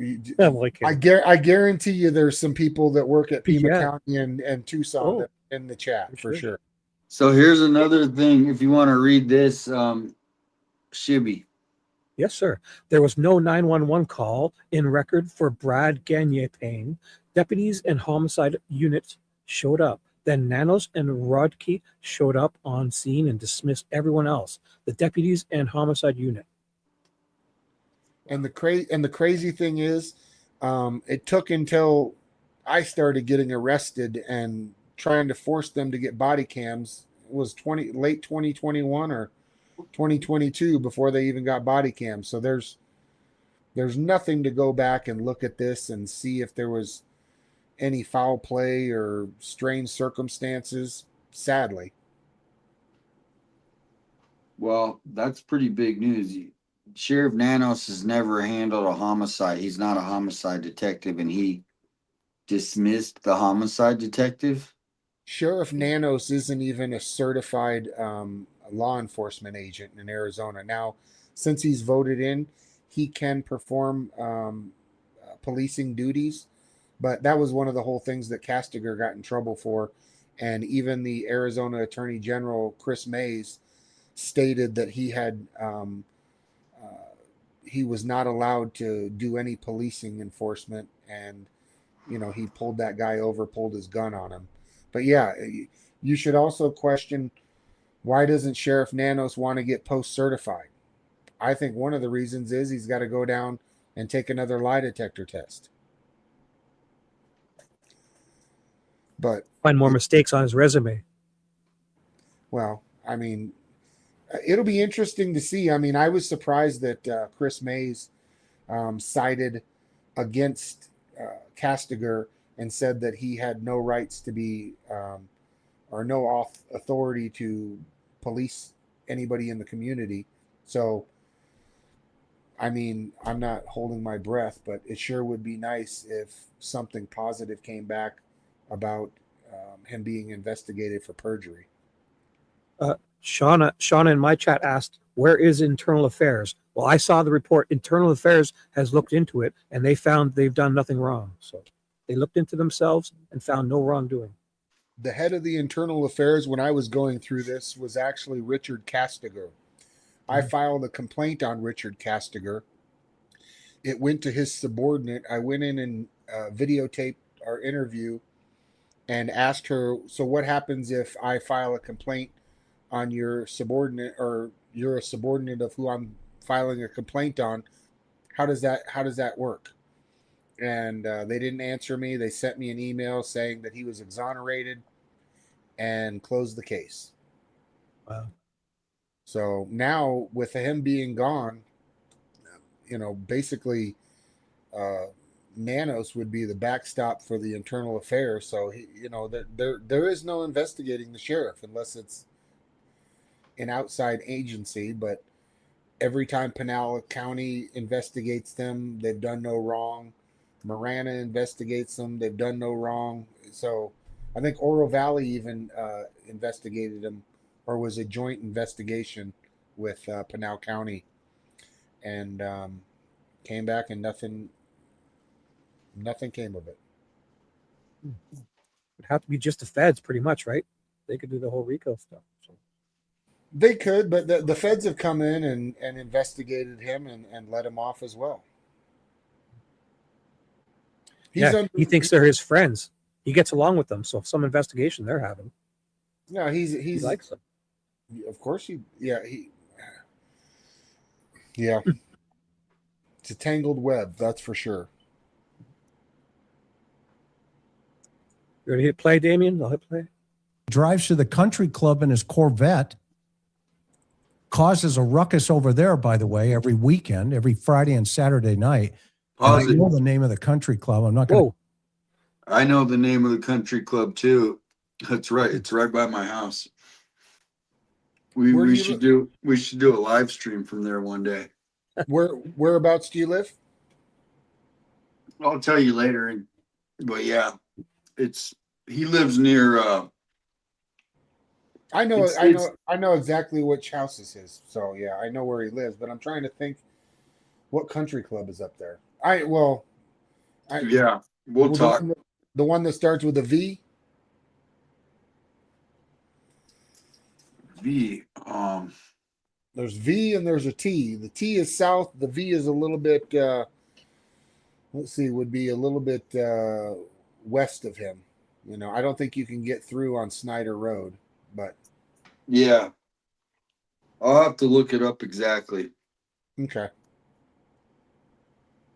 Go ahead, Shibby. Thank you. But trust me, he knows that I know. And every Friday and Saturday, according to my sources and according to my intel, the guy's a drunk. And he causes a whole bunch of problems because he can. Because he can. But so let's remind the public of the key events in the last 11 years. In the last 11 years. 2015, the Star Cafe story is published and the FBI begins an investigation. By the way, this slide would be blown up in a courtroom in Nancy Guthrie's case. The reason I'm showing it is so the U.S. Attorney's Office can prepare for it. So there's no surprises. No surprises. In 2016. Well, again, if you're just joining us, we made this point, but we'll go back to that slide. 2015, August 1st, 2015 is when when Chris Nanos was appointed sheriff. Again, this guy's in office. And again, he wasn't elected in 2015. He was appointed because the previous sheriff retired. This guy is at the helm 6 months, and there's a major FBI investigation into his leadership and the department. 6 months on the job. Wow. You can't make this up. Can't make it up. Okay, so 2016, Chief of Staff Brad, he takes his He unalived life. himself. Yep. During an active probe. September of 2016, Radke. Radke. I was going to just say his title. Is it Chief Deputy? Chief Deputy Radke. He's indicted on federal felonies. And that was for the $500,000. And he resigns. They allow him to resign. Okay. And then November of 2016, Nanos loses the re-election. Gee, what a surprise, with the RICO investigation as the huge factor in that. Good. Thank you, Pima County residents. Thank you. Thank yourselves. So in February of 2017, Radke pleads to 3 misdemeanor theft counts. And in May of that year of 2017, he's sentenced to 1 year's probation plus a $3,000 fine. No jail time. No nothing.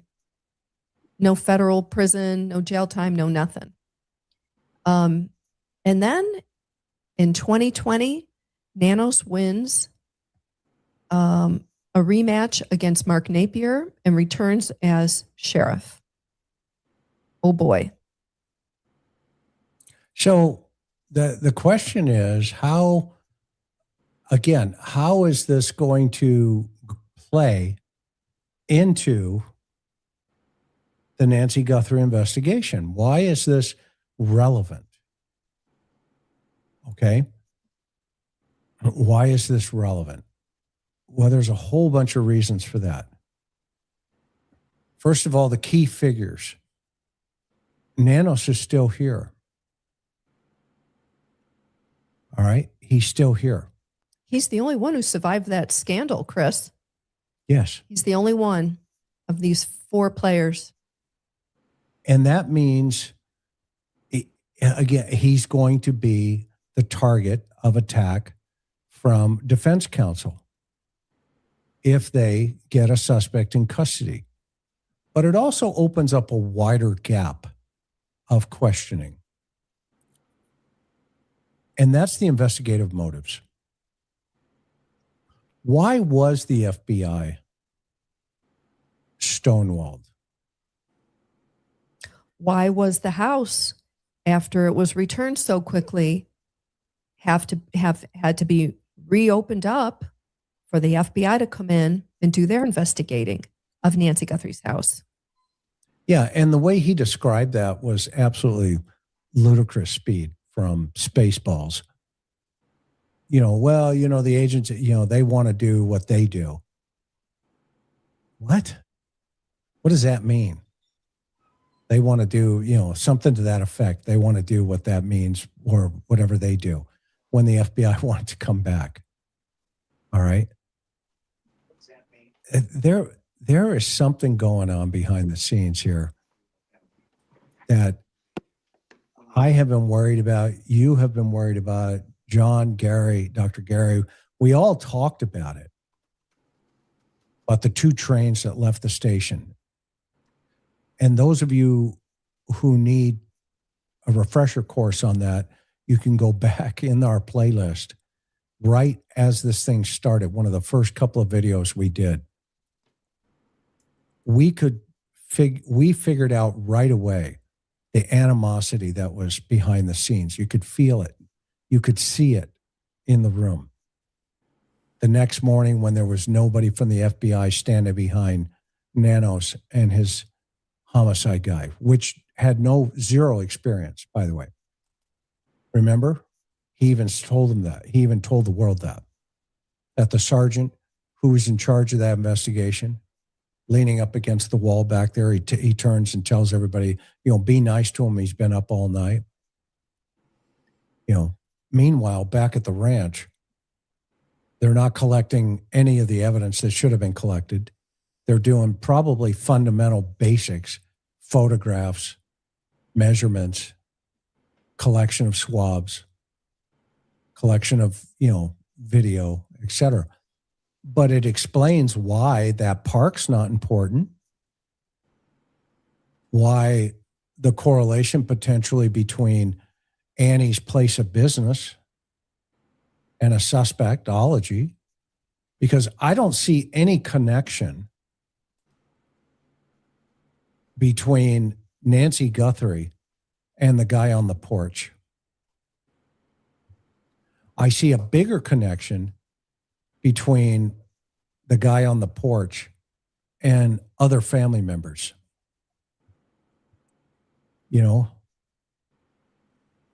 I see all of those things. Karen's got to sneeze. She just wrote on the notepad, please mute me. I have to sneeze. And then I couldn't. Okay, then she couldn't sneeze. She's got a little cutie sneeze too. Me. One of those. You just got so off topic. Okay. Sorry. I see a bigger connection between porch guy. Oh man, people are unsubscribing. In but Diana, she's kind of. What do you mean you don't see a correlation between? Don't unsubscribe. Just chill out. Listen, Diana for months has hated me. I don't know what I've done to that woman. I'm very sorry, Damian, but she's been all over me everywhere. Yeah, months. I remember. Yeah. I don't know. Maybe she's having a bad night. Let's send her big hugs.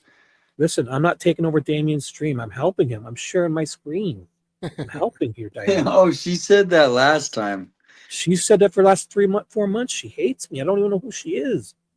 She's probably someone that works down at the Pima County Attorney's Office. I don't know. I'm sorry if I said something, Diana, but I'm helping. No, I mean she'll be back. I think it's maybe a rough night for her, but I don't know what I've done to this. She'll be all right. She'll be back. He knows obviously she's there, but I'm wrong. There's more of a connection to the house than it is to Nancy Guthrie as a whole. There's something there. He just took her as a means to an end. As a means to an end. Evident of the fact that, he did all the pre-surveillance, a lot of those things going down. He took all the high risk levels, coming into the environment. And knowing that neighborhood, this person is somewhere in that Tucson area. Then why the heck are they not looking for him? I don't get it. Yes, no, that's a great point, hon. That's what I'm trying to process as well with many others, is the fact that you just don't show up and kidnap an 84-year-old woman and then say, okay, our play's Bitcoin. Well, nobody knew what the heck in the family anyway that I'm aware of to date. How are we going to pay them in Bitcoin? What is this? And then the FBI was like, well, we can't tell you what to do, and we're not going to tell you what to do, but we recommend not paying it. And then, of course, all this other noise, and I've called it noise, the notes and all this other craziness. I think this is a lot simpler. That guy came to that front porch with a mission. And that mission was to get her out of the house. And then plan B was in motion. And however that would have sorted through who gets what, who drives, etc. I think there could be 3 people. Porch guy, the driver of the car, and somebody that's going to guard and babysit Nancy before she passed away. And I think, and I've said this from the beginning, Karen, you know, behind the scenes, meaning at our house in our own private conversations, I thought she was deceased within 36 hours. And the other question is then, okay, what are the other possibilities? What are the other theories? And of course, you know, we get all of this other stuff that I have pounded on here on this channel. But it makes sense where the lack of transparency from Nanos comes from. Why he's not having weekly updates on the steps in the investigation. Well, he already spent $1 million He's not telling the public in because he had those 2 raids, and so by February 14th, and Nancy went missing on the 1st of February. By the 14th, he spent $1 million. That's crazy. Wow.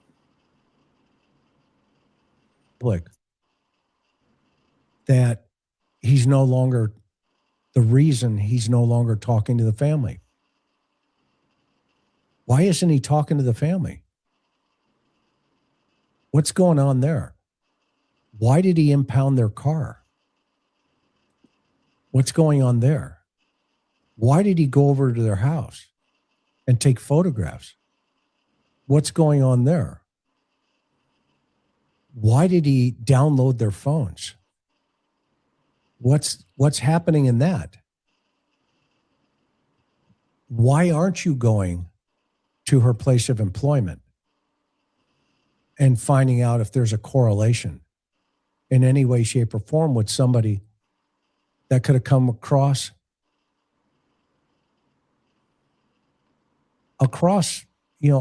with Annie? Why aren't you doing that? And why did you say everybody was cleared when your homicide folks? Why did you broadside them? Why did you do that? Well, that becomes a lot clearer when you understand his MO. He surrounds himself with the type of people that are not going to ask questions. And that will perhaps keep his secrets. Including the media. KVOA. Why did they move the memorial to KVOA? Why didn't the suspect send a letter to KVOA? But instead sent it to the I always wondered if I was going to get one of those letters. You know what I mean? I hate to wear my tinfoil hat, but man, every time TMZ has a video or gets involved, it's just so bizarre to me, man. Yeah. Like who? Well, this one they did send it to KOLD, and not a lot of people know about Tucson local like call letters in their station. So somehow, to me, that makes it have to be a local. How do you know what medium did they use to send it? Do you know, was it an email? Did they send it through the snail mail? They used was it a portal that can't be tracked? Like it's for anonymous people to encrypted to whistleblow and give stories to the press. Okay. I believe. Wasn't it, Damian? Something like that? Well, yeah, they probably use some sort of VPN. I mean, no, but there was a special email address or something a portal they can go to on the media's website that would allow them to anonymously. There's got to be some backdoor emergency that people could. So I think it was on their end. So they can, if it was real. Or you can do like Derek Colella and just help them out and send it with your name on the email and use if it was real, yeah. Well, obviously these people have to be very smart, but that sounds like they're technology whizzes as well, being able to go ahead and send all these letters out to all these organizations and nobody at the sheriff's department or the FBI can, reverse trace any of this information or stuff that they had been sent. So it seems kind of, with all the, once I learned about everybody's printer has yellow ink in it because it's putting down yellow dots on every single one of your pieces of paper you're printing so that the government can track it. It's just hard for me to believe that people are out there sending ransom letters and Bitcoin addresses, and these people can't figure out anywhere it's come from. Worked at KVOA. If this was about Savannah, then why not send it to her employer, her past employer, where they have the most intimate knowledge about her? Why are you sending it to the competitors and now to TMZ and all of that, the entertainment company? And if you're sending it for a ransom, I think you would want to send it to the family, right? You would think, yeah. Who are you going to try and get the ransom from? They'd be the only one that would be willing to pay it. The whole story is just very bizarre. Yeah. What do you need Harvey Levin for? And all? Yeah, and I'm getting a lot of this information just being on your panel and listening to this stuff go down. I really didn't look into her story at all, but yeah, the more that I listen to it, it's just so bizarre.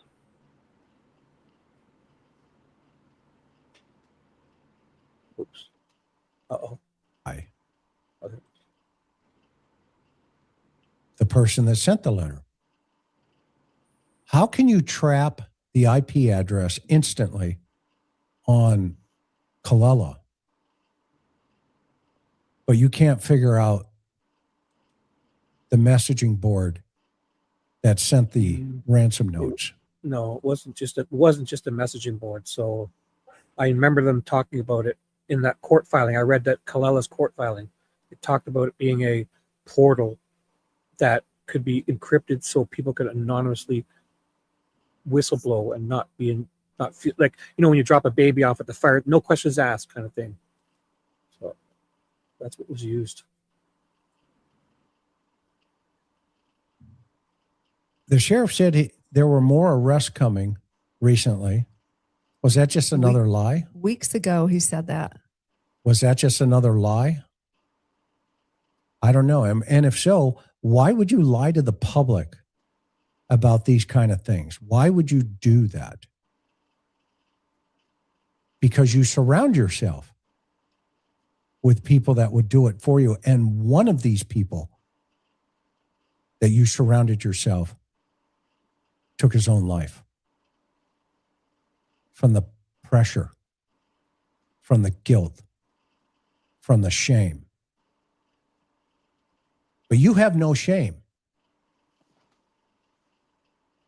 And nobody really calling him out. pinned you down. You don't have to pause it. I was just, he scared me. And weave and all this other stuff. Ow. And you know what? Nancy Guthrie's going to pin you down.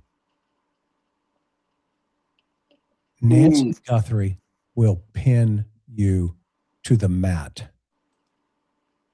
And it will probably be a TKO. If you think it's bad now, Sheriff Nanos, just wait. Wow. Because right now you're in round one where he's calling him out. Well, actually round two, because you screwed up the crime scene at your leadership. You screwed up arresting streamers where you said the DA was on board. Apparently you missed that part. It's called the Constitution. She was on board. She just walked it back. You're not really concerned with that type of stuff. Yeah, she even came out and said that she was for it before she was against it. So I mean, I know he wants to play good cop, bad cop there, but she's part of the club here. Most definitely. because with the RICO money you were spending, you held award banquets. Yeah, this is interesting. They had their annual awards banquets in luxury hotels. They paid for expensive meals, jazz and magic acts. What? Tuxedos and trinkets. I wonder what the trinkets were. I bet you they're little bobbleheads of nanos. Either that or challenge coins. Yeah. They like the challenge. In that one video where, you know, that girl who was really pressing nanos? Yeah. Did the interview? Katia Mendoza. Yeah. In the background, you could see he's really proud. He had all his challenge coins displayed. From AZM something. And you know, some of those challenge coins are made when an officer kills somebody or hits somebody or arrests somebody, or you know, they that's not always, you know, a positive thing for the public that they get a challenge coin for. Wow. I don't know if you could give those out to people. It's crazy. They also spent money on promotional items. They spent over $57,000. $57,000 on trinkets and giveaways over 7 years. Obviously, with no clear crime prevention purpose. Wow. So that's just like money out the window. Crazy. We already talked about the cafe costs. My favorite is the other examples. Let's see. They bought model airplanes, restaurant bills. So they spent money at restaurants. They bought microwaves and rush shipping. Are you kidding me? Personal and department items all funneled through that SAV account. It's not funny. I mean, I laughed, but this is really serious. Yeah, and no flyers of Nancy, no flyers of Porch Guy, and no seemingly community effort to try to identify Porch Guy and get to the bottom of this case. Yeah, and you know, I love this idea. The detectives investigating this case are not nanos. I completely agree with you, 1,000%. But here's the problem. Go ahead. You go. Well, the problem is actually Nanos gets the last word. Of course. They have to report back to the command staff, and Nanos gets to override anything he feels like he wants to override. A guy who's never worked a murder case in his entire career. Evident of the fact they left a mat. The doormat outside Nancy's house. Well, he was actually the lead investigator on the Gabby Gifford shooting, so I have to disagree with. Yeah, but from what I heard, that was handed to him. Oh, I know, but he still was part of the investigation on that murder. To me, I think that's where he solidified his position and how he's been able to stay a sheriff. You know. Well, he also covered up for the biggest illegal immigration invasion in American history in the modern day, where 500,000 people came up right through his district, and then he got paid they got paid a lot of money to protect all those hotels, the 1-star hotels. Oh yeah, well, I mean, I have video where we went to the juvenile detention center off of Ajo and Keno there. And they actually rented out the back portion of the juvenile detention center and were processing all the illegal immigrants. We went in there and filmed it, and they kicked us out. Yeah, I mean, Nick Shirley was here. James O'Keefe came here. Do you know them too? Yeah, I reached out to James O'Keefe and sent him my video. He actually came after us and went to that hotel, but we actually went straight to the juvenile center, drove around back, and walked in and was video recording. It was just jam-packed with illegal aliens or whatever your political term is for it. But it was people from all walks of life, all countries. It was not, 90% Mexicans from across the border. It was Indians. That's what they don't understand. Yeah, it's crazy. It was a big organization to ship all these people in, for sure. And I think you're right. He was definitely complicit in all of that. Oh yeah. All right, Shibby. You can't make that up. Who made that decision?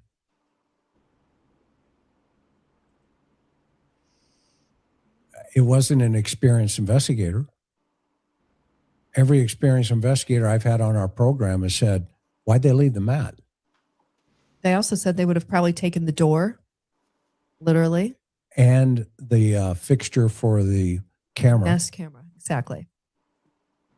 Yeah, just weirdness. That wouldn't have happened. But it did under his watch. Again, all of this is under his watch as well. So he knew crime was taking place and he let it happen. I also want to remind people that the Board of Supervisors called him in, if you guys remember, just a couple months ago. Should I hold off if we're still going through this? Okay. Go. And I just want to remind everybody, in May, just 2 months ago, the Board of Supervisors asked the State Attorney General to investigate a charge of perjury against Nanos. This was regarding one of the lawsuits that was filed against him for his unscrupulous actions, retaliatory actions towards deputies and people under him, and that he allegedly lied under oath about his past record. So that's still sitting at the AG's office on somebody's desk. We haven't heard anything. We don't know when we're going to hear something, but that's 2026. That's the serious thing for this year. We just took you back to Yeah, it was a 2015. federal case, the Giffords case. And now, this guy hasn't had a clean record since he's been in office. We're enumerating all of the things that he has done in office. So the legal outcomes and the criticisms from the public, right? I think we have, just as bystanders looking through the window, are going, okay, something's wrong here. Because we woke up one day with national headlines that Savannah Guthrie's mother was kidnapped out of her house. Those headlines haven't changed. She's still missing. And we know she's not in her house. So an investigative analysis has to refocus your resources away from the house and into the house. How did the suspect determine points of entry, routes? How many times did the suspect come into the geographic region? And if so, what type of tool would have been utilized? A truck, a car, a bulldozer? I mean, I'm making that up, of course, but those are the kind of things now where investigative resources have to be focusing, while simultaneously you're waiting for a DNA / result of some sort. But you're still going to have that unknown sitting out there. And you're going to have to answer that unknown. All right. You're going to have to answer why a 30-06 fragments when it strikes a human being. Because all the conspiracy theorists are going to jump on it and go, no, that's impossible. There's no way. No way. Well, this case is going to have that kind of problem times 10. Times 10. So you've got to check all the boxes to say that you did it. Meaning you've got to go to all the gun stores and show pictures even though you know there's not a sophisticated criminal in the world that would have pulled this off by going to a legal gun store, signing, federal paperwork and saying, and getting themselves on video, buying the gun, and then wearing it on the front porch at Nancy Guthrie's house. I would have caught that guy the next day.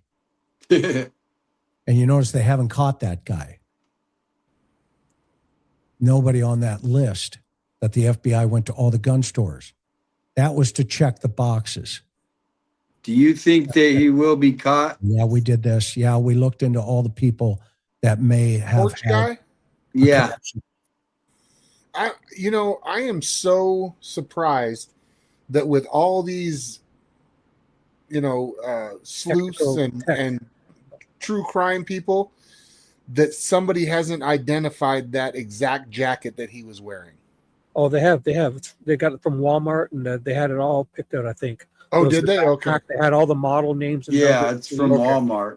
Like I said, I haven't been following this at all, but that's one thing that I seen this guy. It looks like it doesn't look like a common thing, but I guess if you get the only thing is it was in black and white, so the colors are probably reversed, meaning when it's in infrared night vision mode, Gotcha. colorful colors look white. Because I know when a fox runs across my green lawn, I can't see him, but an orange fox runs across my bright green lawn, if it's in night vision mode, I can't see him, just his feet, because they're like white.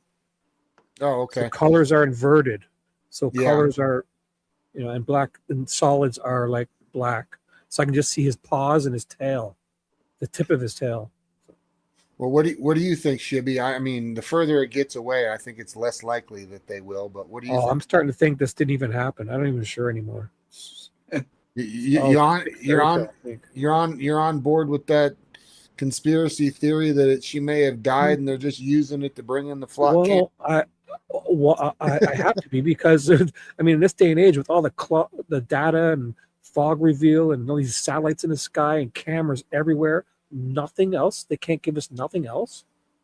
I know. And two things I wanted to point out was one,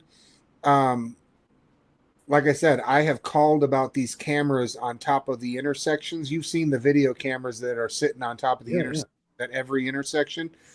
I've asked the sheriff deputies. I've asked the police department.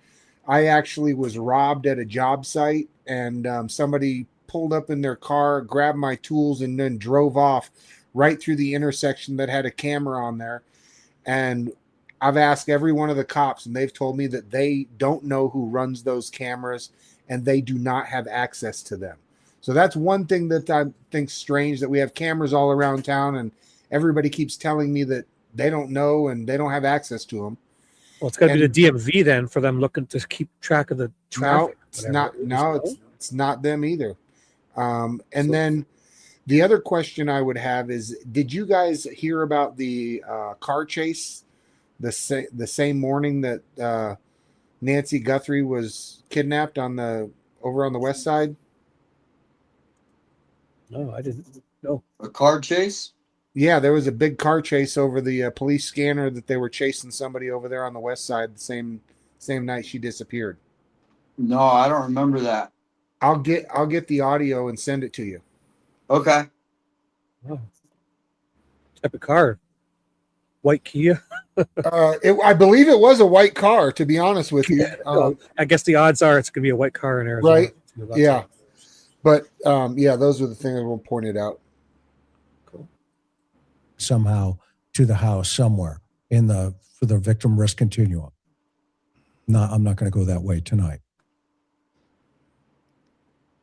However, now, if we look at the totality of this thing right now, here we are still talking about her, which we should. Everybody should be still talking about her, because you see, the sheriff wants it to go away. Evident the fact that we were on site, and there wasn't a flyer, there wasn't anybody talking about Nancy Guthrie in any way, shape, or form. When I walked into the Circle K store, she looked like a deer caught in the headlights, the clerk. When I asked her some questions about, hey, so tell me, about the Nancy Guthrie case. And, you know, how much video did the authorities take out of this store? And she looked at me really, I mean, just, oh, I was like, a lot, huh? And we kind of chatted for a couple of minutes, but I didn't see a single poster of a picture of Nancy and or the guy on the porch at their store, which is less than 0.5 of a mile away from Annie's house and 2.0 tenths of a mile from Nancy's house. Not a single flyer. Nothing throughout the whole city. Even in the sheriff's department lobby, which we went to, there was nothing. They were able to get in the lobby? Guthrie case. And that's in the sheriff's department headquarters. Yeah, I guess so. Interesting. Nothing. Zero. They can let you in if they buzz you in. And then we drove on the Interstate 10 looking for the, quote, billboard. Okay. Never saw it. We didn't see it. We drove up and down that interstate. Corridor. Didn't see it. And by the way, that kind of thing is, quite frankly, at this juncture, useless in terms of the billboard. You should have the suspect on that billboard, because that guy's still out there. With the $1.2 million reward reminder for people as incentive. That's the guy we want to be looking for. And, Or you how know, about a silver alert? Streamers, and guess what? These guys and gals, they're out there. And they flooded the parks. They, you know, I saw some guys talking to, you know, where they're handing out Narcan in the parks and people are coming up to the table and he's showing, you know, pictures of the suspect. JLR. Good for him. And then we And you were discover, there, Damian, too. Karen just remember that, Damian, when you guys went to Gutierrez's son's pizza giveaway where they were, handing out stuff to the homeless. That was really good because those people see everything all night long and they don't want to talk to the cops. They would rather talk to you and JLR. Right.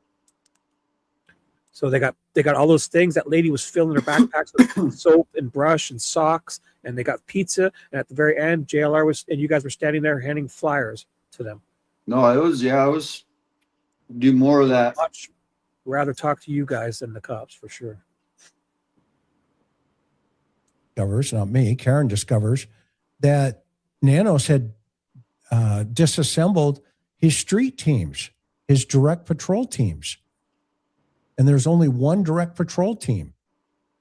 And so then we got hold of, as you guys know, Tucson PD and said, hey, did any of their guys get hold of your teams? Over there in Tucson, it's called Bravo teams. Did you guys correlate and talk about the suspect that's looking here? And what did they tell us? They've never been contacted by Pima County regarding the Nancy Guthrie case. Did you hear that? Look the stuff up. That's police work 101. What was it? What was it again? They've never been contacted by Sheriff Nanos for the Nancy Guthrie case. These two right here? No, Sheriff Nanos has not contacted TPD. Really? About Nancy. That's what I was saying. That's like, isn't that so odd? Like they're literally like a mile or two apart from each other, basically in And the same. odds are they've come in contact with these people, right? Well, unless they went down Sunrise, then the people would have left and went through Tucson, just like the murderers did for Paul Clifford. So yeah, it is kind of great that they wouldn't be calling them and asking them to search their cameras, or that's odd. Or did they pull over any weird vehicles that night or around that time? Or I mean, but Savannah doesn't seem to be making any stink about it, and she's the only one that really would hold some weight. If she came down here and had a press conference and said they're not doing enough, they're not talking, but she could. I mean, it seems like they've moved on from other than hoping for the best. Sad to say. Getting the house ready to sell, probably. They probably don't want to be part of the mess that's going on either at this point. You know. Yeah. Police work 101. Okay. So what are the legal and the public outcomes and the criticism? I think the criticism is important because it motivates politicians. That's what criticism does. It doesn't motivate the cops. They're already moving, meaning the ground level troops. They're going 150 miles an hour. But the politicians, those that, wear the shiny little stuff up here, and, of course, they don't do anything wrong, they get motivated. And it's not by bringing them a box of donuts. It's by citizens picking up the phone and calling their offices and saying, hey, Senator Kelly, yeah, did you know all about Sheriff Nanos and the RICO case? And did you know somebody involved in that unalive themselves? Were you aware of that when you brought the box of donuts? You see, politicians don't want bad press. They don't like it. But sometimes it's necessary. Because when good people do nothing, evil strives forward. And right now, there is a complacency here to the public. The public can help find the suspect in this case. And just like Sebastian Rogers, I talked to Seth a couple years ago, who is now suing the sheriff's department. They just filed a lawsuit. And one of the things I could not understand even back then, and Seth and I have had many private phone calls, which I'm not going to reveal here without his permission. But the one thing I told him was a clarity of focus on, you're at work on video, right? He goes, yes. And my question to him was, did the sheriff clear you knowing that you were at work? And he said, they won't talk to me. And I'm like, what? What are you talking about? Can you imagine being the father of a missing child, knowing that you were at work when your child went missing, and that they have video of you at work at the jail, and the sheriff not clearing you as a person of interest? Have we lost our minds? So what happens legally? What happened? Radke was indicted on multiple felonies. He pled out to 3 misdemeanors. That's a sweet deal. Yeah. No jail time. 1 year probation, $3,000. No prison time. No prison time. None. U.S. attorney called it a just outcome. With a box of donuts. That's part of the problem, Chris. Yeah, I mean, we have to see it and call it as it is. That's reality. But to the public, that was seen as a slap on the wrist. Yeah. And why no one was prosecuted? Now, why only 1 out of the 3 were prosecuted? And 1 goes on to become sheriff again. Admissions that superiors were involved. People admitted that the upper echelon knew what was going on. And so you had $500,000 misused with minimal accountability. And 0 payback to the public. other than that $3,000 fine for the 3 misdemeanors. We want our money. I think the public got screwed on this. We want our is it money okay, back. Pima County, citizens of Pima County, is it okay that you have 2 cafeterias still functioning and that you have an 84-year-old woman that disappeared?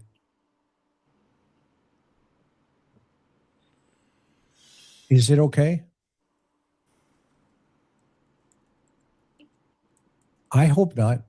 I don't think you feel that that is something that's okay.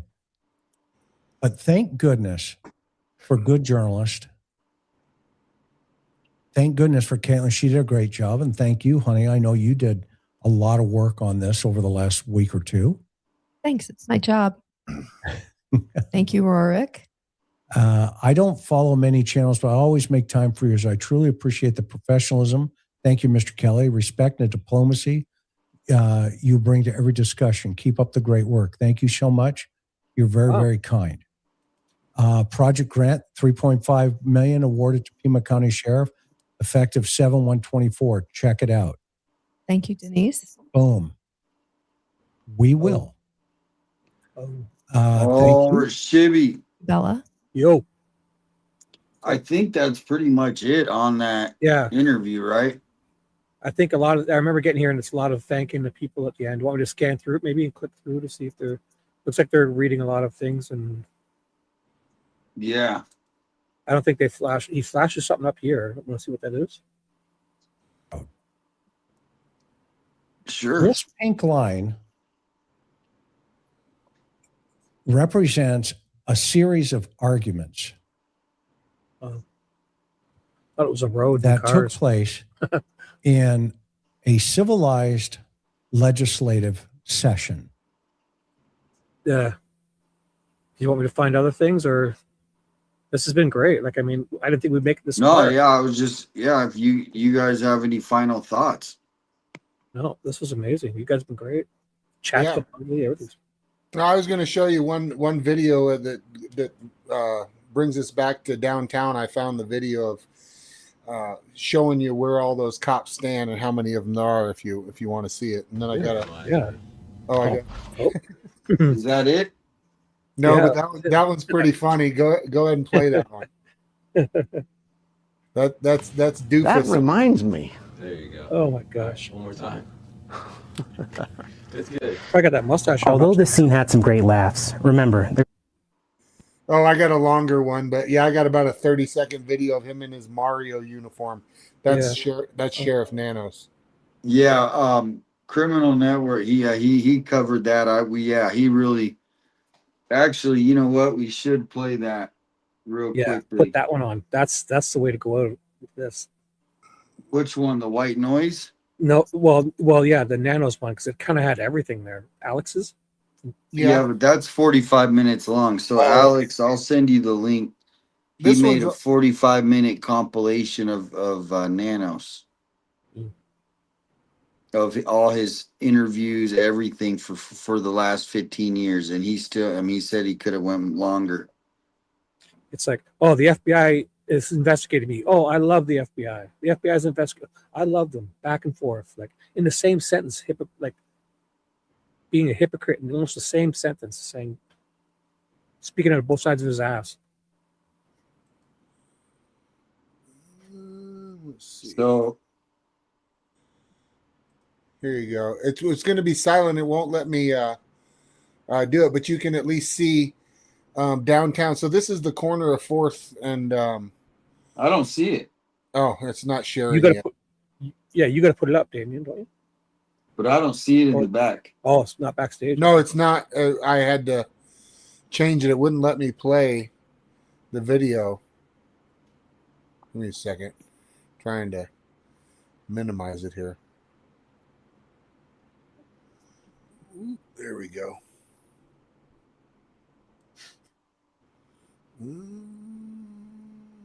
Share screen.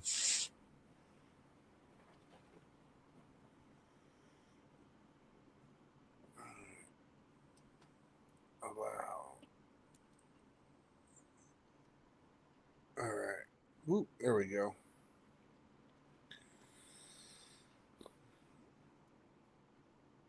Can you see it?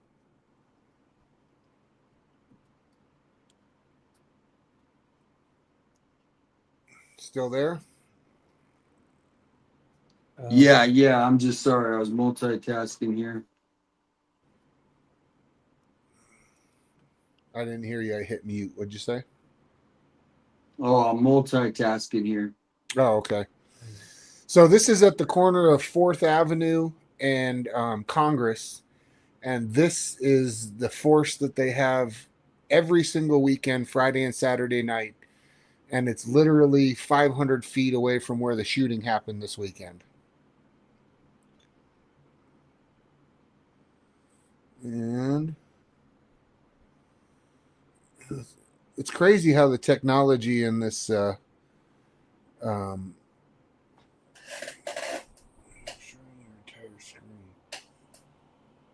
right, here you go. Can you hear the audio? No. I didn't hear audio. Okay, well, more important just to see the video. You can see how many cops are down there. This one right here, she's the one that arrested me at the Circle K down the street. That one. Oh, wow. She dyed her hair after she arrested me. I guess we were calling her a drunk and a crackhead, and she didn't like it.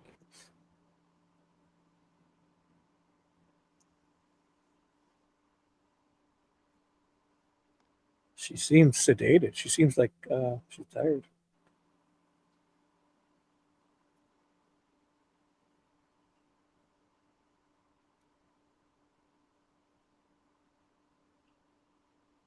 It'll zoom out here in a second.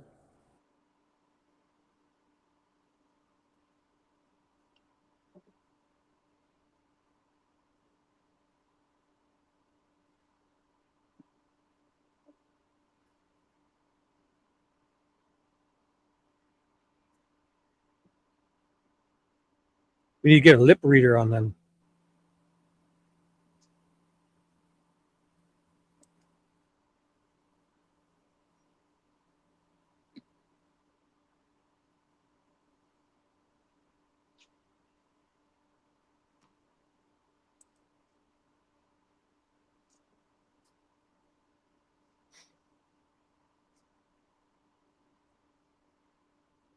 Now that's not a very good video. I thought it was another one I picked. I actually snuck up behind that guy, and I was leaning on his little cart there, and I had all of them. But they're right at that intersection. There's usually about 20 to 40 officers every single weekend. So I just find it interesting that 500 feet away, and instead of spreading out and Oh my gosh. patrolling, Dom, can I say thank you, Dom C, for gifting 5 memberships in my chat? So Blue Eyes, Sean Higgins, Candy, Mountain Winds, and Pat. Thank you, Dom C. very nice of you. Yeah, sorry, I thought that one would be a little bit better. I have to find another one on my phone. I bet you see a lot of stuff out there. Got 3,000 videos on my phone. Like your mic, we're not hearing you good if you're not. Oh, sorry. I got about 3,000 videos on my phone. It's hard to figure I'm out. sure you got some stories. Yeah, definitely. Well, I appreciate you guys inviting me in and letting me share Paul Clifford's story. I don't know if you want me to put that Etsy thing back up, but we've gotten off the beaten path. But at the end of the night, if anybody was in here for that story, Paul Clifford's wife has an Etsy store, and let's see if I can bring it up. And it would be nice if people went over there, subscribed to her TikTok channel, and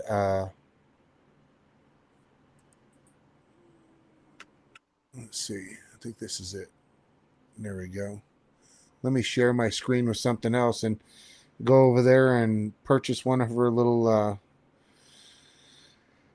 don't know if it's what you would call it, a knickknack, or let's see.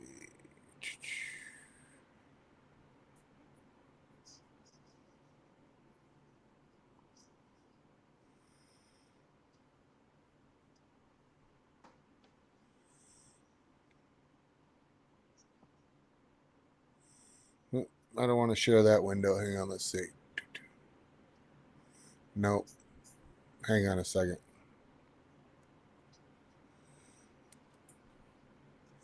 All right, there we go.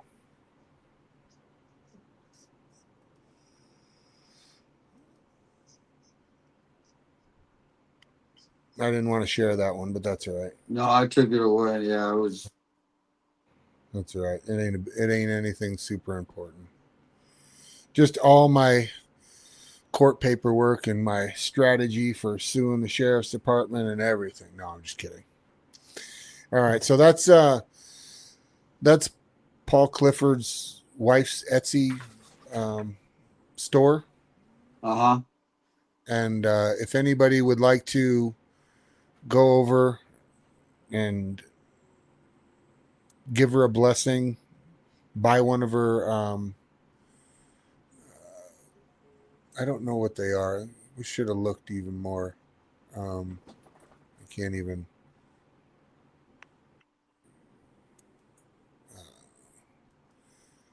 find the page.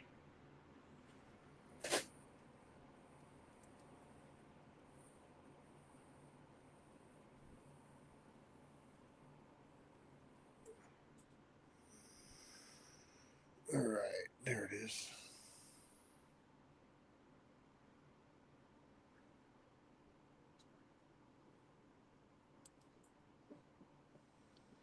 All right.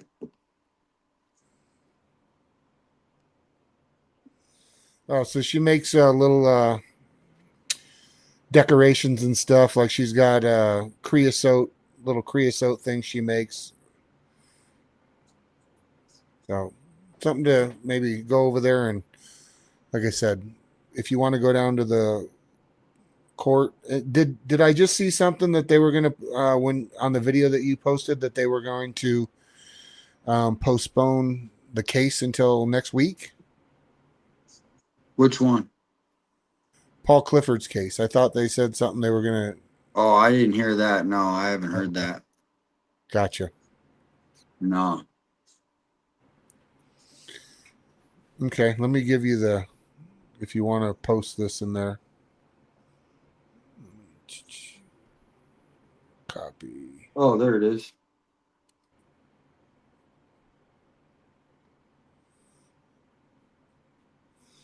And if you want to share the link, I put it in the private chat there.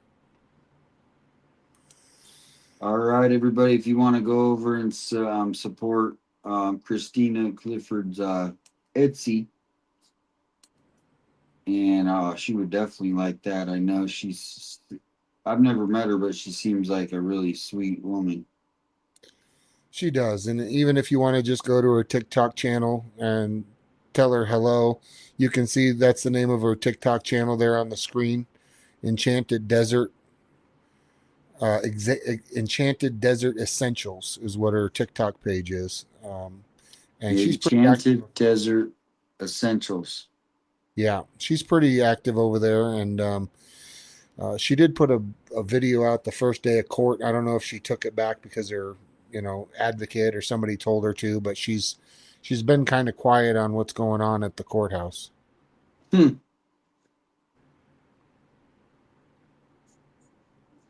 Well, thank you again for coming on. It was great. I think everybody learned a lot, and we'll have to do it again for sure. Yeah, awesome. What time is court tomorrow?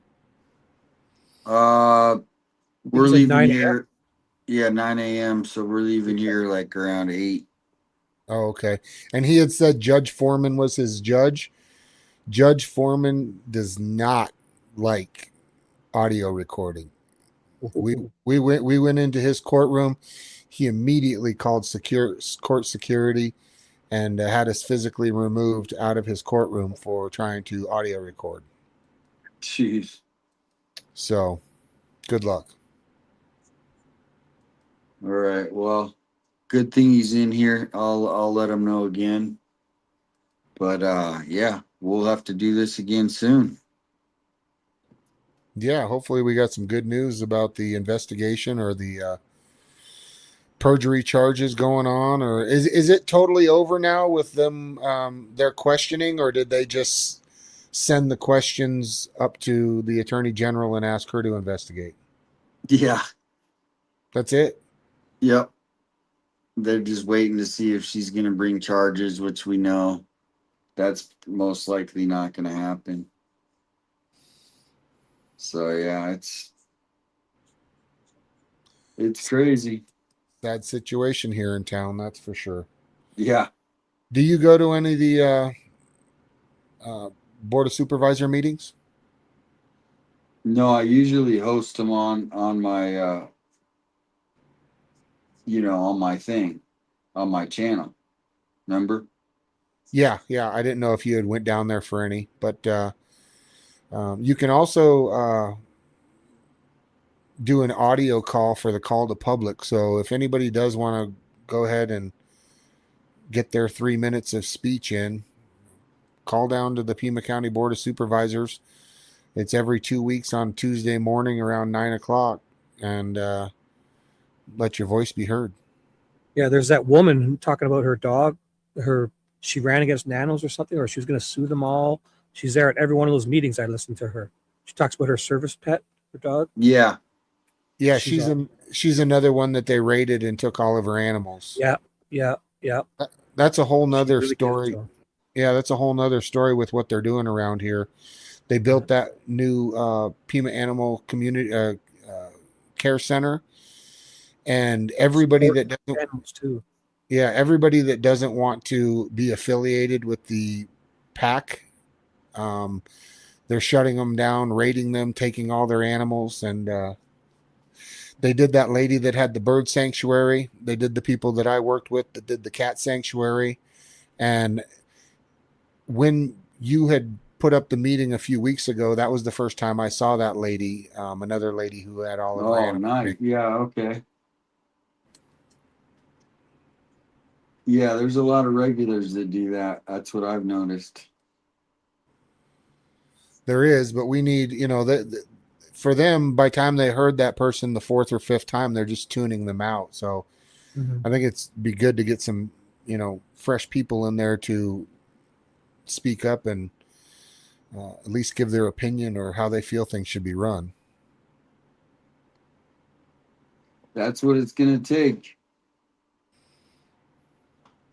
Well, any final words? Anyone in the chat? Have any final questions or anything for Reluctant Prophet? Let me get to the chat. Are you anything else? I don't see any questions over in mine. So Okay. All right, cool. Well, I will catch you later.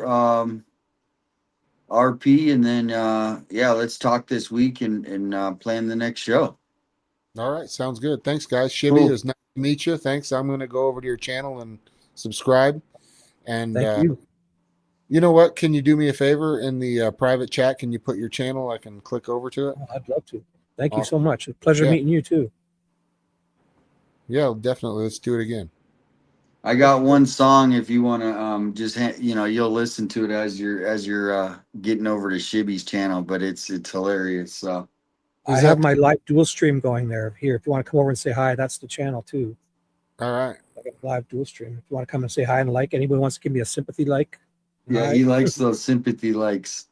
I love it. I've been spamming your chat all night, so Good. hopefully Thank you. If you, got more. I won't take. I promise, I'm not taking over Damian's. I'm just here to help. That's it. Both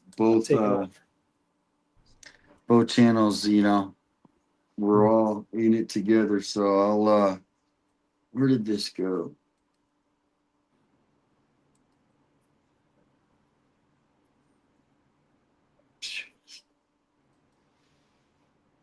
Oh man, I'm hitting the wall here. My brain's not working right now. Hey, Brenda, thanks for coming in. Appreciate you.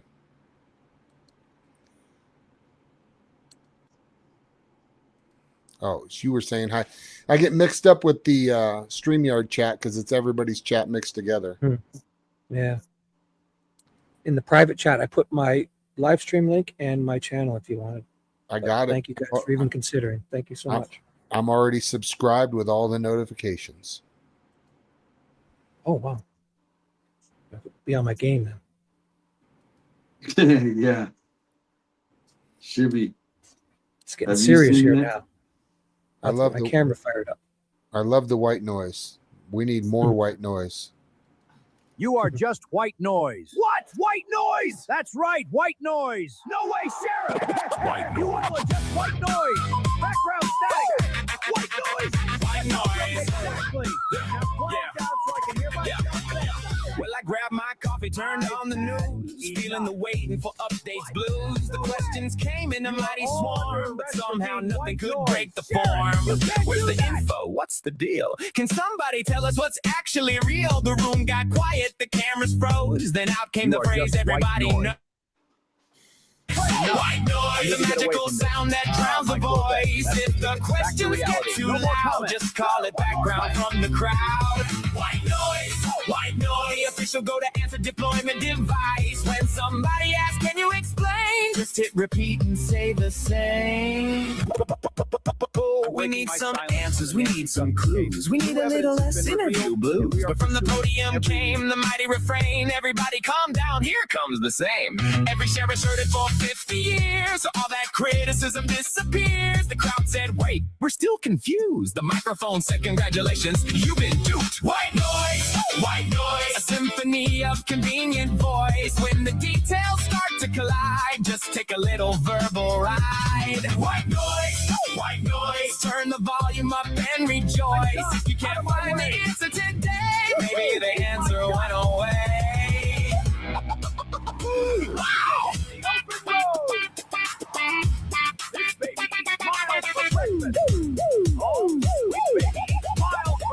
Why not the big fancy lab downtown? Why chase the rumors flying around? We use the lab that we always use. That's the lab that we chose to choose. And if you ask about long ago, there's another story from a different show.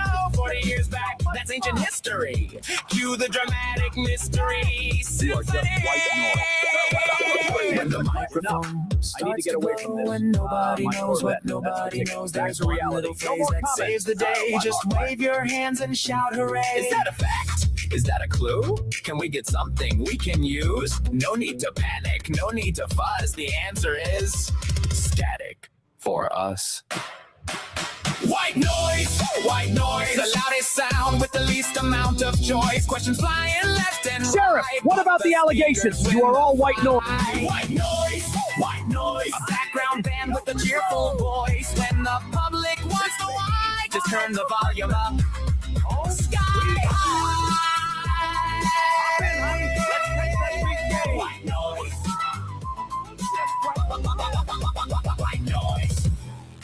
White noise. White noise. White noise. You're hilarious, Flicker. Hey, I got a question for you. Yeah. Did you read that one? I saw it too.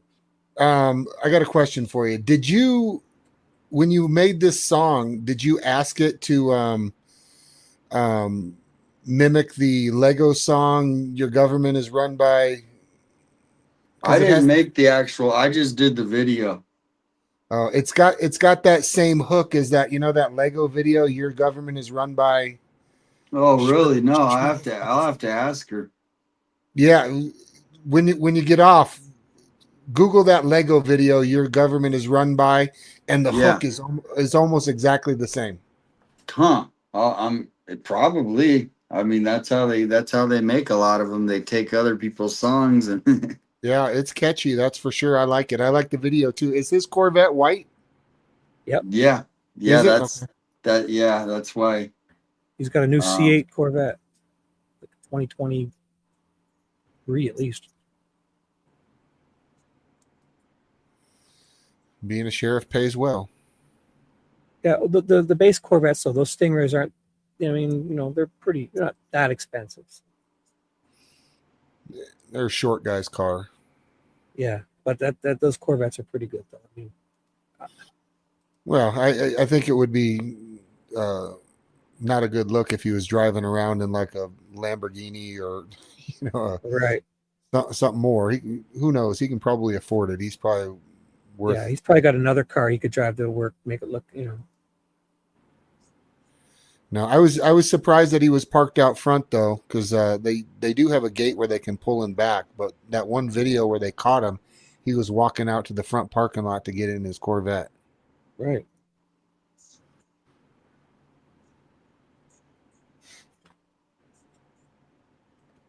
At least it's a Chevy. I'll give him that.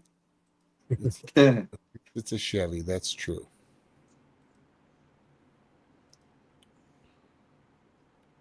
Well, I gotta I'm gonna be wrapping it up here because I gotta take Alex in the morning, get up early so I don't miss that. All right, gentlemen, appreciate it, and Yep. we'll catch you on the next one. Thanks for the chat, everybody coming in, sticking around. Really appreciate it. Everybody that subbed, thank you very much. Yep. Have a good night. Catch you next time. Thank you. Great presentation tonight. Thank you, bro. All right. Bye. Wow, dude, that was awesome. Like, I mean, I just thought I was going to call in and talk with you and Alex and just have a little fun. Turns into this amazing show. Yeah, we were gonna do that last night, but it didn't work out obviously because there was the other stuff going on. No, tonight was perfect because everyone, there was a lot of it was busy last night, eh? So it's better you did it. Yeah, there's been lots to cover with another national story hitting Tucson. Like that's a worldwide story actually.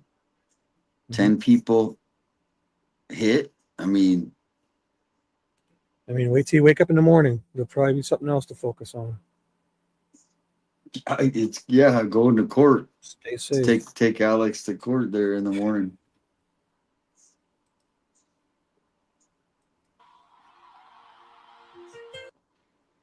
Well, final words there, Shibby, before final words are everyone in Damian's chat and Damian yourself and everyone in my chat. Thank you all for just being here and spreading good vibes. Thank you all. And if I offended anyone, it's not my intention. I don't hate women. I love you all. Yes, I mimic that. Tucson nights don't sleep much anymore. Yeah, I wouldn't think too much into it. 90% of my subscribers are female, so if I get an argument with somebody, it's bound to be a woman. I'm sorry. Yeah, I was just happy because I lost some service here, but luckily I didn't lose the stream all night.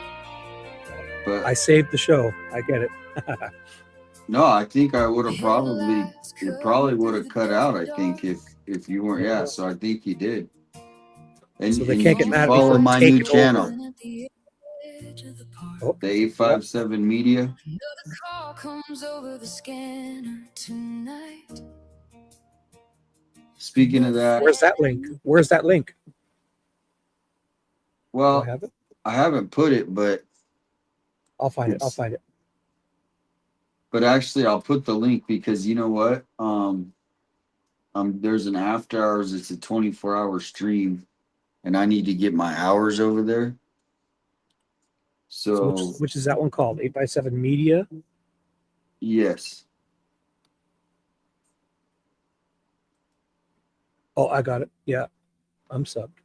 It's already live right now. Cool. I'll put it in my chat. So what's going to happen is my stream, once it ends, it'll automatically take everybody over there. Okay. And it'll be like, because some people still like to chat after. Like, right. And so actually a lot of people fall asleep to the scanner. They tell me. Maybe they fell asleep to this and you'll get them automatically sleeping in there too. Sometimes I think it does happen. I'm not going to lie. Well, I got to do more of that redirecting, like even between Ted and I and our friends, and just ending the stream and there's like hundreds of people there instead. Redirecting is good. I got to learn how to do that. Yes.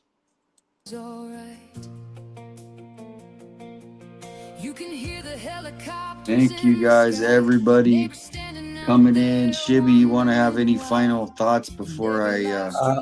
Just that I put your other channel in my chat, so go on over there and like him. We're gonna be sent there, and anybody who wants to come over and say hi to me and like and subscribe, I'd appreciate it. If not, I'll see you next time wherever we are.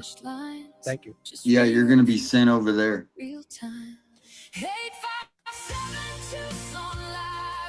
All right, Shibby, I am hitting the wall, man. Yeah, me too. All right, Thanks. man. I'll stick around and listen and just shut her down whenever you want. I'll see you over the other Sounds one. good. Thanks, guys. Good night. All right, everybody, and thank you guys, everybody, hitting the like button, sharing it out, helping out with the supers and the jewels, lots of jewels. Thank you to all the mods. Thank you so much.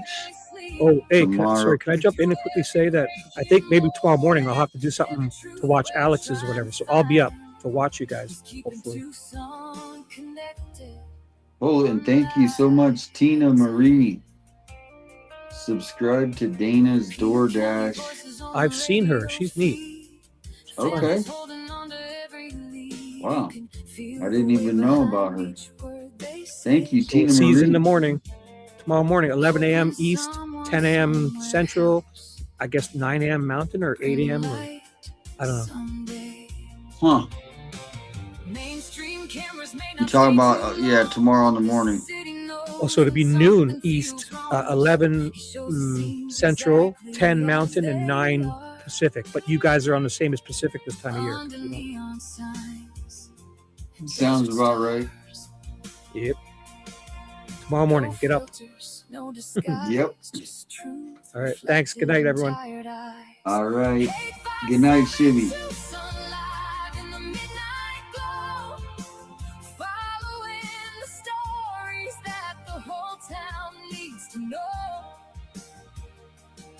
From police tape lines to the courtroom doors. Thank you so much, Tina Marie, for the super, and everybody else in the chat. Thank you so much. I am going to be seeing you guys in the morning, bright and early.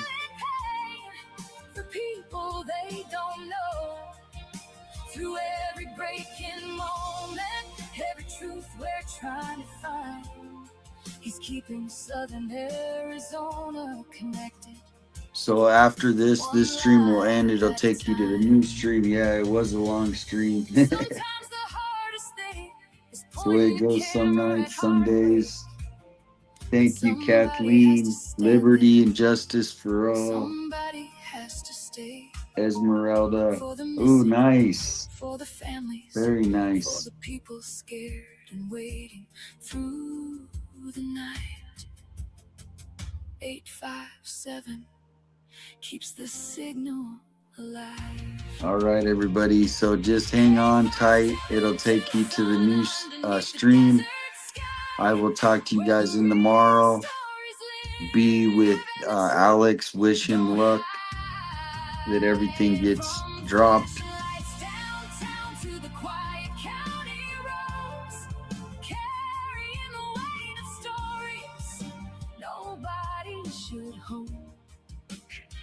Just checking, looking at the comments. I had to use a backup computer, so I'm kind of having to look over here. All right, everybody, sleep good. I will talk to you in the morning. Peace and love, everyone. Thank you so much for helping out, supporting all the positive comments. Prayers for Alex tomorrow, and I will talk to you guys tomorrow. Good night. 857 Tucson. Real footage, real voices. Southern Arizona, we're still alive.